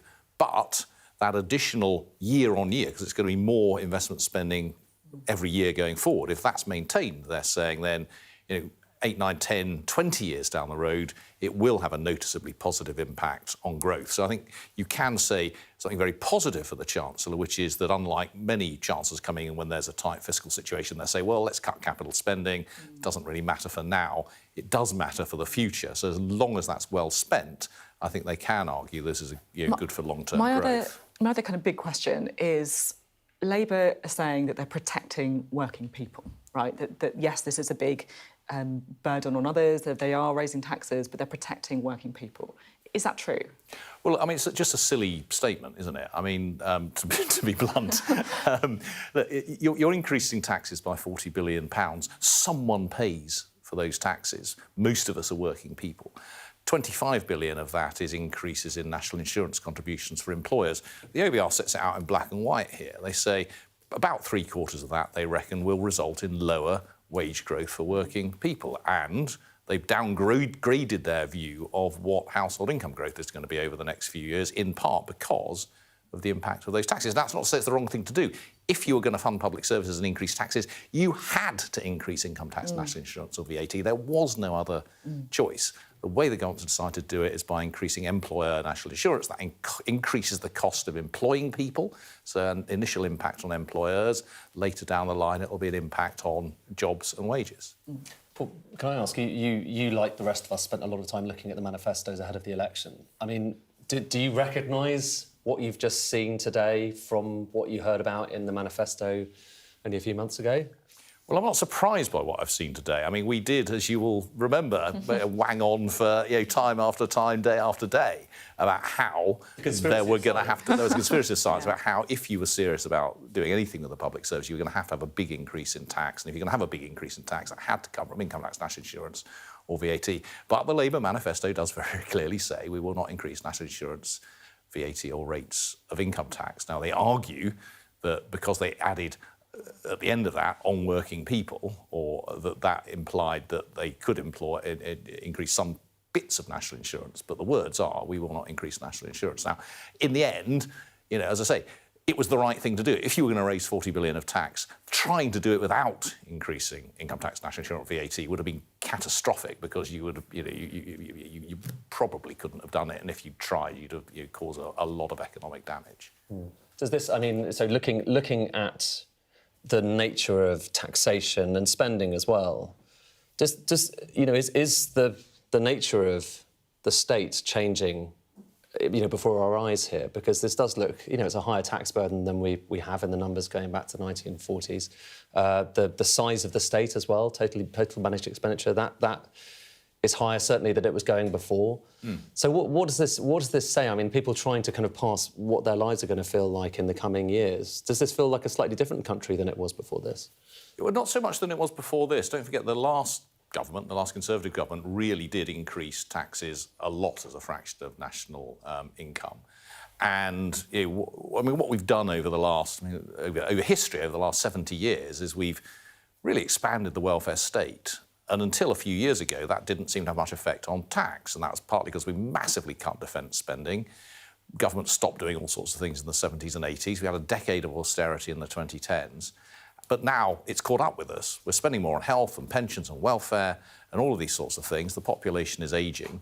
And in a sense, we have made the decision. The government has, the last government and this government have decided, look, we could have gone down an American route of lower taxes and lower public services, but that's not what we're going to do. We're going to go down more like a European route with higher taxes and higher public services. Paul, the government has poured money in quite a short time frame into public services, particularly health and education in this budget. But this is before they've set out their reform plans. We don't know exactly how they're going to reconfigure the NHS, move treatment from hospitals into communities. Is there a danger that they're pouring this money in, but actually they're going to have to come back for more in future years? And if so, is tax raising at its near limit? Has she boxed herself in again? I think that's exactly the worry I've got with this, which is big increases very, very quickly. So will that money be spent well, or is there, we know there's a lot of demand there, but are there the teachers, the doctors, the nurses to employ, and the other ways of making sure you spend this money wisely, quickly? But then it looks like much tougher times after that. Now, with a fixed pot of money, I think I would have preferred to see getting to the same point in 2029 at a more gradual rate. So you're sort of gradually ramping up spending, so you're making sure you're doing it effectively. But of course, the demands up front are very, very high. We know that waiting lists are very high, and the government clearly wants to get those down as quickly as they can. Okay. I think what I'm most sceptical about in here is the very tight spending plans after 2026. It's fascinating to talk to you, as always. Thank you very much for being with us today, Paul Johnson, there. I want to take you straight to Bristol now. We can talk to Wilfred Frost to get a bit of the reaction to businesses, the all-important business reaction. Wilf. Sophie, thanks so much. And I'm joined here by James Hawkins. He's Director of Comms at the BBPA, that's the British Beer and Pub Association, for a bit of a hospitality take. And at the bottom of the screen there, we've been showing this line, 40% business rate relief for retail, leisure and hospitality. Does your industry see that as a positive? Just remind us where it was beforehand. Yeah, so before we were going into this budget, we were asking the Chancellor to maintain the 75% relief, that discount on business rates, which was so crucial if we were going to keep pub doors open. We're also looking for a cut or a freeze to beer duty. So 40% relief is a cut from 75%. It's better than nothing. I appreciate that kind of nod to the sector. But it does mean that pubs are going to have to find, the average pub will have to find an average of about £6,000 more just to pay those bills. And this is a cut in the rate of relief from business rates, so it's less of a helping hand, I guess, from where it was before. Beer duty down. Talk us through the nuances of that. Yeah, so we were looking for a kind of overall cut to beer duty. British beer drinkers pay 12 times more than they do in Germany or Spain. And so compared to our European counterparts, that's a pretty high rate. So if we were going to keep the price of a pint affordable, we were looking for that to be cut. The £1 off, the 1p off, £1 would have been good. 1p off for draft duty is a helpful acknowledgement, but it means that it nets out across the entire industry because 50% of beer sales are in pubs, 50% outside supermarkets, etc. It nets out pretty even, actually. So it's a 1p cut just for draft rather than for bottled beers. Let's talk about the big headline business changes that the team have been discussing throughout, in particular national insurance contributions for employers going up. Is that something you think that pubs have the room just to take themselves and it not affect their workers, or ultimately will it reduce the ability for pay rises of staff going forward? Yeah, so if you look at the average price of a pint across the whole country, it's £4.80.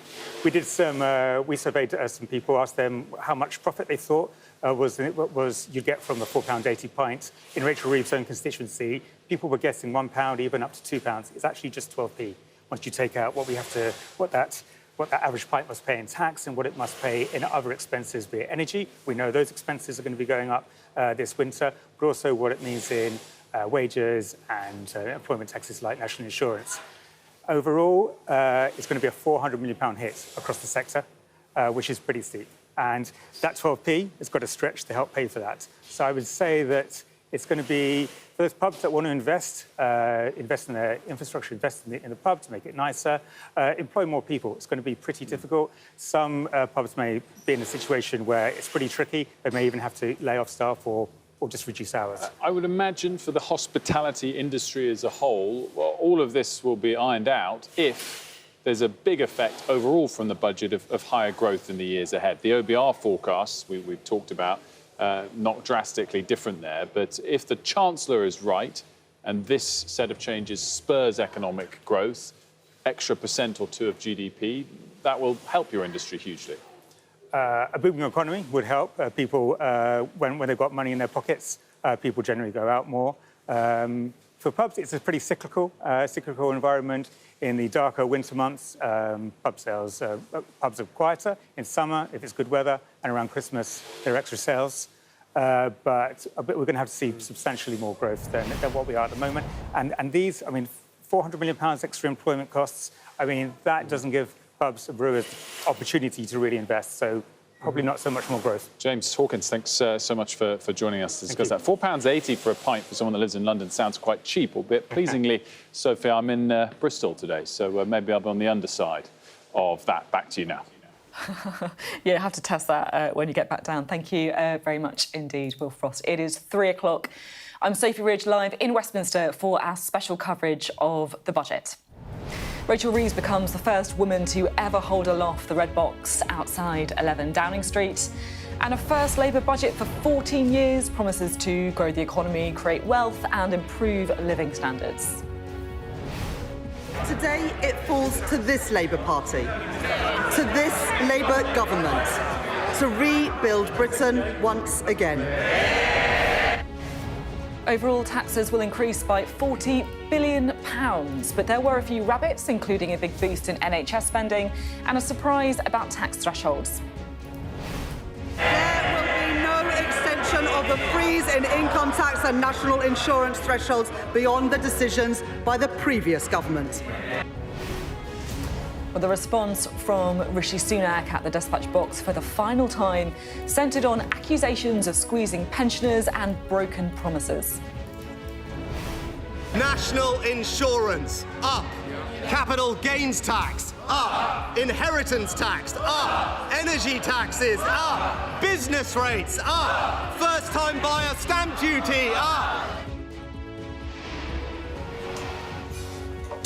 I'm Sarah Jane Mee here in Grimsby today. You'll remember a big swing helped Labour to their landslide in the general election. But has this budget delivered for those voters? We'll be answering your questions with our panel of experts at 3:30.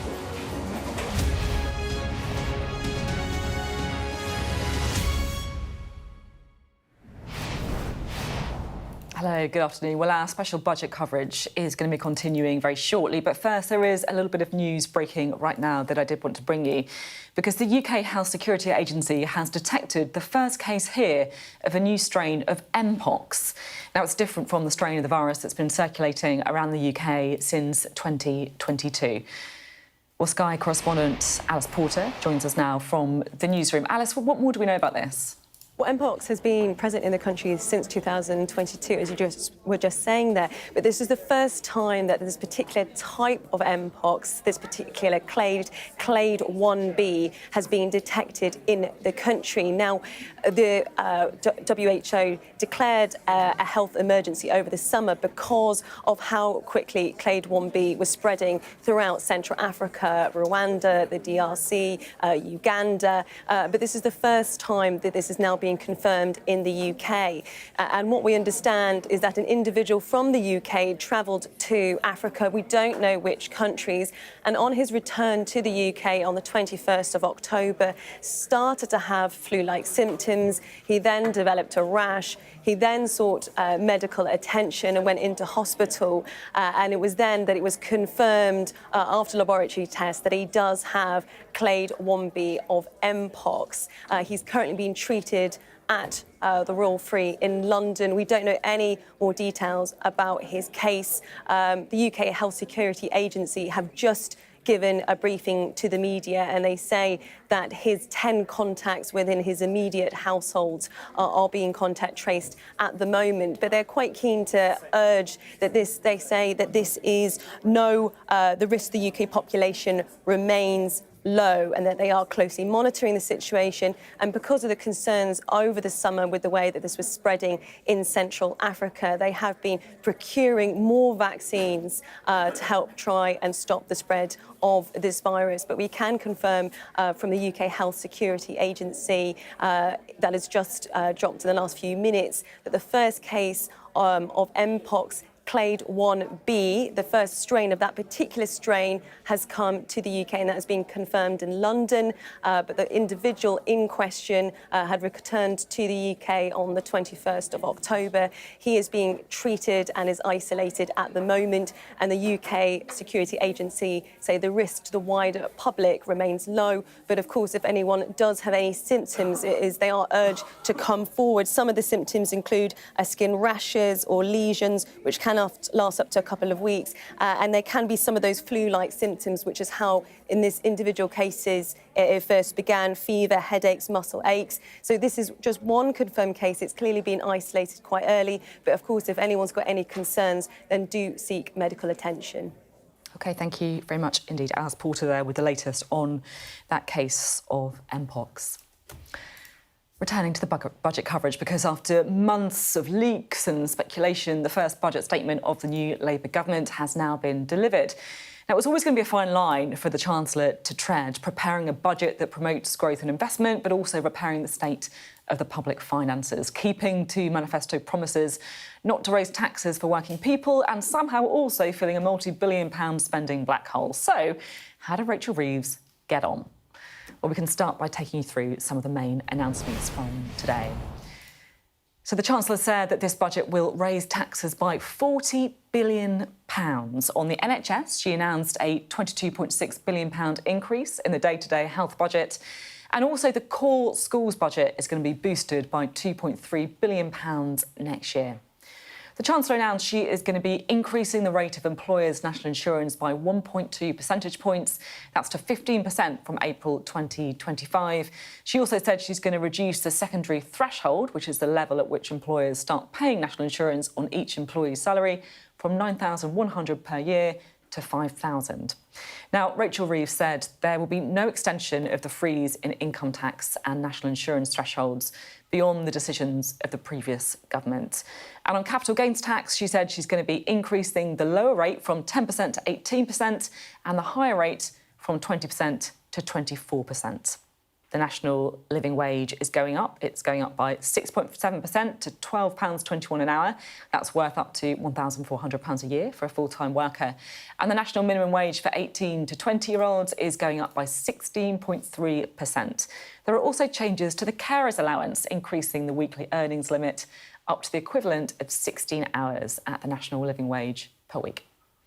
The Chancellor said she's abolishing the non-dom tax regime and introducing a new residence-based scheme instead. There's going to be an increase in the stamp duty land tax surcharge on second homes by 2 percentage points, that's to 5%, and a 50% rise in air passenger duty on private jets was also announced. On alcohol, Rachel Reeves told the Commons she's cutting duty on draft beer by 1.7%, which means a penny off a pint in the pub, and fuel duty will be frozen next year, the one thing we always know is going to happen in budgets, it feels. There were also some announcements on compensation too. The Chancellor said the government will pay £11.8 billion to victims of the infected blood scandal, and £1.8 billion is going to be made available to those impacted by the Post Office Horizon IT scandal. Well, it was a budget that is going to have a big impact on public finances. The Chancellor confirming £40 billion of tax rises. Rachel Reeves tried to frame her decisions as those of a responsible government. The Conservative Party has not changed, but this is a changed Labour Party, and we will restore stability to our country once again. The scale and seriousness of the situation that we have inherited cannot be underestimated. Together, the hole in our public finances this year, which recurs every year, the compensation schemes that they did not fund, and their failure to assess the scale of the challenges facing our public services means that this budget raises taxes by £40 billion. Any Chancellor standing here today would have to face this reality. And any responsible Chancellor would take action. That is why today I am restoring stability to our public finances and rebuilding our public services. Right, let's see what the opposition made of the budget statement, shall we? We're joined now by the Shadow Treasury Secretary, Gareth Davis. Good to have you here. Well, it was a big budget, wasn't it? Yes, it was. I think Rishi put it quite well. It was a sort of massive historic budget of tax rises, more debt, lower growth. So there's a lot to digest, but clearly this is a budget which breaks a lot of pre-election promises, which will disappoint a lot of people. As Rishi said in his sum up at the end, this is about choices. And Rachel Reeves has chosen to break her manifesto pledge not to increase national insurance. This is a £25 billion tax rise, which will hurt employees. The OBR have been clear that this will be passed on, about 76%, as I understand it, will be passed on to employees. And they've gone further and said that this will be the lower paid employees in particular. And so it's very disappointing. At the same time, though, you said this is a budget about choices. I guess, Labour would say, actually, they didn't have much choice because of the absolute mess that you guys left things in. I mean, everyone could see a mile off that your spending projections were built on a fantasy. Well, they would say that, but it wasn't just them saying it, though, was it? It was also the Institute for Fiscal Studies, we would have made difficult decisions if we'd have stayed in. We had the infected blood commitment, as you know. We would have paid for that, and had we had an estimate. But this goes way beyond that, Sophie. This is a £40 billion, the highest ever tax rising budget in history that we've seen in this country. It goes well beyond this. And I'm very happy to sit here and defend our record, the fastest growth in the G7 we handed them, the 2% inflation, half the deficit. It sounds quite good when you say fastest growth in the G7, but what was growth? It was 0.7, but it was... That's not great, is it? Come on. Well, across the world, growth was hit by a global pandemic and the war in Ukraine, and we turned a corner. And the last budget that we had was forecast to have much higher growth over this year, over next year and the year after. Actually, today's OBR forecast is that this will achieve lower growth than they predicted and projected in March with our budget. And Rachel Reeves has said that her number one goal is to grow the economy. Well, the OBR are saying in their projections and analysis of this budget that growth will be lower. Meanwhile, we've got higher taxes, higher borrowing, mortgage rates in the OBR report, as I understand it, are going to go up on their projections. And so on every count, this is going to hit British workers. In many ways, though, they're saying that they have to make these difficult decisions on tax to try and protect public services. And, if you look at the NHS, and lots of our viewers, I'm sure, will feel and think about their own experience with the NHS, that's something that many would argue has to happen. So I always approach these interviews and I approach the government, and when we were in government, the opposition, constructively. Of course, we want to see investment in public services. Over this Parliament, I used to say over the next Parliament, we would see an increase in spending, and actually we introduced the highest level of spending for the NHS, but we also introduced a series of productivity reforms. When we were negotiating with the junior doctors, we were clear that we would pay them more, but it had to come with productivity improvements too. Labour have handed massive pay rises to the junior doctors, which we see from the OBR report, in part, is one of the reasons inflation is now going to go up unbelievably as a result. And as I can see it, there's lots of funding for the NHS and education, which of course is welcome. But where's the productivity gains that we introduced and outlined in our budgets? That's the key to it. It can't be just about pumping more money. It has to be about productivity too. Sam Coates. The reality, though, is that this government has had to come in and fund a lot of things a lot of problems that the Conservatives left behind. I mean, just take a couple of them. The enormous spend on the contaminated blood scandal, the enormous spend on the Horizon compensation scheme for those caught up in the post office scandal. These are things that you could have been upfront and honest about, and decisions that the Tories to push the other side of the election very deliberately. So you've got to concede there is a degree to which Labour's mopping up your mess. Not at all. The infected blood scandal and the post office scandal were absolute tragedies, and we launched the inquiries, right? And we committed to paying that. We hadn't received estimates as to how much that should be before the election, and so we were always clear that had we won the election, we would have made difficult decisions and choices to be able to do that. We knew roughly. We knew it was going to be in the many, many billions. We knew it was in the order of 10 billion. And we were going to pay that, but we wouldn't have increased taxes by 40 billion. But it just so happens you didn't choose to set aside the money, which, as you say, you knew you were going to have to pay in the March budget. Well, we had no estimates at that time. In fact, one of the inquiries was going on and didn't publish until May. So we couldn't have done that in March. We would have found the money. The 10 billion figure was on the front page of lots of newspapers. I mean, it was widely talked about. You'll forgive me, with the greatest respect. Sometimes what's in the newspapers isn't always correct. And we have to, in the Treasury, we have to... Inside newspapers, because it comes out of Whitehall. I would suggest you largely knew what the costs were. And just as you're accusing Labour of... No, it's not true, Sam. I have to push back seriously on that. When you're managing public money in the Treasury, you have to work on accurate estimates, not what's on the front page of a newspaper. You're accusing the Labour Party of a hear no evil, see no evil election campaign. I'm just saying that's what you did too. Absolutely not. Your very own event with Beth Rigby, Keir Starmer, knowing about the infected blood scandal and the post office scandal and the payments that would have to be made, he said clearly to Beth Rigby, we will not be putting taxes. I have no plans to put up taxes beyond the 8 billion he'd already outlined. Today, we're seeing the highest amount of tax increased on workers and people across this country we have seen in history. £40 billion is going to be slapped onto the UK economy. And as the OBR pointed out, that's going to have a massive impact on our economy to the extent that they're actually not going to grow it quicker than we were going to grow it from the March budget. So it's a disaster, this, for people across the country, and I think this is going to come back to bite them very seriously. I just want to ask one other very quick thing. Since 2 o'clock, the cost of government borrowing has gone up. Is that a concern? I think, look, I'll take a look at that, but obviously any cost of borrowing that goes up is a concern, of course it is. But borrowing will go up as a result of this budget, as I understand it, by over 150 billion, so it's not exactly ideal, is it? OK, thank you very much indeed. Great to have you on the programme today. Thank you very much indeed. Well, we are continuing with our coverage of the budget. We've got over £40 billion worth of tax rises. We've got more spending, including, of course, more investment in the NHS.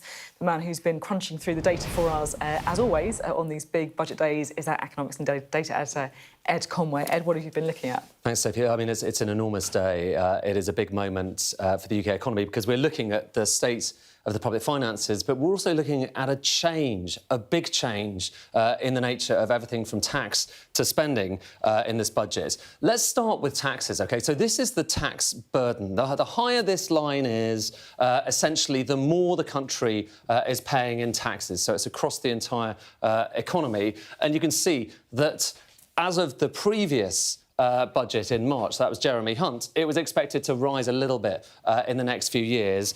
But just look, in the Labour manifesto, the indication was that Labour was going to rise it a little bit more than that. But you can see there's barely any difference between the two things. Now we have this budget, and just look at what's happened to that line.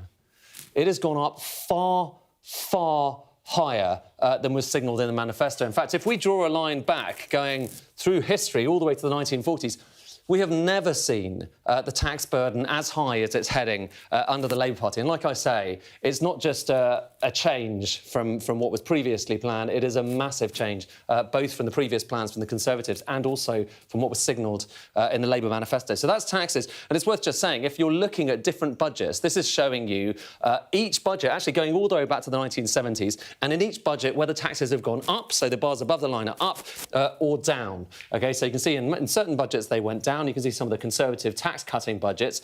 How does this one compare?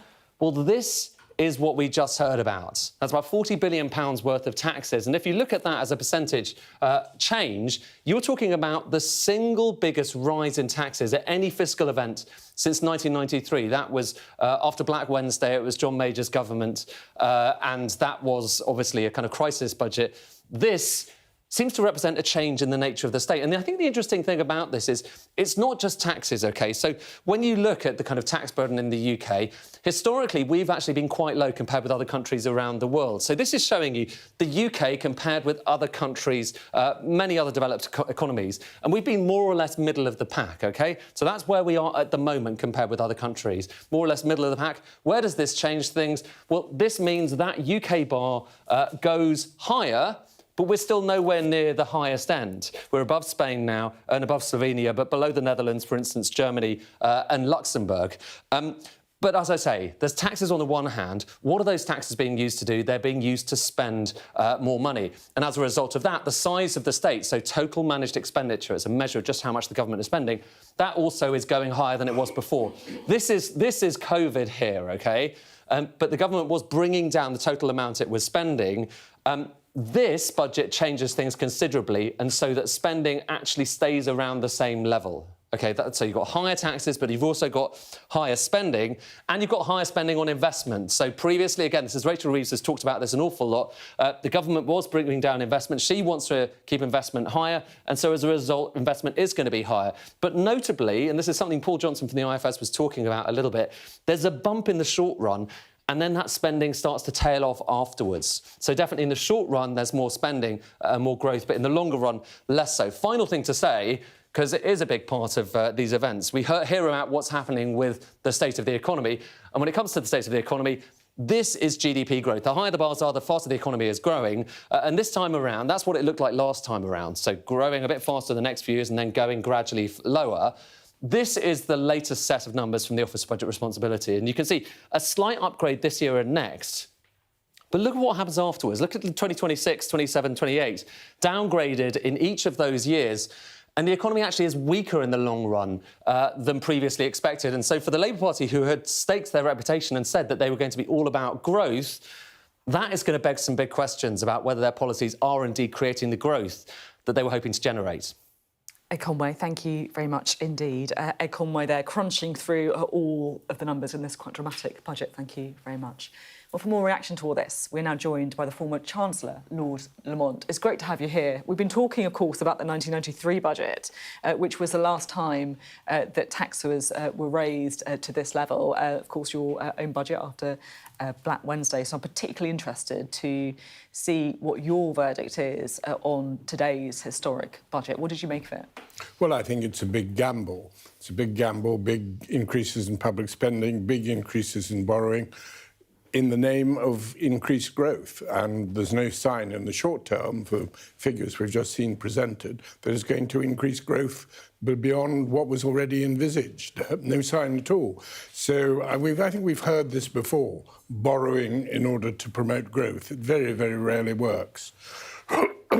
So you obviously know that sometimes, or you believe that sometimes, of course, know your own record, it's important to raise taxes or necessary to raise taxes. Do you think it was necessary to raise taxes No, today? I don't. I mean, you referred to my previous tax-raising budget in 93. Of course, taxes were at a much lower level, as the graph also showed. I think they were, excuse me, something like 27% of GDP. Now we're way up in the 30s, something like that.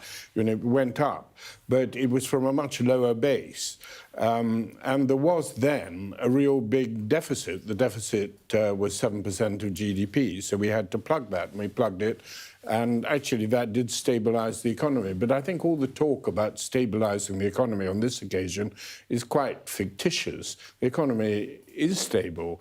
It was unstable with the Liz Truss budget, but Jeremy Hunt put that right very quickly. I don't think the Liz Truss budget, which I think was a big mistake, but I don't think it had any lasting effect or any lasting damage. And the economy was stable, and the economy was growing fast. The budget deficit was coming down to just over 3%. We wanted to get it lower, but you couldn't describe that as inheriting an unstable or a bad economy. This government basically inherited a fiscal situation that was relatively strong compared to other G7 countries, was growing fast compared to other G7 countries. So all this talk about an emergency or a crisis, I don't think was correct. What I think is true, though, and was not really mentioned in the budget speech today, is that Britain, along with other countries, does face, because of demography, a huge fiscal challenge over the next 50 years. And we will have to run a very tight ship. I mean, the OBR produced some very alarming figures where they suggested the debt to GDP could go up to something like 270% of GDP in about 50 years' time. Now, obviously, that's not going to happen. That would be unaffordable and would be impractical. Action will be taken. But we need to have a regard to the longer term. But that wasn't really what the Chancellor was doing today. What do you mean when you say we need to kind of run a tight ship? Do you think we need to start thinking in very dramatic terms about, for example, what the NHS can do in the future with the pressures that you're talking about? Well, I think we need to have tight fiscal conditions. We can't go on a great borrowing spree. The government said that they would. I mean, the thing that is surprising to me is they said very clearly in the election that they would not alter the spending rules. And yet here they are. They've decided to go to a definition of public sector borrowing that includes financial assets like student loans. That gives them headroom of £50 billion. They haven't spent anything like £50 billion or haven't borrowed anything like 50 billion, but it's enabled them to go for a gigantic increase in borrowing, which I think is very questionable. I think carries the risk that interest rates will rise. There's no perfect golden rule for fiscal policy. The major consideration is it has to be capable of being repaid. Can I ask a couple of questions? Just in as much as you've been in a budget situation where you were dealing with markets that were unstable. I just wonder, and obviously we all lived through the Liz Truss mini-budget and saw the reaction after that. We're just looking right now at what's happening to government bond yields. And they have started to go up a little bit. And I just wonder, when you see... So this is obviously the UK 10-year government bond yield. It's a pretty good metric of what people are charging the UK government to borrow. And after the documents were published here, it has started to creep up a little bit. People were quite sanguine about it during the speech itself. But investors seem to be charging the UK slightly more. I mean, when you look at something like that, do you think, oh, this is quite nerve-wracking if you're a Chancellor, or do you think this is, there's all in the day's work for... I'm sure Rachel Reeves would have been thinking very carefully about this. I think that was why she made her announcement in Washington. She preempted part of the budget and made a series of announcements and indicated that she would change the fiscal rules. I think she did that because she wanted to try and get the markets used to the fact that the fiscal rules were being altered and there would be a big increase in borrowing. But you're quite right. The 10-year gilt yield is now at the highest level that it's been since the election. Of course, in fairness, I would say they've been rising in the United States as well, but in the last few days it has crept up again. OK. There does seem to have to be a change there. Can I just ask one other question, though, given it is relevant to you were mentioning it earlier in the UK tax burden. The UK isn't that high when it comes to other countries around the world when it comes to taxes, and all this does is it shifts us up a little bit, but we're still lower than the Netherlands, lower than Germany and Greece and Sweden and other countries. Do you think that it's fair enough to say that we were creeping up in terms of our tax burden anyway, and that's just what Rachel Reeves has formalised? It's true to say that we have a lower tax burden than other European countries. Mind you, that's a good thing. You can say that we're halfway between America and halfway between Europe. We are not as low as America, but we are lower than most European countries. I mean, you look at France, it's very, very much higher. Even Germany is higher. That's comparing ourselves with Europe or with G7 countries. But I think there is a question here. Shouldn't we increasingly be comparing ourselves with the wider OECD groupings as well?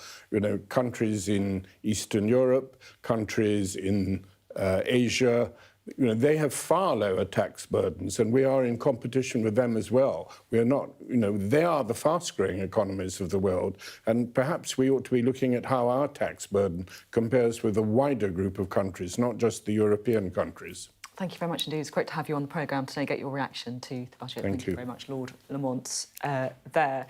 Ed, it's interesting when you put it in that sort of context, just looking at the graph behind you with the UK tax burden. And what kind of a change do you think it is? Well, I think that is a change. But to be honest with you, Sophie, the thing that I think Rachel Reeves will be a bit nervous about is this one. I mean, it's still early days, but earlier on we were talking about how a market's going to take this. And during the speech, so this is giving you... There's lots of things that the 10-year government bond yield is telling you. So it's telling you about the appetite for UK government debt, but it's also telling you about things like interest rates and economic conditions and lots of other things. But broadly speaking, you know, when this goes up, sometimes it's a signal that people are, you know, getting nervous about lending to the UK. And during Rachel Reeves' speech, it didn't really go up that much. And so I was looking at it and thinking, OK, well, maybe, you know, she can be relaxed because investors out there are relaxed. But whether it's coincidence or not, and I think we need to just keep an eye on it, it is striking that when those documents were released, the cost of borrowing, you know, that we're being charged has gone up out there in markets. And like I say, it's early days, but I remember reporting on the Trust mini-budget and how it was only quite gradually and then increasingly rapidly over the course of that evening that things deteriorated. To me, it doesn't look like it's anything like that right now, but there is movement. We'll keep an eye on that one. Thank you very much indeed, Ed Conway. Well, on paper, a rise in the minimum wage would be good news for people on lower incomes, but will that benefit be offset by the pressure businesses are going to feel following the changes to national insurance thresholds? Well, joining us now is Chief Executive of the Resolution Foundation, Mike Brewer. Great to have you here. What's your kind of overall reaction to the budget? Well, it was a very big budget, wasn't it? In all regards, a lot more investment, a lot more public spending, public services, and also, as you were getting at there, a lot more taxes. And of course, the government felt constrained by the manifesto commitments not to touch income tax, VAT, and employee national insurance, and that meant they had to put the burden of the tax raising on employer national insurance. And I think with probably a bigger package than most of us were expecting, raising £25 billion by the end of the period. I mean, Labour made a big thing about how they're not increasing taxes on working people, that they're sticking to their manifesto commitments. What's your sense on that? Is that fair? Well, it is true that working people will not see a change in their take-home pay as a result of this budget. You know, no change in April. If you're a minimum wage worker, you'll get an increase in your pay packet next April. But ultimately, all taxes are paid by households and workers, and so ultimately we expect that rise in employer national insurance will lead to lower wages in general across the economy, and the government's official forecaster thinks that too. Now, obviously, the choice the Chancellor had was, well, if I want to do something about public services, then I'm going to have to raise taxes somewhere, and she thought this was probably the best bet. What do you make about the growth forecast as well? Because this is a government that, you know, kind of stakes so much on growth, and yet the medium-term and long-term growth forecasts are pretty bad. They've almost been downgraded. Yes, that's right. So in 5 years ahead, the OBR think this budget's actually going to be slightly negative for growth, which is really surprising. But that's basically because the impact of higher investment just takes a long time to come through. And that's why, for the first time, the government's official forecasters looked beyond 5 years, looked at 10 years and then 50 years. And then it's been very clear that in the long run, this budget, it thinks, will be good for growth in the economy. But it just takes a while for that investment in whether it's public services or in our infrastructure to turn into growth. Now, that's a challenge for the government because growth was their answer to how do we get better public services, how do we get better living standards. If it's going to take 10 years to 20 years to pay off, then you know, voters might be looking for something a little bit quicker. Might be a few tax rises to try and pay for it as well, potentially. Sam, I don't know if you have any thoughts. What do you think about the fact that the government has poured in all this money pretty much in year one and year two? Do you think that presents a danger that they're going to have to come back and ask for more when they've already put the tax burden up to the highest level in history, given that we don't even know what their reform plans are? Isn't that basically a certain? The profile of extra spending is very striking. So a large increase in public service spending this year, another large increase next year, and then the increases tail off, don't they? I imagine that, well, we already know from what the Chancellor said in July that they were quite shocked at how little the previous government had budgeted to spend this year, and there's a political argument about whether that was responsible or not. So it does feel like a lot of the higher taxes are being used to shore up the problems that they inherited.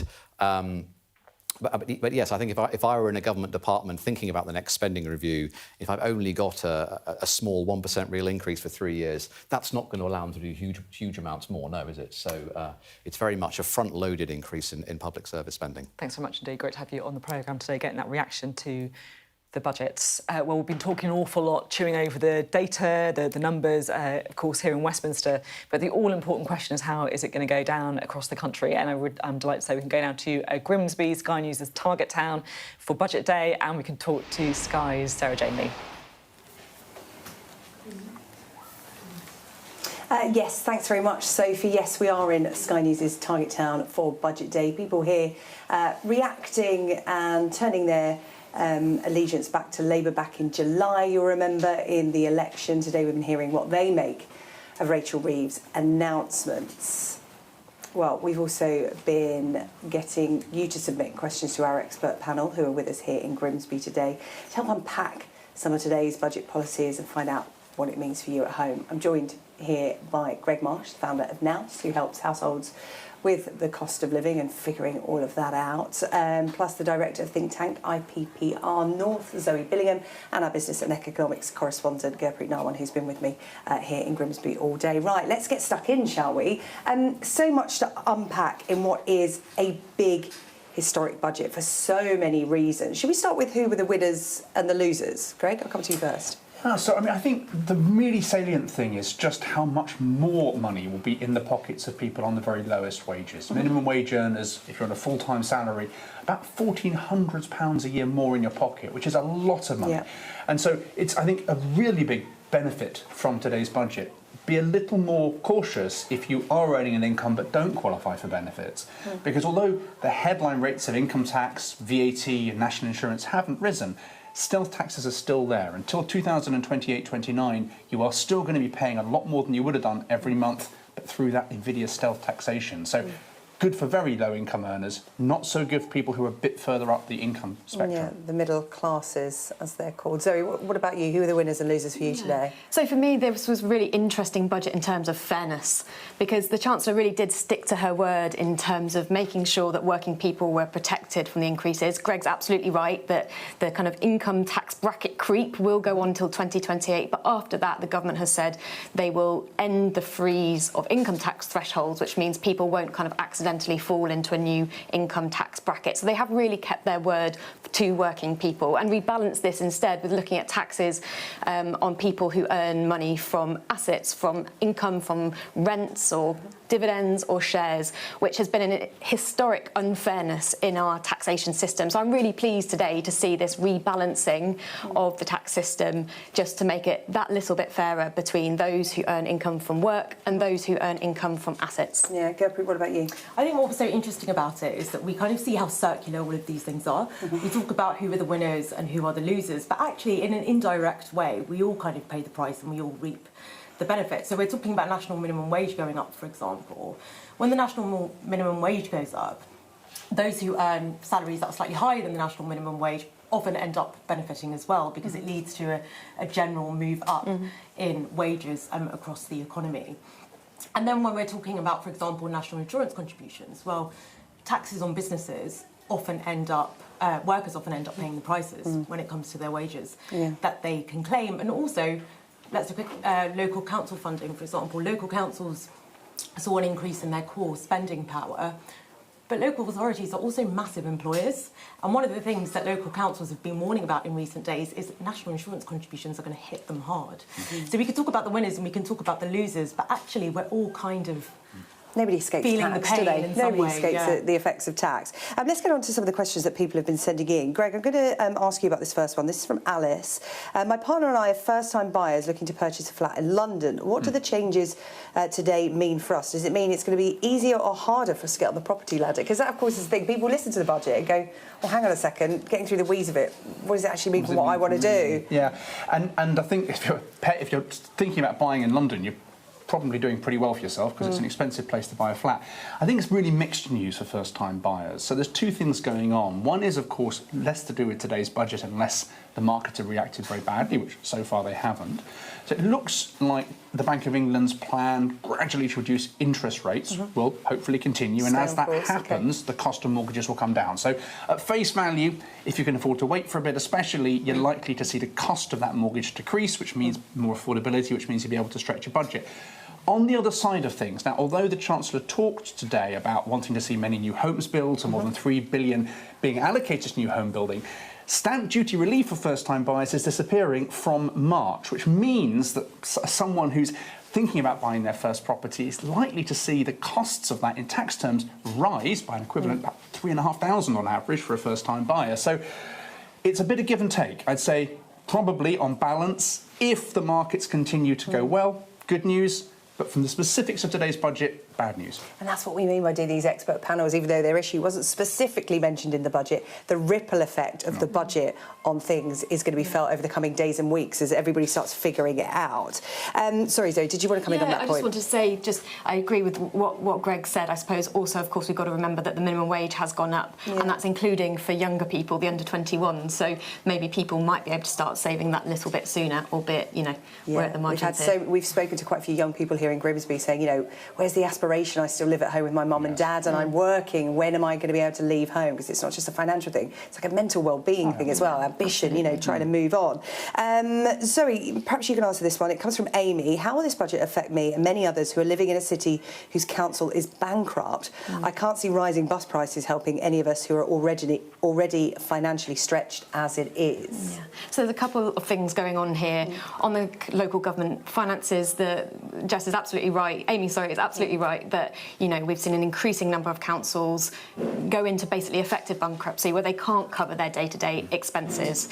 Now, that was very much a choice by the last 14 years of Conservative government to decrease the amount of funding that they're giving local councils. So we've seen a real stretch on their budgets, higher demand and lower kind of financial support from central government. Now, the government today at budget gave them a kind of 1-year relief period, I would say. So local councils have seen a boost, but a short-term boost, and what they'll want to see is multi-year settlements from next year onwards. So I hope that they'll kind of follow that up with longer-term action. On buses specifically, I think this is a really interesting one because we saw the fare caps for buses go from £2. The cap remains in place, but it's gone up by 50% to £3 per journey. And actually, that was a really visible and tangible kind of, policy that a lot of people were benefiting from across the country. We've already seen the Mayor of Greater Manchester, Andy Burnham, come out and say he's actually going to fund that himself, or not himself, but the combined authority to make sure that they keep their £2 fare cap. So it'll be interesting to see which other mayors across the country follow suit. Yeah. I think that's a really interesting point on local councils because local councils are a great example of the kind of areas that face the brunt of austerity over kind of the last decade or so. Those are unprotected budgets. Things like local councils, courts and prisons were the first to face the chop when we were going through fiscal consolidation. And Labour, let's not forget, were elected on a mandate to fix public services, which includes things like the NHS, but also includes the other things like local authority funding. And as you said, they have had a boost in their funding, but will it actually reverse the sort of 20% decline or so that they've seen in their spending power over the last 20 years? Will it actually make a tangible difference to people here in Grimsby? Talking to some local business owners here in Grimsby earlier on, including Michelle, who owns where we are today, the Canopy Cafe, right in the heart of the community. One of the little kids from outside the park just came to say hello there, if you're just wondering. He'll be proud that he's on Sky News. And they were talking about, what's going to happen to small business in this budget. And they felt very much, because of the leaks ahead of the budget, that the focus was on the workers, the employees, the working people, as Labour called them, and small business being caught out and not really served by this budget. So this feeds into this question from Lewis. Gurpreet, perhaps you can start us off on this one. How can small businesses survive if the minimum wage goes up? Which it has. It could slow recruitment, it could lead to pay rises and so on. Is there any support for small businesses being announced? Because, of course, so many implications for these costs. You know, I think, you know, one of the headlines was the fact that, you know, this is the biggest tax hike ever, £40 billion, and it looks like half of it is going to come from business. More than half. Yeah. I think all of that is true, and on some level the government has clearly made an assessment that it doesn't think it's going to lead to wide-scale job losses, otherwise they wouldn't have done it. And whenever the minimum wage goes up, and let's not forget it's not the first time the minimum wage has gone up, we often hear cries from businesses that it could lead to job losses. And that doesn't mean that it's not true at all, of course it is. But there is some relief in this budget for those businesses. So the very smallest businesses, for example, they can offset some of those national insurance costs, so their allowance has increased from 5,000 to 10,500, but that's only benefiting the very smallest businesses. Yes. There's huge... About 4 employees. Yeah, exactly. There's a huge spectrum between that and the sort of the very biggest businesses. So it will undoubtedly be painful, and as I was saying earlier, it's not just the businesses that are going to suffer, because the businesses are going to on some level absorb some of this, but it's also going to have an impact in terms of wages. And actually the OBR today, the Office for Budget Responsibility, which does its sort of economic forecasting, said it could actually have an impact on the economy, that these tax rises could actually weigh on consumption within the economy, on private consumption on the economy, how much money we're spending, and all of that will have a detrimental impact not only to businesses but to workers as well. Okay, I've got a question here that's come in from Jason, and he's asking about the carers allowance. You know, carers often seen as overlooked. You know, they do some of the most important work in society but are often paid the least. Jason says, what are the new rules on the carers allowance? I currently limit my working hours to stay under the earnings threshold. Greg, perhaps you could expand on that for us. Yes, the earnings threshold's increased, so it's good news probably for Jason, depending on exactly how much he's expecting. But yes, up to £10,000 now. You do still have to keep under that level, so you'll still have to watch how many hours you work. But generally, I think very good news for carers. About 60,000 carers in the UK expected to benefit from today's change. So again, I think that's a good example of extending an existing benefit and trying, I think, to get people who can or are willing to work back into the workplace. And I'm going to throw in a question about fiscal rules, if I may, for you, Zoe, because, you know, there's a lot of talk about this Labour government changing the fiscal rules to allow them to increase spending on public services as well as increasing tax. Like, as Rishi Sunak there said it, you know, changing the rules to do what you want, and they have done that. How has that impacted what's going on? What have they done? Yeah.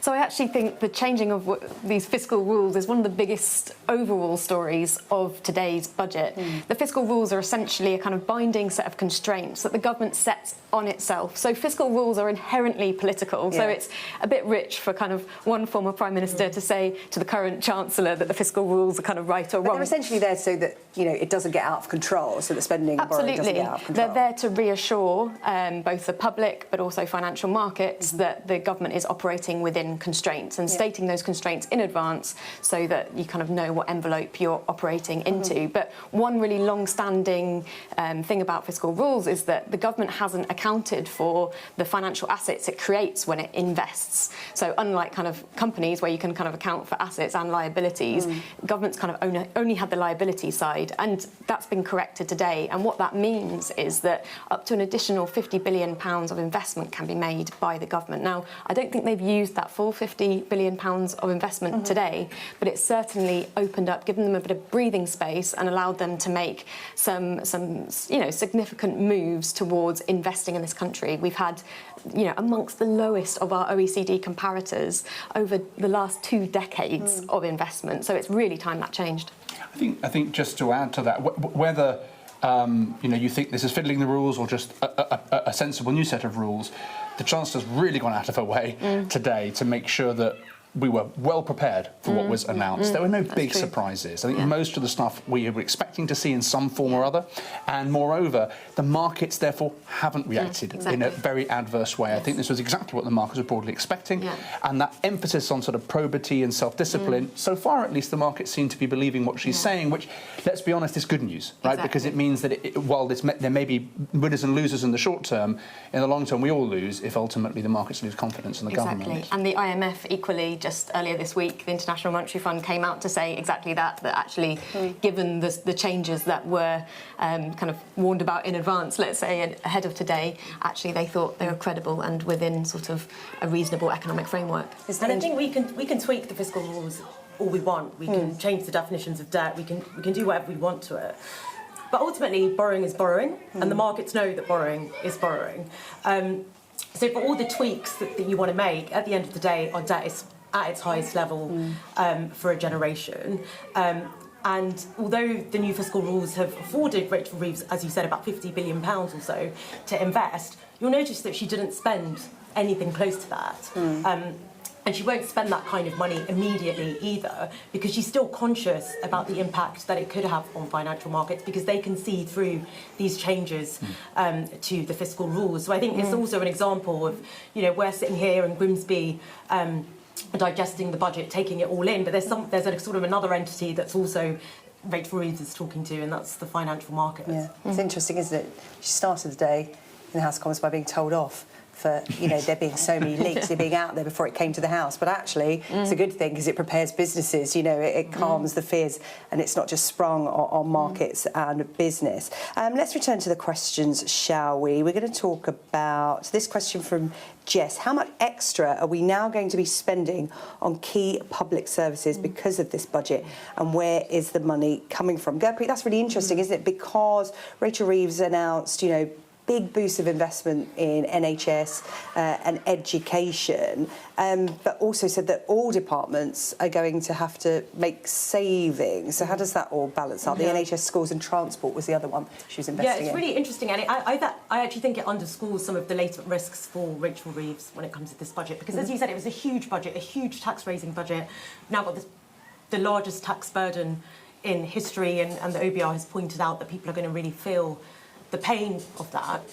And I think anyone watching at home might be thinking, well, OK, taxes are going to go up a lot, but are my public services going to be improved? And let's not forget that's the reason a lot of people voted for Labour. They wanted a significant improvement in their public services.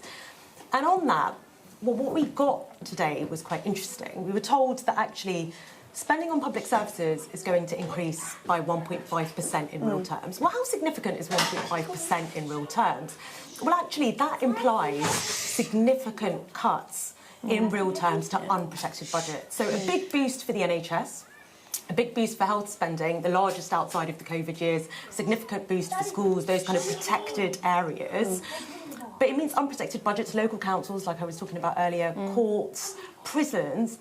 Well, they're in line for significant cuts in real terms. I'm just going to, I'm just going to go over here and shut a window. We've got some people coming in with their say on the budget, and they're not yet old enough to vote, so their time will come. Their time will come. Gurpreet, please continue. What they think of the budget later on. But as I was saying, it does imply significant cuts to all of that. And economists before the budget were saying, actually, if you want to keep unprotected budgets at their current level, so in line with inflation, you're actually going to have to increase the total spending envelope by 2% in real terms across the board. Yeah. So cuts coming down the line, and I think that is something that will disappoint voters. Yeah, and just picking up on where you started, actually, about the framing, I think that was really interesting, how the Chancellor really framed the tax increases and linked them to public spending increases. And actually, polling that we've done at IPPR shows that, when you present people with a set of tax rises, but say they will result in increases in spending for the NHS and education, the majority of people are actually for those tax rises. So when you link, actually, what those taxes are going to be spent on, it is often a positive negative kind of reaction from the public. I do agree that the overall spending envelope has gone up, but there are going to be some departments, as you say, that are unprotected. So there's going to be a kind of fine line to make sure if the government wants to say it's moved on from austerity, there's a sort of fine line they're treading there. I think austerity is a really interesting word, isn't it? Because before all of this, there was a lot of conversation about, will this be a return to austerity? What does austerity look like? Is it just keeping budgets in line with inflation? Is it keeping them in line with national income? Are people expecting, drastic overhauls that require so much more on top of that? And actually, cuts to unprotected budgets, while things like NHS and schools might be protected and boosted, I think in a lot of people's minds that will feel a bit like austerity. I do just have to apologise because apparently there might have been some bad language coming through the window while we were having a chat. I was concentrating on what you were saying there, Preet, so I didn't hear it. So apologies if you did hear that. I'll have a chat with the young people outside. I'll tell them that spending on schools is going to go up. They'll love that. They'll love that. Let's talk about pensioners, shall we? Greg, I want to come to you on this one because it's been a really mixed picture for pensioners, hasn't it? On the one hand, the triple lock is staying, winter fuel allowance for many going, and there's been no help with energy bills. They're seen as a vulnerable section of society, and a lot of people have been really disappointed with the way they've been talked about and, policies towards them in the build-up to this budget. How will they be feeling today? Very simply put, I think this is a budget for young people more than it is for older people. And what I mean by that is, if you look at the benefits, for instance, for those on the lowest incomes, particularly those aged 18 to 20, big increase probably in how much people are going to be taking home every day. A lot of that community is on a lower wage, on the minimum wage level. Pensioners, they've lost out. They're not going to get the winter fuel allowance this Christmas, and some proportion of people claim the pension eligibility credit, but again, many aren't claiming that credit, even though they're entitled to it. And last winter, don't forget, when energy bills spike in those expensive winter months, there was also that extra giveaway that the government put into everyone's pocket. That's not going to happen this year. So higher energy bills, no special giveaways, no winter fuel allowance. Yes, the triple lock hasn't gone away, but net, most pensioners won't feel much better off today. In fact, many will feel worse off. And that's before you get to those fortunate enough to be thinking about inheritance and tax planning, because, of course, inheritance tax reliefs have been reduced today. And so, again, people are going to be paying more inheritance tax, or their estates are going to be paying more inheritance tax if they're coming into that threshold. So I think net, probably not good news for those towards the end of their lives. And then there's a question, is that a fair trade-off? And I think some people probably feel very hard done by, and others feel, well, maybe that's the right decision. I'm not going to opine on the politics. I will just say that, I think this was what we expected at some level. It was very clearly signalled in the election campaign that, Labour was going to be tougher on some of the pensioners than the previous government was. I want to talk about the NHS because obviously there's a lot of spending in that, and there was so much talk before the election about the NHS. Who's going to fix the NHS? Where is that money coming from? And importantly, where is it going to go in the NHS? And I think voters, people here in Grimsby, are really interested in that, because you can talk about the hundreds of millions or billions going extra into the NHS, but actually, where is it going? And the Chancellor today was talking about modernising the NHS, and presumably, that means a lot will go into that. But I've had a question here from Olivia, who gets into that. She says, this new NHS money, is it going to be used to hire more nurses? Wards are short staffed, but many newly qualified nurses in 2024 still struggle to get jobs, which, when you talk about the state of the NHS, is actually quite mind-blowing that nurses cannot get jobs in the health service. I don't know if you've got a view on where that money might go. Well, I'll just say, firstly, on the kind of efficiency or modernising front. Analog to digital, she said, health to prevention. Yes, and I know it can sound all a bit kind of techie and unreasonable, but actually, we've got some of the lowest numbers of MRI scanners and CT scanners in the NHS compared to our OECD peers. So that's something that I know the government has committed to doing, using the investment bit of the budget today.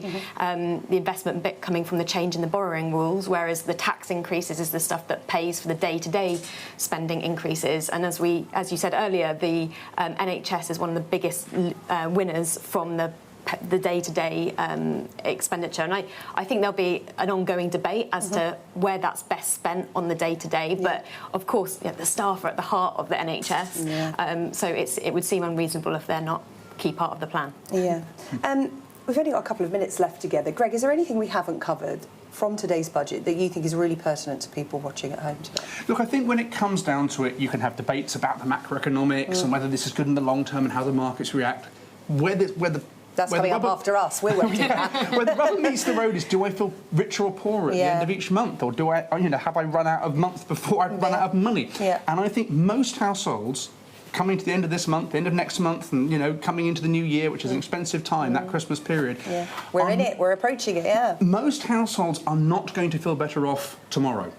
This is a bet that over the medium term, the quality of health provision and public services provision improves, that ultimately growth comes through and helps all of us. But stealth taxes are still here for many more years to come. Rachel Reeves didn't extend the stealth tax programme, but nor has she curtailed it. So that's been left where it is. And unsurprisingly, Rishi Sunak didn't get to his feet after she finished talking and criticised that, because that was he was the author of that previous regime. So I think the point I'd make is that for most households, they're still going to feel very hard up. The cost of living crisis is still a reality for most people. The cost of debt is still really high. If you're paying for a mortgage or refinancing a mortgage, you're still going to feel that. So I think we've got many, many months of really, really tough budgets at a household level to come before we can hope for the sunlit uplands maybe towards the back end of next year or 2026. But for now, it's going to be a hard Christmas for many families. OK, Greg, thank you. Greg Hand, the founder of NOUS, Zoe Billingham, director of IPPR North, and Gurpreet Narwan, our economics and business correspondent. Thank you for taking part in our panel this afternoon. Hope you found that helpful. We'll have continuing special coverage of the budget on the way. Coming up, more reaction.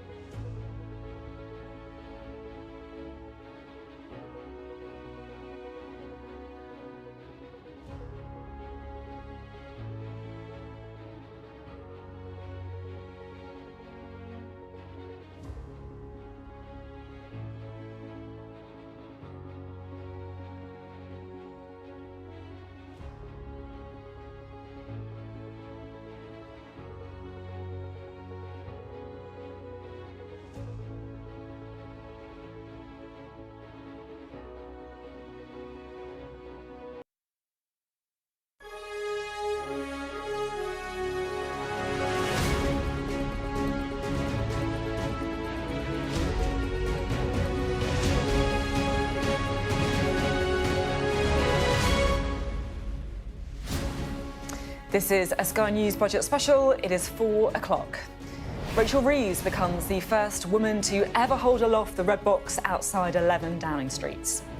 And a first Labour budget for 14 years promises to grow the economy, create wealth and improve living standards. Today it falls to this Labour Party, to this Labour government, to rebuild Britain once again. Overall taxes will increase by £40 billion. But there were a few rabbits, including a big boost to NHS spending and a surprise about tax thresholds. There will be no extension of the freeze in income tax and national insurance thresholds beyond the decisions by the previous government. Well, the response from Rishi Sunak at the dispatch box for the final time centred on accusations of squeezing pensioners and broken promises. National insurance, up. Capital gains tax, up. Inheritance tax, up. Energy taxes, up. Business rates, up. First-time buyer stamp duty, up. And at 1:30 on Business Live, I'll get reaction from a small business owner here in Bristol and be speaking to a former Chancellor who knows a thing or two about surprise increases in national insurance.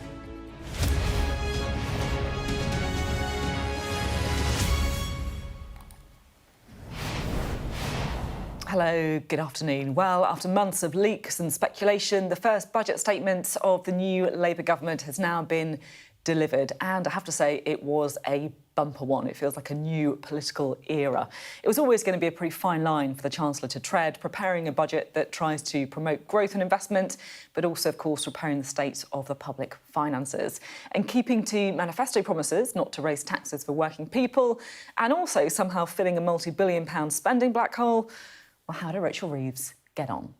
We can start by taking you through some of the main announcements that we saw today. Now, this is the big one. The Chancellor said that this budget is going to raise taxes by £40 billion. On the NHS, she announced a £22.6 billion increase in the day-to-day health budget, and the core schools budget is also going to be boosted by £2.3 billion next year.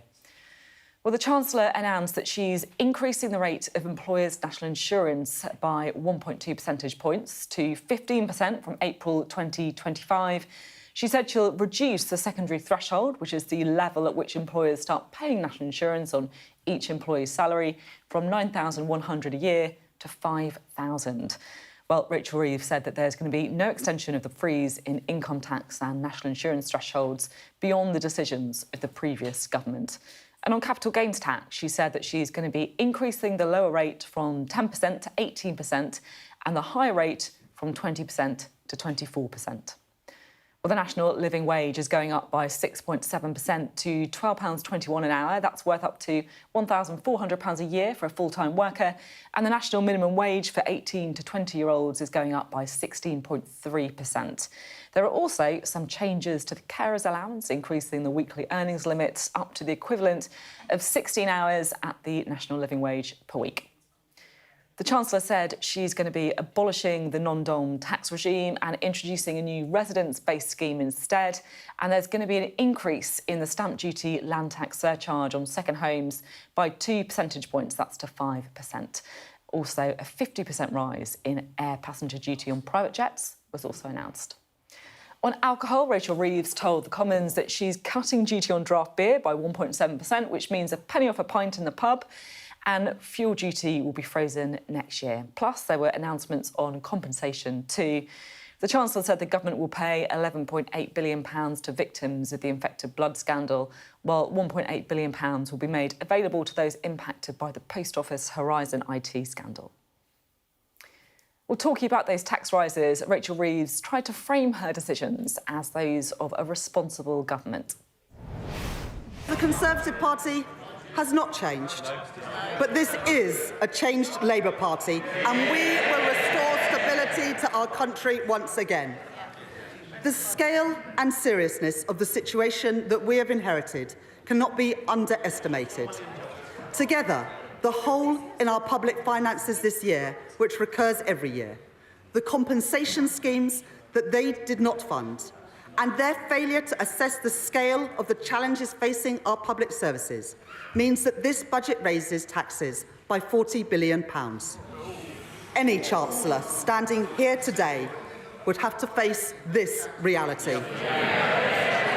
And any responsible Chancellor would take action. That is why today I am restoring stability to our public finances and rebuilding our public services.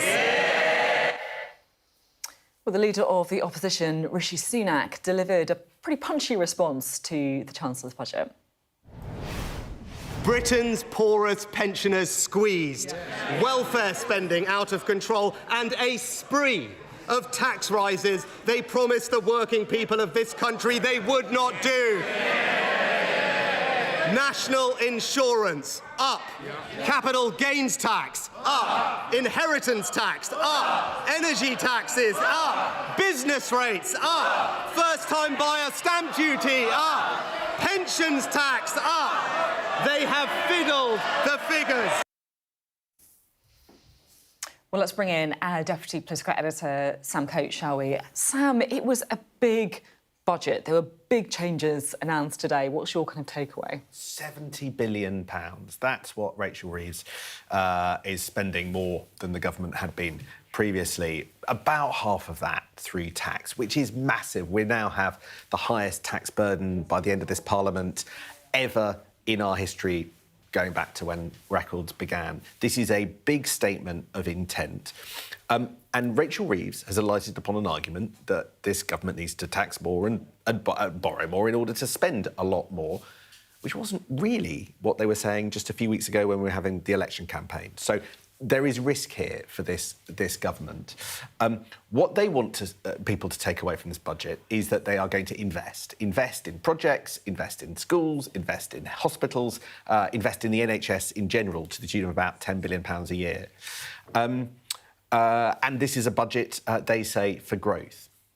But when you start to dig down into the details of what they've done, how they've done it, and the consequences, you look at the watchdog, the Office of Budget Responsibility, and they say, well, at the end of the 5 years, it's not clear that growth is higher than it previously was forecast to be in the last budget. You look at how much money working people are going to have, and it says that disposable incomes are going to be down a bit by the end of the Parliament on what they were going to be before Labour comes into power. But we have spent these enormous sums. Inside government, they sort of know that they've got one shot with this budget. You can't do tax rises on this scale really ever again in this budget because we're already, we're pretty much maxing out the credit card. But there are areas that are left behind that, are going to feel the squeeze. There are problems. Rail fares are going to go up. Bus fares are already going up. I think there are all sorts of things where people think, well, we spent all that money and still life is challenging and not necessarily getting better. I don't think the spending pressures are going to be eased, even though we've just seen an enormous splurge of the sort that we weren't quite expecting. Yeah, it's really interesting, isn't it, when you kind of lay it all out, if you like. Do you feel like I just want to kind of zoom out for a minute, because it feels to me like all of us are going to kind of have to catch up with a new reality. Is this the first time, I guess, it's really hit home what this Labour government is all about? And yes, they are unashamedly taxing more in order to spend more. And it's an argument, quite clearly, that Keir Starmer and Rachel Reeves think they can win. They wouldn't be having it if they didn't think that challenging the Tories about what you'd cut, even if you've got to tax more, is an argument that they think they were elected to deliver, and we'll see whether that's right or not. Tories will argue that manifesto promises have been broken and the public and voters will in time referee. So, yeah, we did get some definition that we hadn't got before. But still the question lingers kind of about where they want to take things. Let me give you one example. We have poured huge amounts of money into the NHS for, to keep it going. And that was the centrepiece announcement, 23-odd billion over 2 years. But they want to reform the NHS. But they haven't worked out how to reform the NHS. Yet they're putting all this money in right away. How does that work? And what about the other areas that they haven't worked out how to reform? This government's in its infancy, but it's written the biggest cheque it can afford all Parliament. Has that put the cart before the horse? Sam, thank you very much indeed. Sam Coates, our Deputy Political Editor.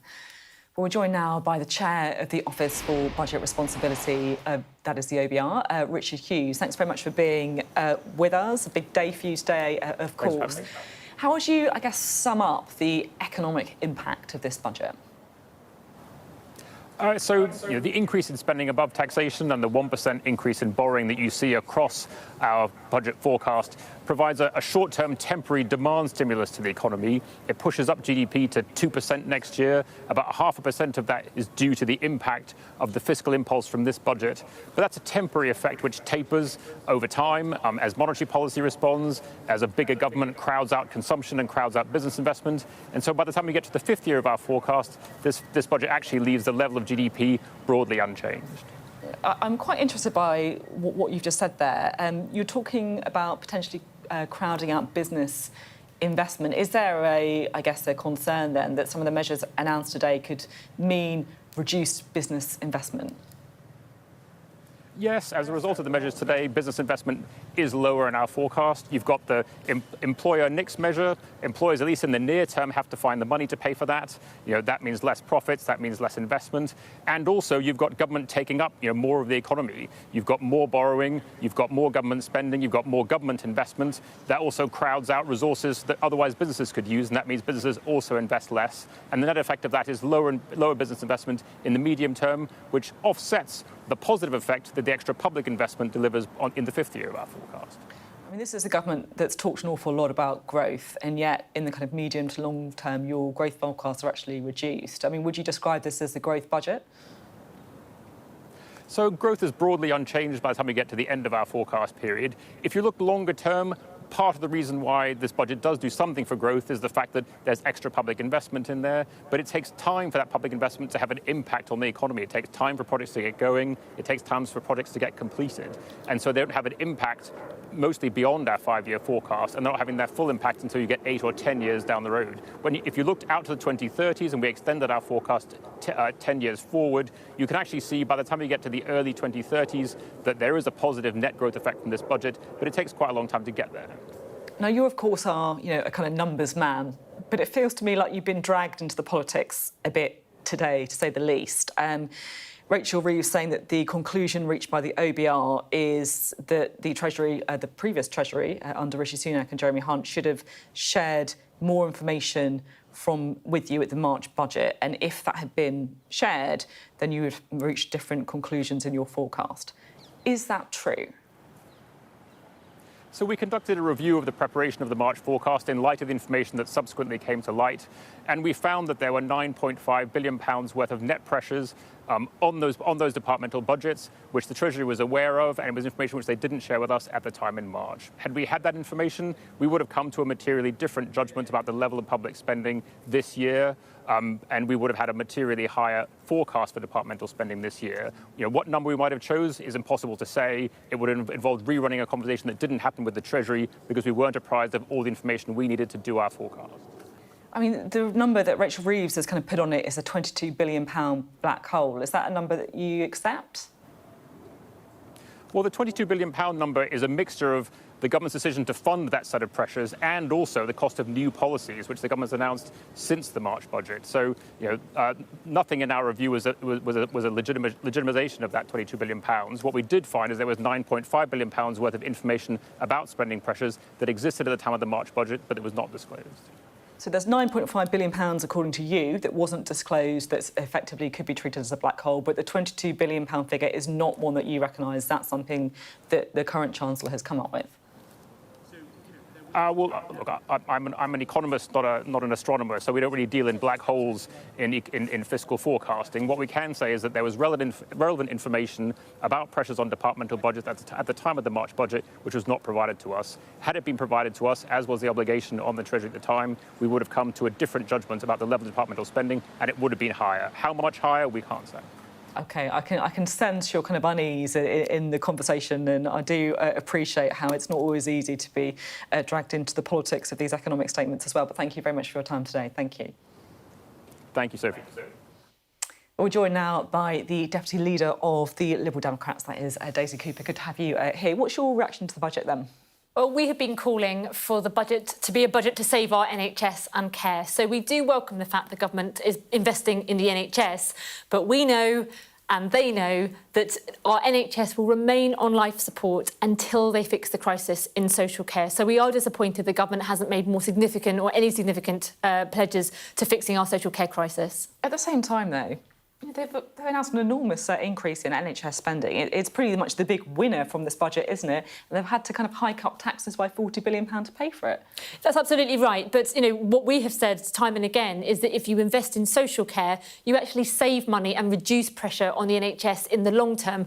We all know that if social care was funded properly and people could access social care, many people wouldn't even need to go into hospital in the first place. And, of course, we all know that every year there are people who are fit to leave hospital, but they can't leave because there aren't the care workers to support them in their own home. So we believe that by investing in social care, you can actually reduce the pressure and reduce the cost on the NHS in the long term. And we will continue to make that argument to the Labour government. Do you think there's an argument in that case, then, that they're effectively kind of pouring money in quickly without thinking strategically about how it can be most productively used? Well, there are clearly many pressures in the NHS, and one of those pressures is the long waiting lists that we have, and many people not being able to get their diagnosis and treatment. And clearly the government has made a decision to focus on that particular area. But the argument that I've made many times, I think even on your show here, is that if you fix the front door to the NHS and you invest in GPs and dentists and mental health experts and social care, people can get the help they need faster. And when you do that, it improves their health outcomes, and it does save money further down the line. You've, of course, got different priorities and how money should be spent, clearly. The tax burden is now at an unprecedented level, £40 billion of tax rises. Are you comfortable with that level of taxation? Well, I think what we're very concerned about is where that tax burden falls. So that's our bigger concern. And we are concerned that the increase in national insurance contributions is going to fall very heavily on small businesses in particular.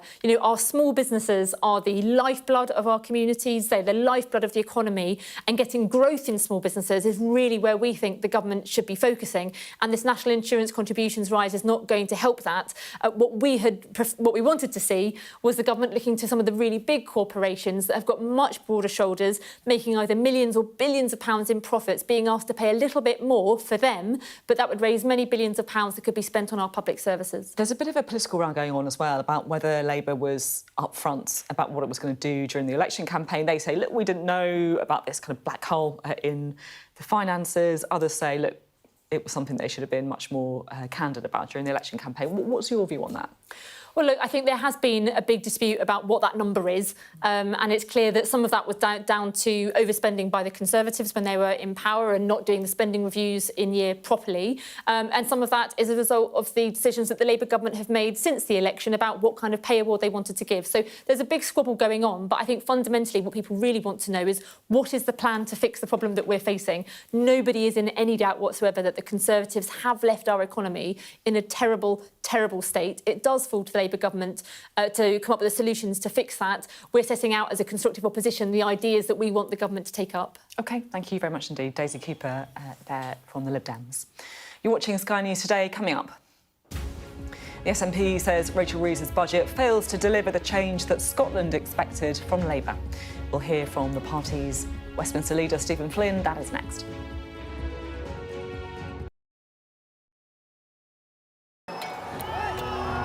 Prime Minister Modi is the most popular politician in the country. He is expected to win his third term in these elections. Jubilation in the streets, while some emotional. This is a political victory for Prime Minister Modi and his Hindu Nationalist Party, a promise fulfilled. I'm Neville Lazarus and I'm Sky's reporter based in Delhi. He paid over $50,000 to traffickers to get him to America. Instead, he was kidnapped, tied up, and threatened by smugglers. A commando from the state force walks me through to a Mai Tai village on the front line. Firing to civilians and they're burning our house. We cross to the opposite side, held by the cookies. When they fire, we have to retaliate. Sky News, get the full story first. Companies like these are helping India in its trajectory to be a serious player in space exploration.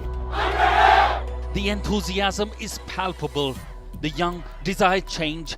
These elections are a pivotal moment for the country's economic and political history. The concern here is that the public healthcare system is inadequate.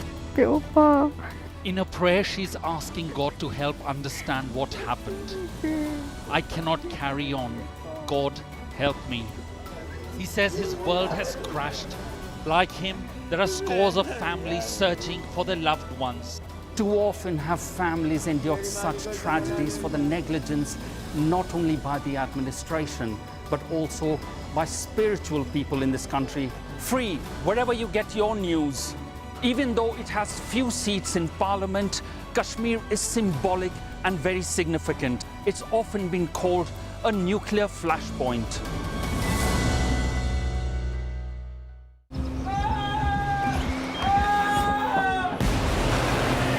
The most significant day of this conflict. They keep telling us that they want aid. And this is what's left of it. Tanks, heavy vehicle. Why only in America? People want their country to work. Just want a job in a normal life. Why are these homes empty? I want you to be honest with people. That has happened within minutes. Sky News, the full story first. Free wherever you get your news. I say, bring it on. With America divided and tensions running high, get ready for an election like no other. Join our teams as we follow the campaign trail as America decides. We will win, win, win. Get closer to the action this US election with full reaction and analysis.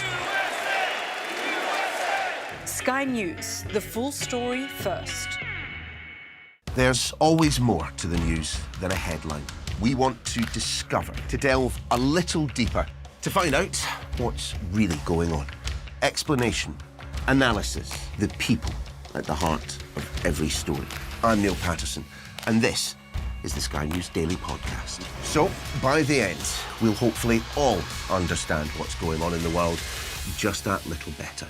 Available wherever you get your podcasts. Hello, welcome back to Sky News' continuing coverage of the budget, where we're joined now for a bit more discussion with the SNP's leader in Westminster, that is Stephen Flynn. Great to have you here.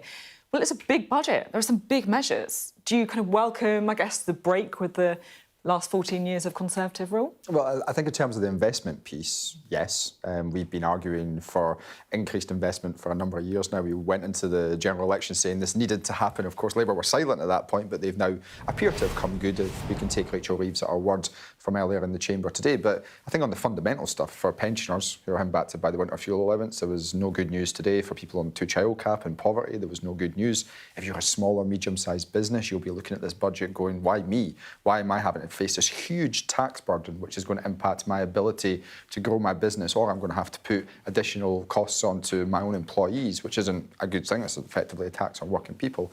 And then when we look at the bigger economic picture, Rachel Reeves promised us a transformative growth agenda. This isn't it. We're going to see growth maybe peak and then decline. Small margins, but it's still going to decline. And this is not what the Labour Party promised when they said change. And I think for most folk back home in their everyday lives, they'll be looking at Westminster thinking it's a little bit detached from them once again. At the same time, though, you know, in the kind of real world, these decisions are quite hard, aren't they? Look, they're kind of spiked up tax because they want to invest in the NHS. You know, these are real-world decisions, aren't they? It's easy to kind of throw rocks from the sidelines. I think if we're going to talk about like the real world, Westminster's kind of operated in its own bubble for a good few years now, because just as Jeremy Hunt didn't mention Brexit, Rachel Reeves didn't mention Brexit. So if we're wanting to talk about how you fill black holes, how you find money, that's the easiest solution. The next easiest solution is to increase migration. Again, something that Westminster and its newfound establishment don't want to talk about, because that would immediately increase the tax base. And the quantums that we're talking about, they are far dwarf any of the cuts or savings that Rachel Reeves is making today. When you talk about Brexit, then, what are you talking about specifically? Do you think that, you know, Labour should be talking about rejoining the single market in order to boost growth? Is that what you mean? Yeah, of course they should be. They should be looking at customs union and they should be looking at single market access, because that would be a clear signal that you want to grow the economy. All of what they're doing at the moment is just tinkering around the edges. They're trying to move the chess pieces without actually knowing how they want to win the game. Because if you want to bring growth back to the economy, you rejoin the European Union, you get increased migration. That, unfortunately, is not something which is going to go down very well in the House of Commons chamber and perhaps in certain parts of the UK. But from a Scottish perspective, it's what we're crying out for, because we want to see growth. I'm fascinated that you're choosing to criticise the Labour government for taxing more and borrowing more in order to spend more. Only because that was the SNP position, wasn't it? Well, the So you should be welcoming it. Well, to a certain extent, I like to suggest we're maybe driving the agenda with the Labour Party when it comes to investment in the NHS. I'm suggesting you're being quite shameless, that's all.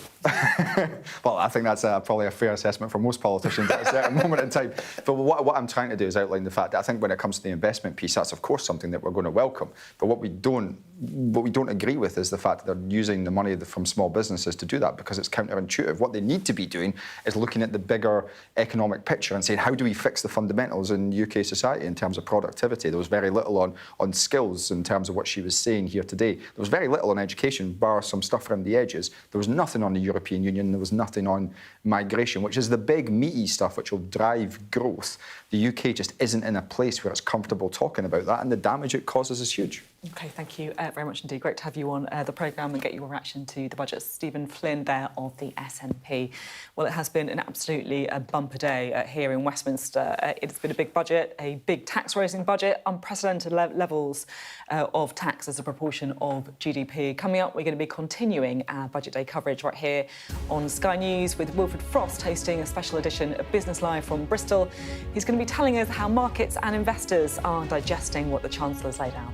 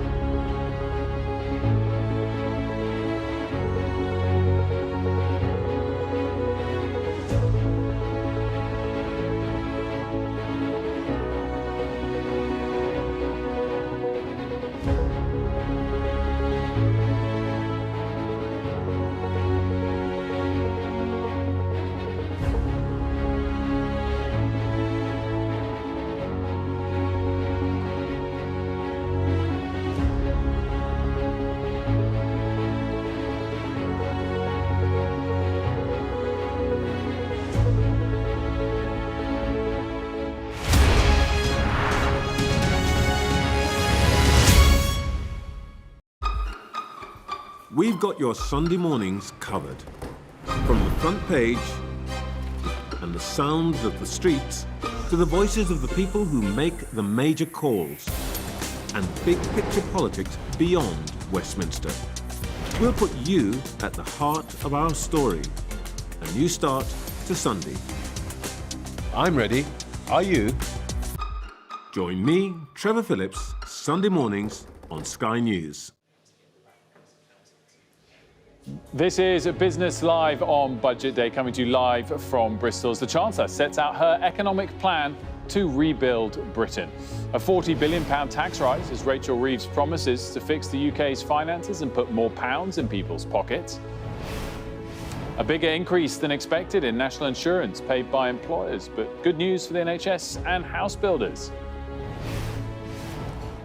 So, the bottom line, has the Chancellor left businesses feeling uplifted? I'm at a hot air balloon manufacturer's to find out.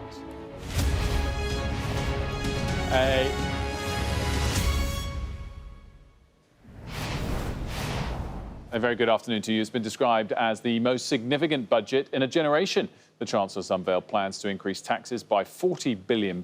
The lion's share, £25 billion, will come from a rise in employers' national insurance contributions. But Rachel Reeves says the money will be used to invest, with millions more for the NHS, for schools and house building. Let's get reaction now from a former Chancellor, Lord Hammond, who, of course, was the Conservative Chancellor between 2016 and 2019.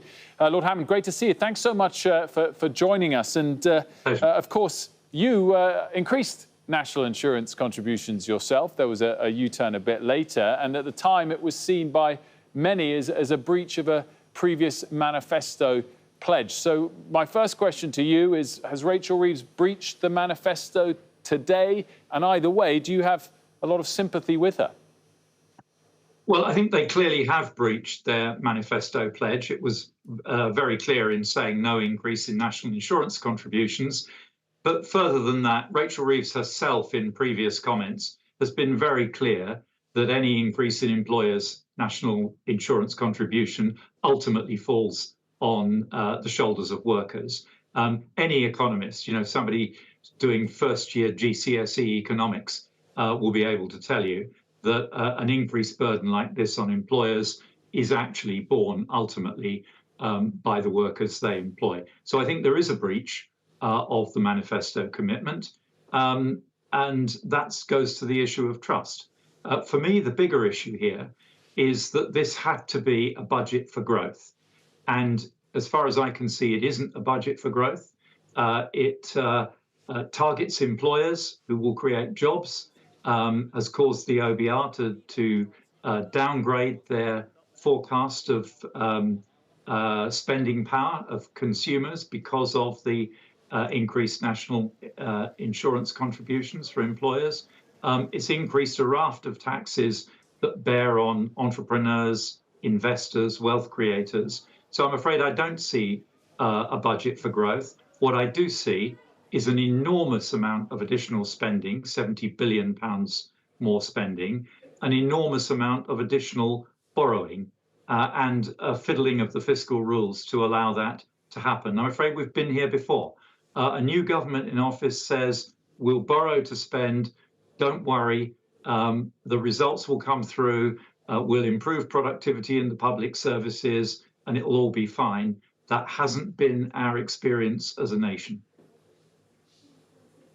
I'm interested when you say we've been here before. I can't imagine you're comparing this to the Liz Truss quasi-Kwarteng budget, because yes, there's been a big increase in borrowing, a big increase in taxation and spending as well. But the markets have been very calm. In that respect, do you think Rachel Reeves has done a good job? But we'll see in years to come whether this leads to growth or not.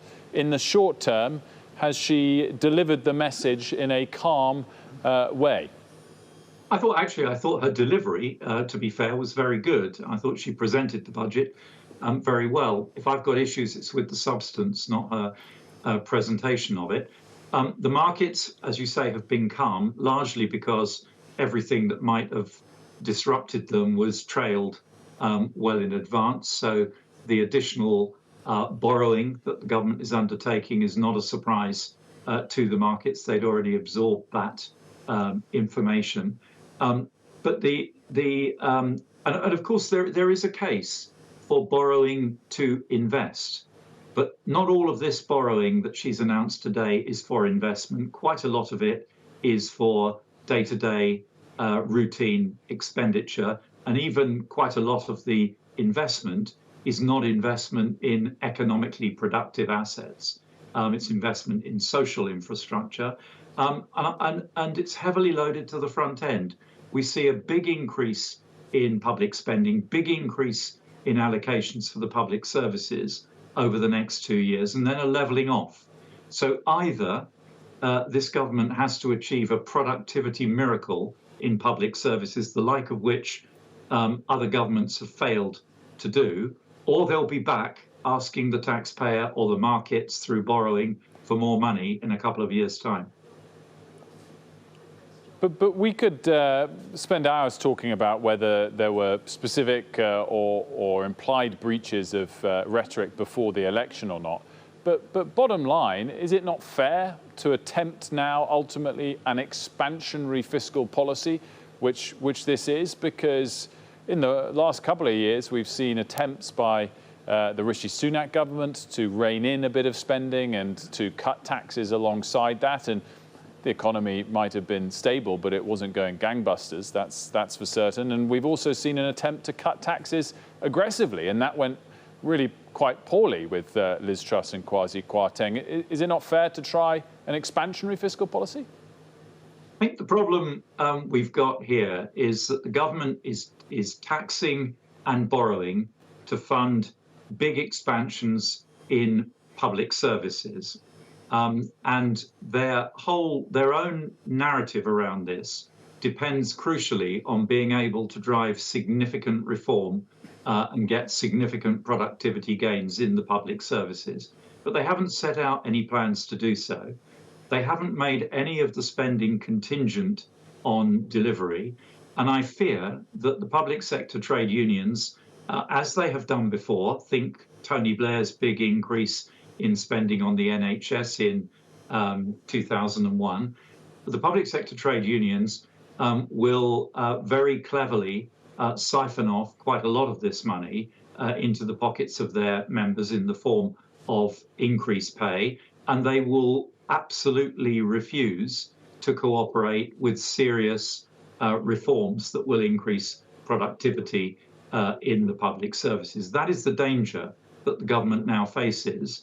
And if that happens, they will be back in 26, 27, because if you look at the numbers, they've budgeted for very large increases in public services spending in the next 2 years, but nothing much thereafter. So they either get a big win out of productivity or they will be back for more. The tax burden's obviously high. It rose, though, most significantly in recent years under Conservative government, but that also happened, of course, during the pandemic. Does it need to come down at some point soon, or is it reasonable for us to evolve closer to the EU average, which remains 6% or so above our levels? Well, look, it depends what your ambition for the nation is. My understanding of Labour's ambition is not that Britain should become a sclerotic economy with rates of growth that are normal in the European Union. My understanding is that they're looking more to our competitors across the world in more dynamic markets and saying they want to emulate those kind of growth rates. And if we want to get to growth rates, that don't start with a 1, we don't need to emulate our European Union neighbours, because that's where they are firmly stuck. Two quick separate questions, if I may, Lord Hammond. Who are you voting for between Kemi Badenoch and Robert Jenrick for the Tory party leadership, and why? That's between me and the ballot paper, I'm afraid. I'm not declaring my my vote. Is the Conservative Party in safe hands either way, and will one of those two people be the next Prime Minister? Well, time will tell, and that will be in large part about whether Labour succeeds in the project that it's outlined in this budget today, and does so quickly. My message to the winner of the Tory leadership contest, the next leader of the opposition, is simply this: you win elections from the centre ground. Keir Starmer showed that very clearly in July. He had understood that.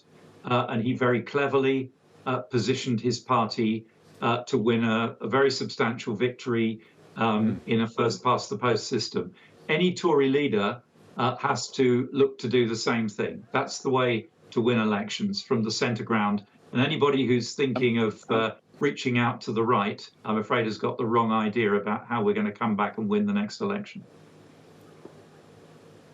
And just finally, Lord Hammond, I started by reminding you of 2017. I recently read Boris Johnson's memoirs, and in that he claimed that after your party lost a majority in the 2017 election, that you approached him to urge him to challenge Theresa May for the leadership. Is that true?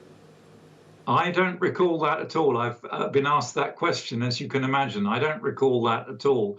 And frankly, those who know me best in politics know that I have never trusted Boris Johnson. And even if I wanted him to do something, it's pretty unlikely I would have ever told him, because Boris was not very good at keeping confidential information confidential. So I don't recall any such conversation. I don't recall any such idea on my part. And certainly my resignation rather confirms in 2019, I had never thought that Boris Johnson would make a good leader of the Conservative Party. And I still don't think now that he did make a good leader of the Conservative Party. Lord Hammond, thank you for your time. We appreciate it. Thank you. Well, that was, of course, the thoughts of a former Conservative Chancellor and Lord Hammond. And we now hear from another one, the most recent former and indeed the current Shadow Chancellor, Jeremy Hunt. His reaction from moments ago. Well, this is not a debate about getting more funding for the NHS and public services. They need more money. We found more money when we were in power. We fully recognise that. The choice is whether you find that extra money through tax rises that are incredibly damaging to the economy, or whether you're prepared to take difficult decisions on welfare reform, public sector productivity, and find the money a different way. The result of what the government has done today in these very damaging tax rises for ordinary families, it's going to mean lower wages, higher mortgages, higher prices, living standards going down. That's according to their own economic watchdog, the OBR. And that just goes to show that, when the Labour government puts up taxes, however they dress it up, it's ordinary families that pay the price. The Shadow Chancellor, Jeremy Hunt, there. Well, we spent the day here at Cameron Balloons, which has been a key contributor to the local economy here in Bristol for more than 50 years. And I'm joined again now by the founder of Cameron Balloons, Don Cameron. Don, once again, good to see you. What was your reaction to the budget?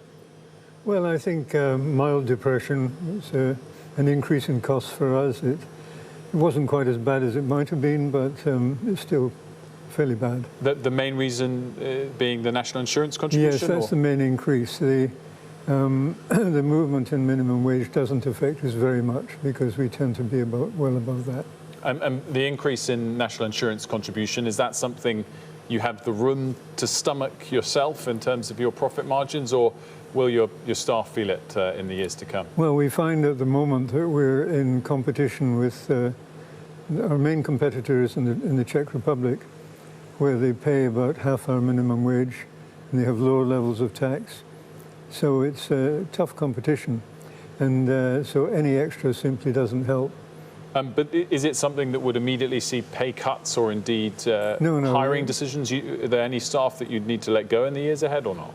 We're not thinking of that at all. We obviously will have to try and absorb it, but it doesn't help.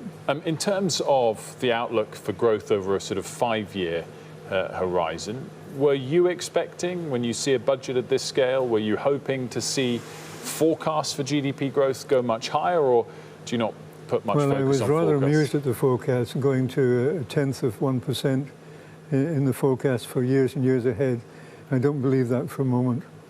In terms of interest rates and where they are at the moment, we'll see in the months ahead whether this changes what the Bank of England does. But is cuts in the Bank of England base rate something that helps your business? It does, because of its effect on the foreign exchange market. We're 85% export, so the value of sterling is very important to us. We'd like it, of course, to be as low as possible. And I guess as we wrap things up here, Don, I mean, it's been a pleasure being with you here. You've been going for a very long time. It's one of the most successful balloon companies in the world.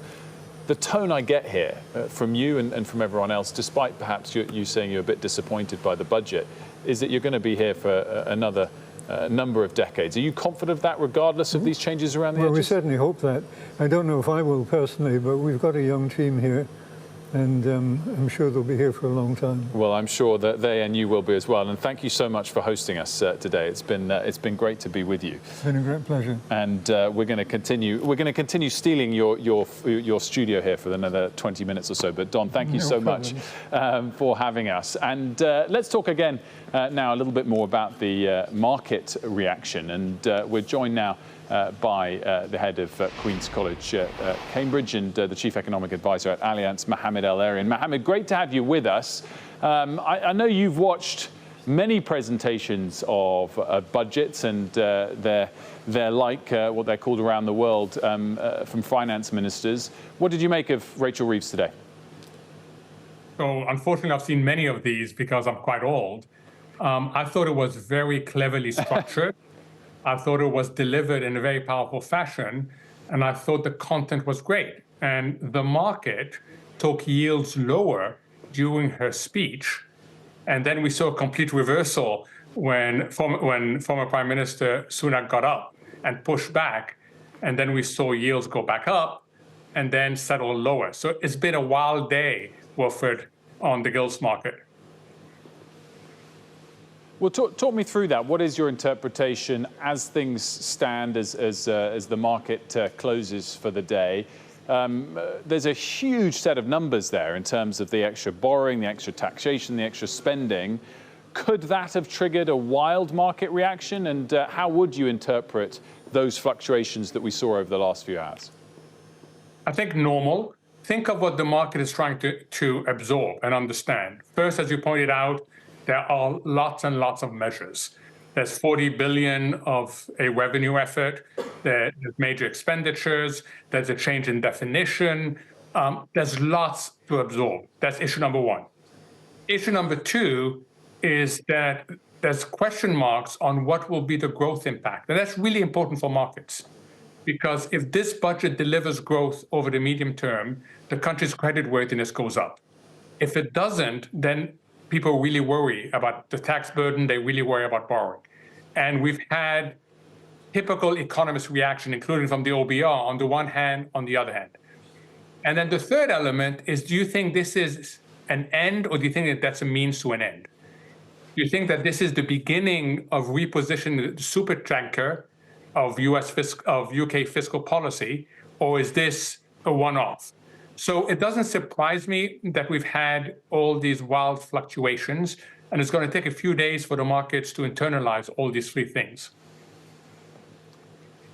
What is your view on those OBR growth forecasts? As we know, it's very difficult to forecast these things, and who knows if it'll be accurate or not. But do you think Rachel Reeves, given, again, the scale of measures that she announced today, will be a bit disappointed that it didn't lead to a better forecast in year 2, year 3, year 4 for growth? Yeah, I myself was surprised.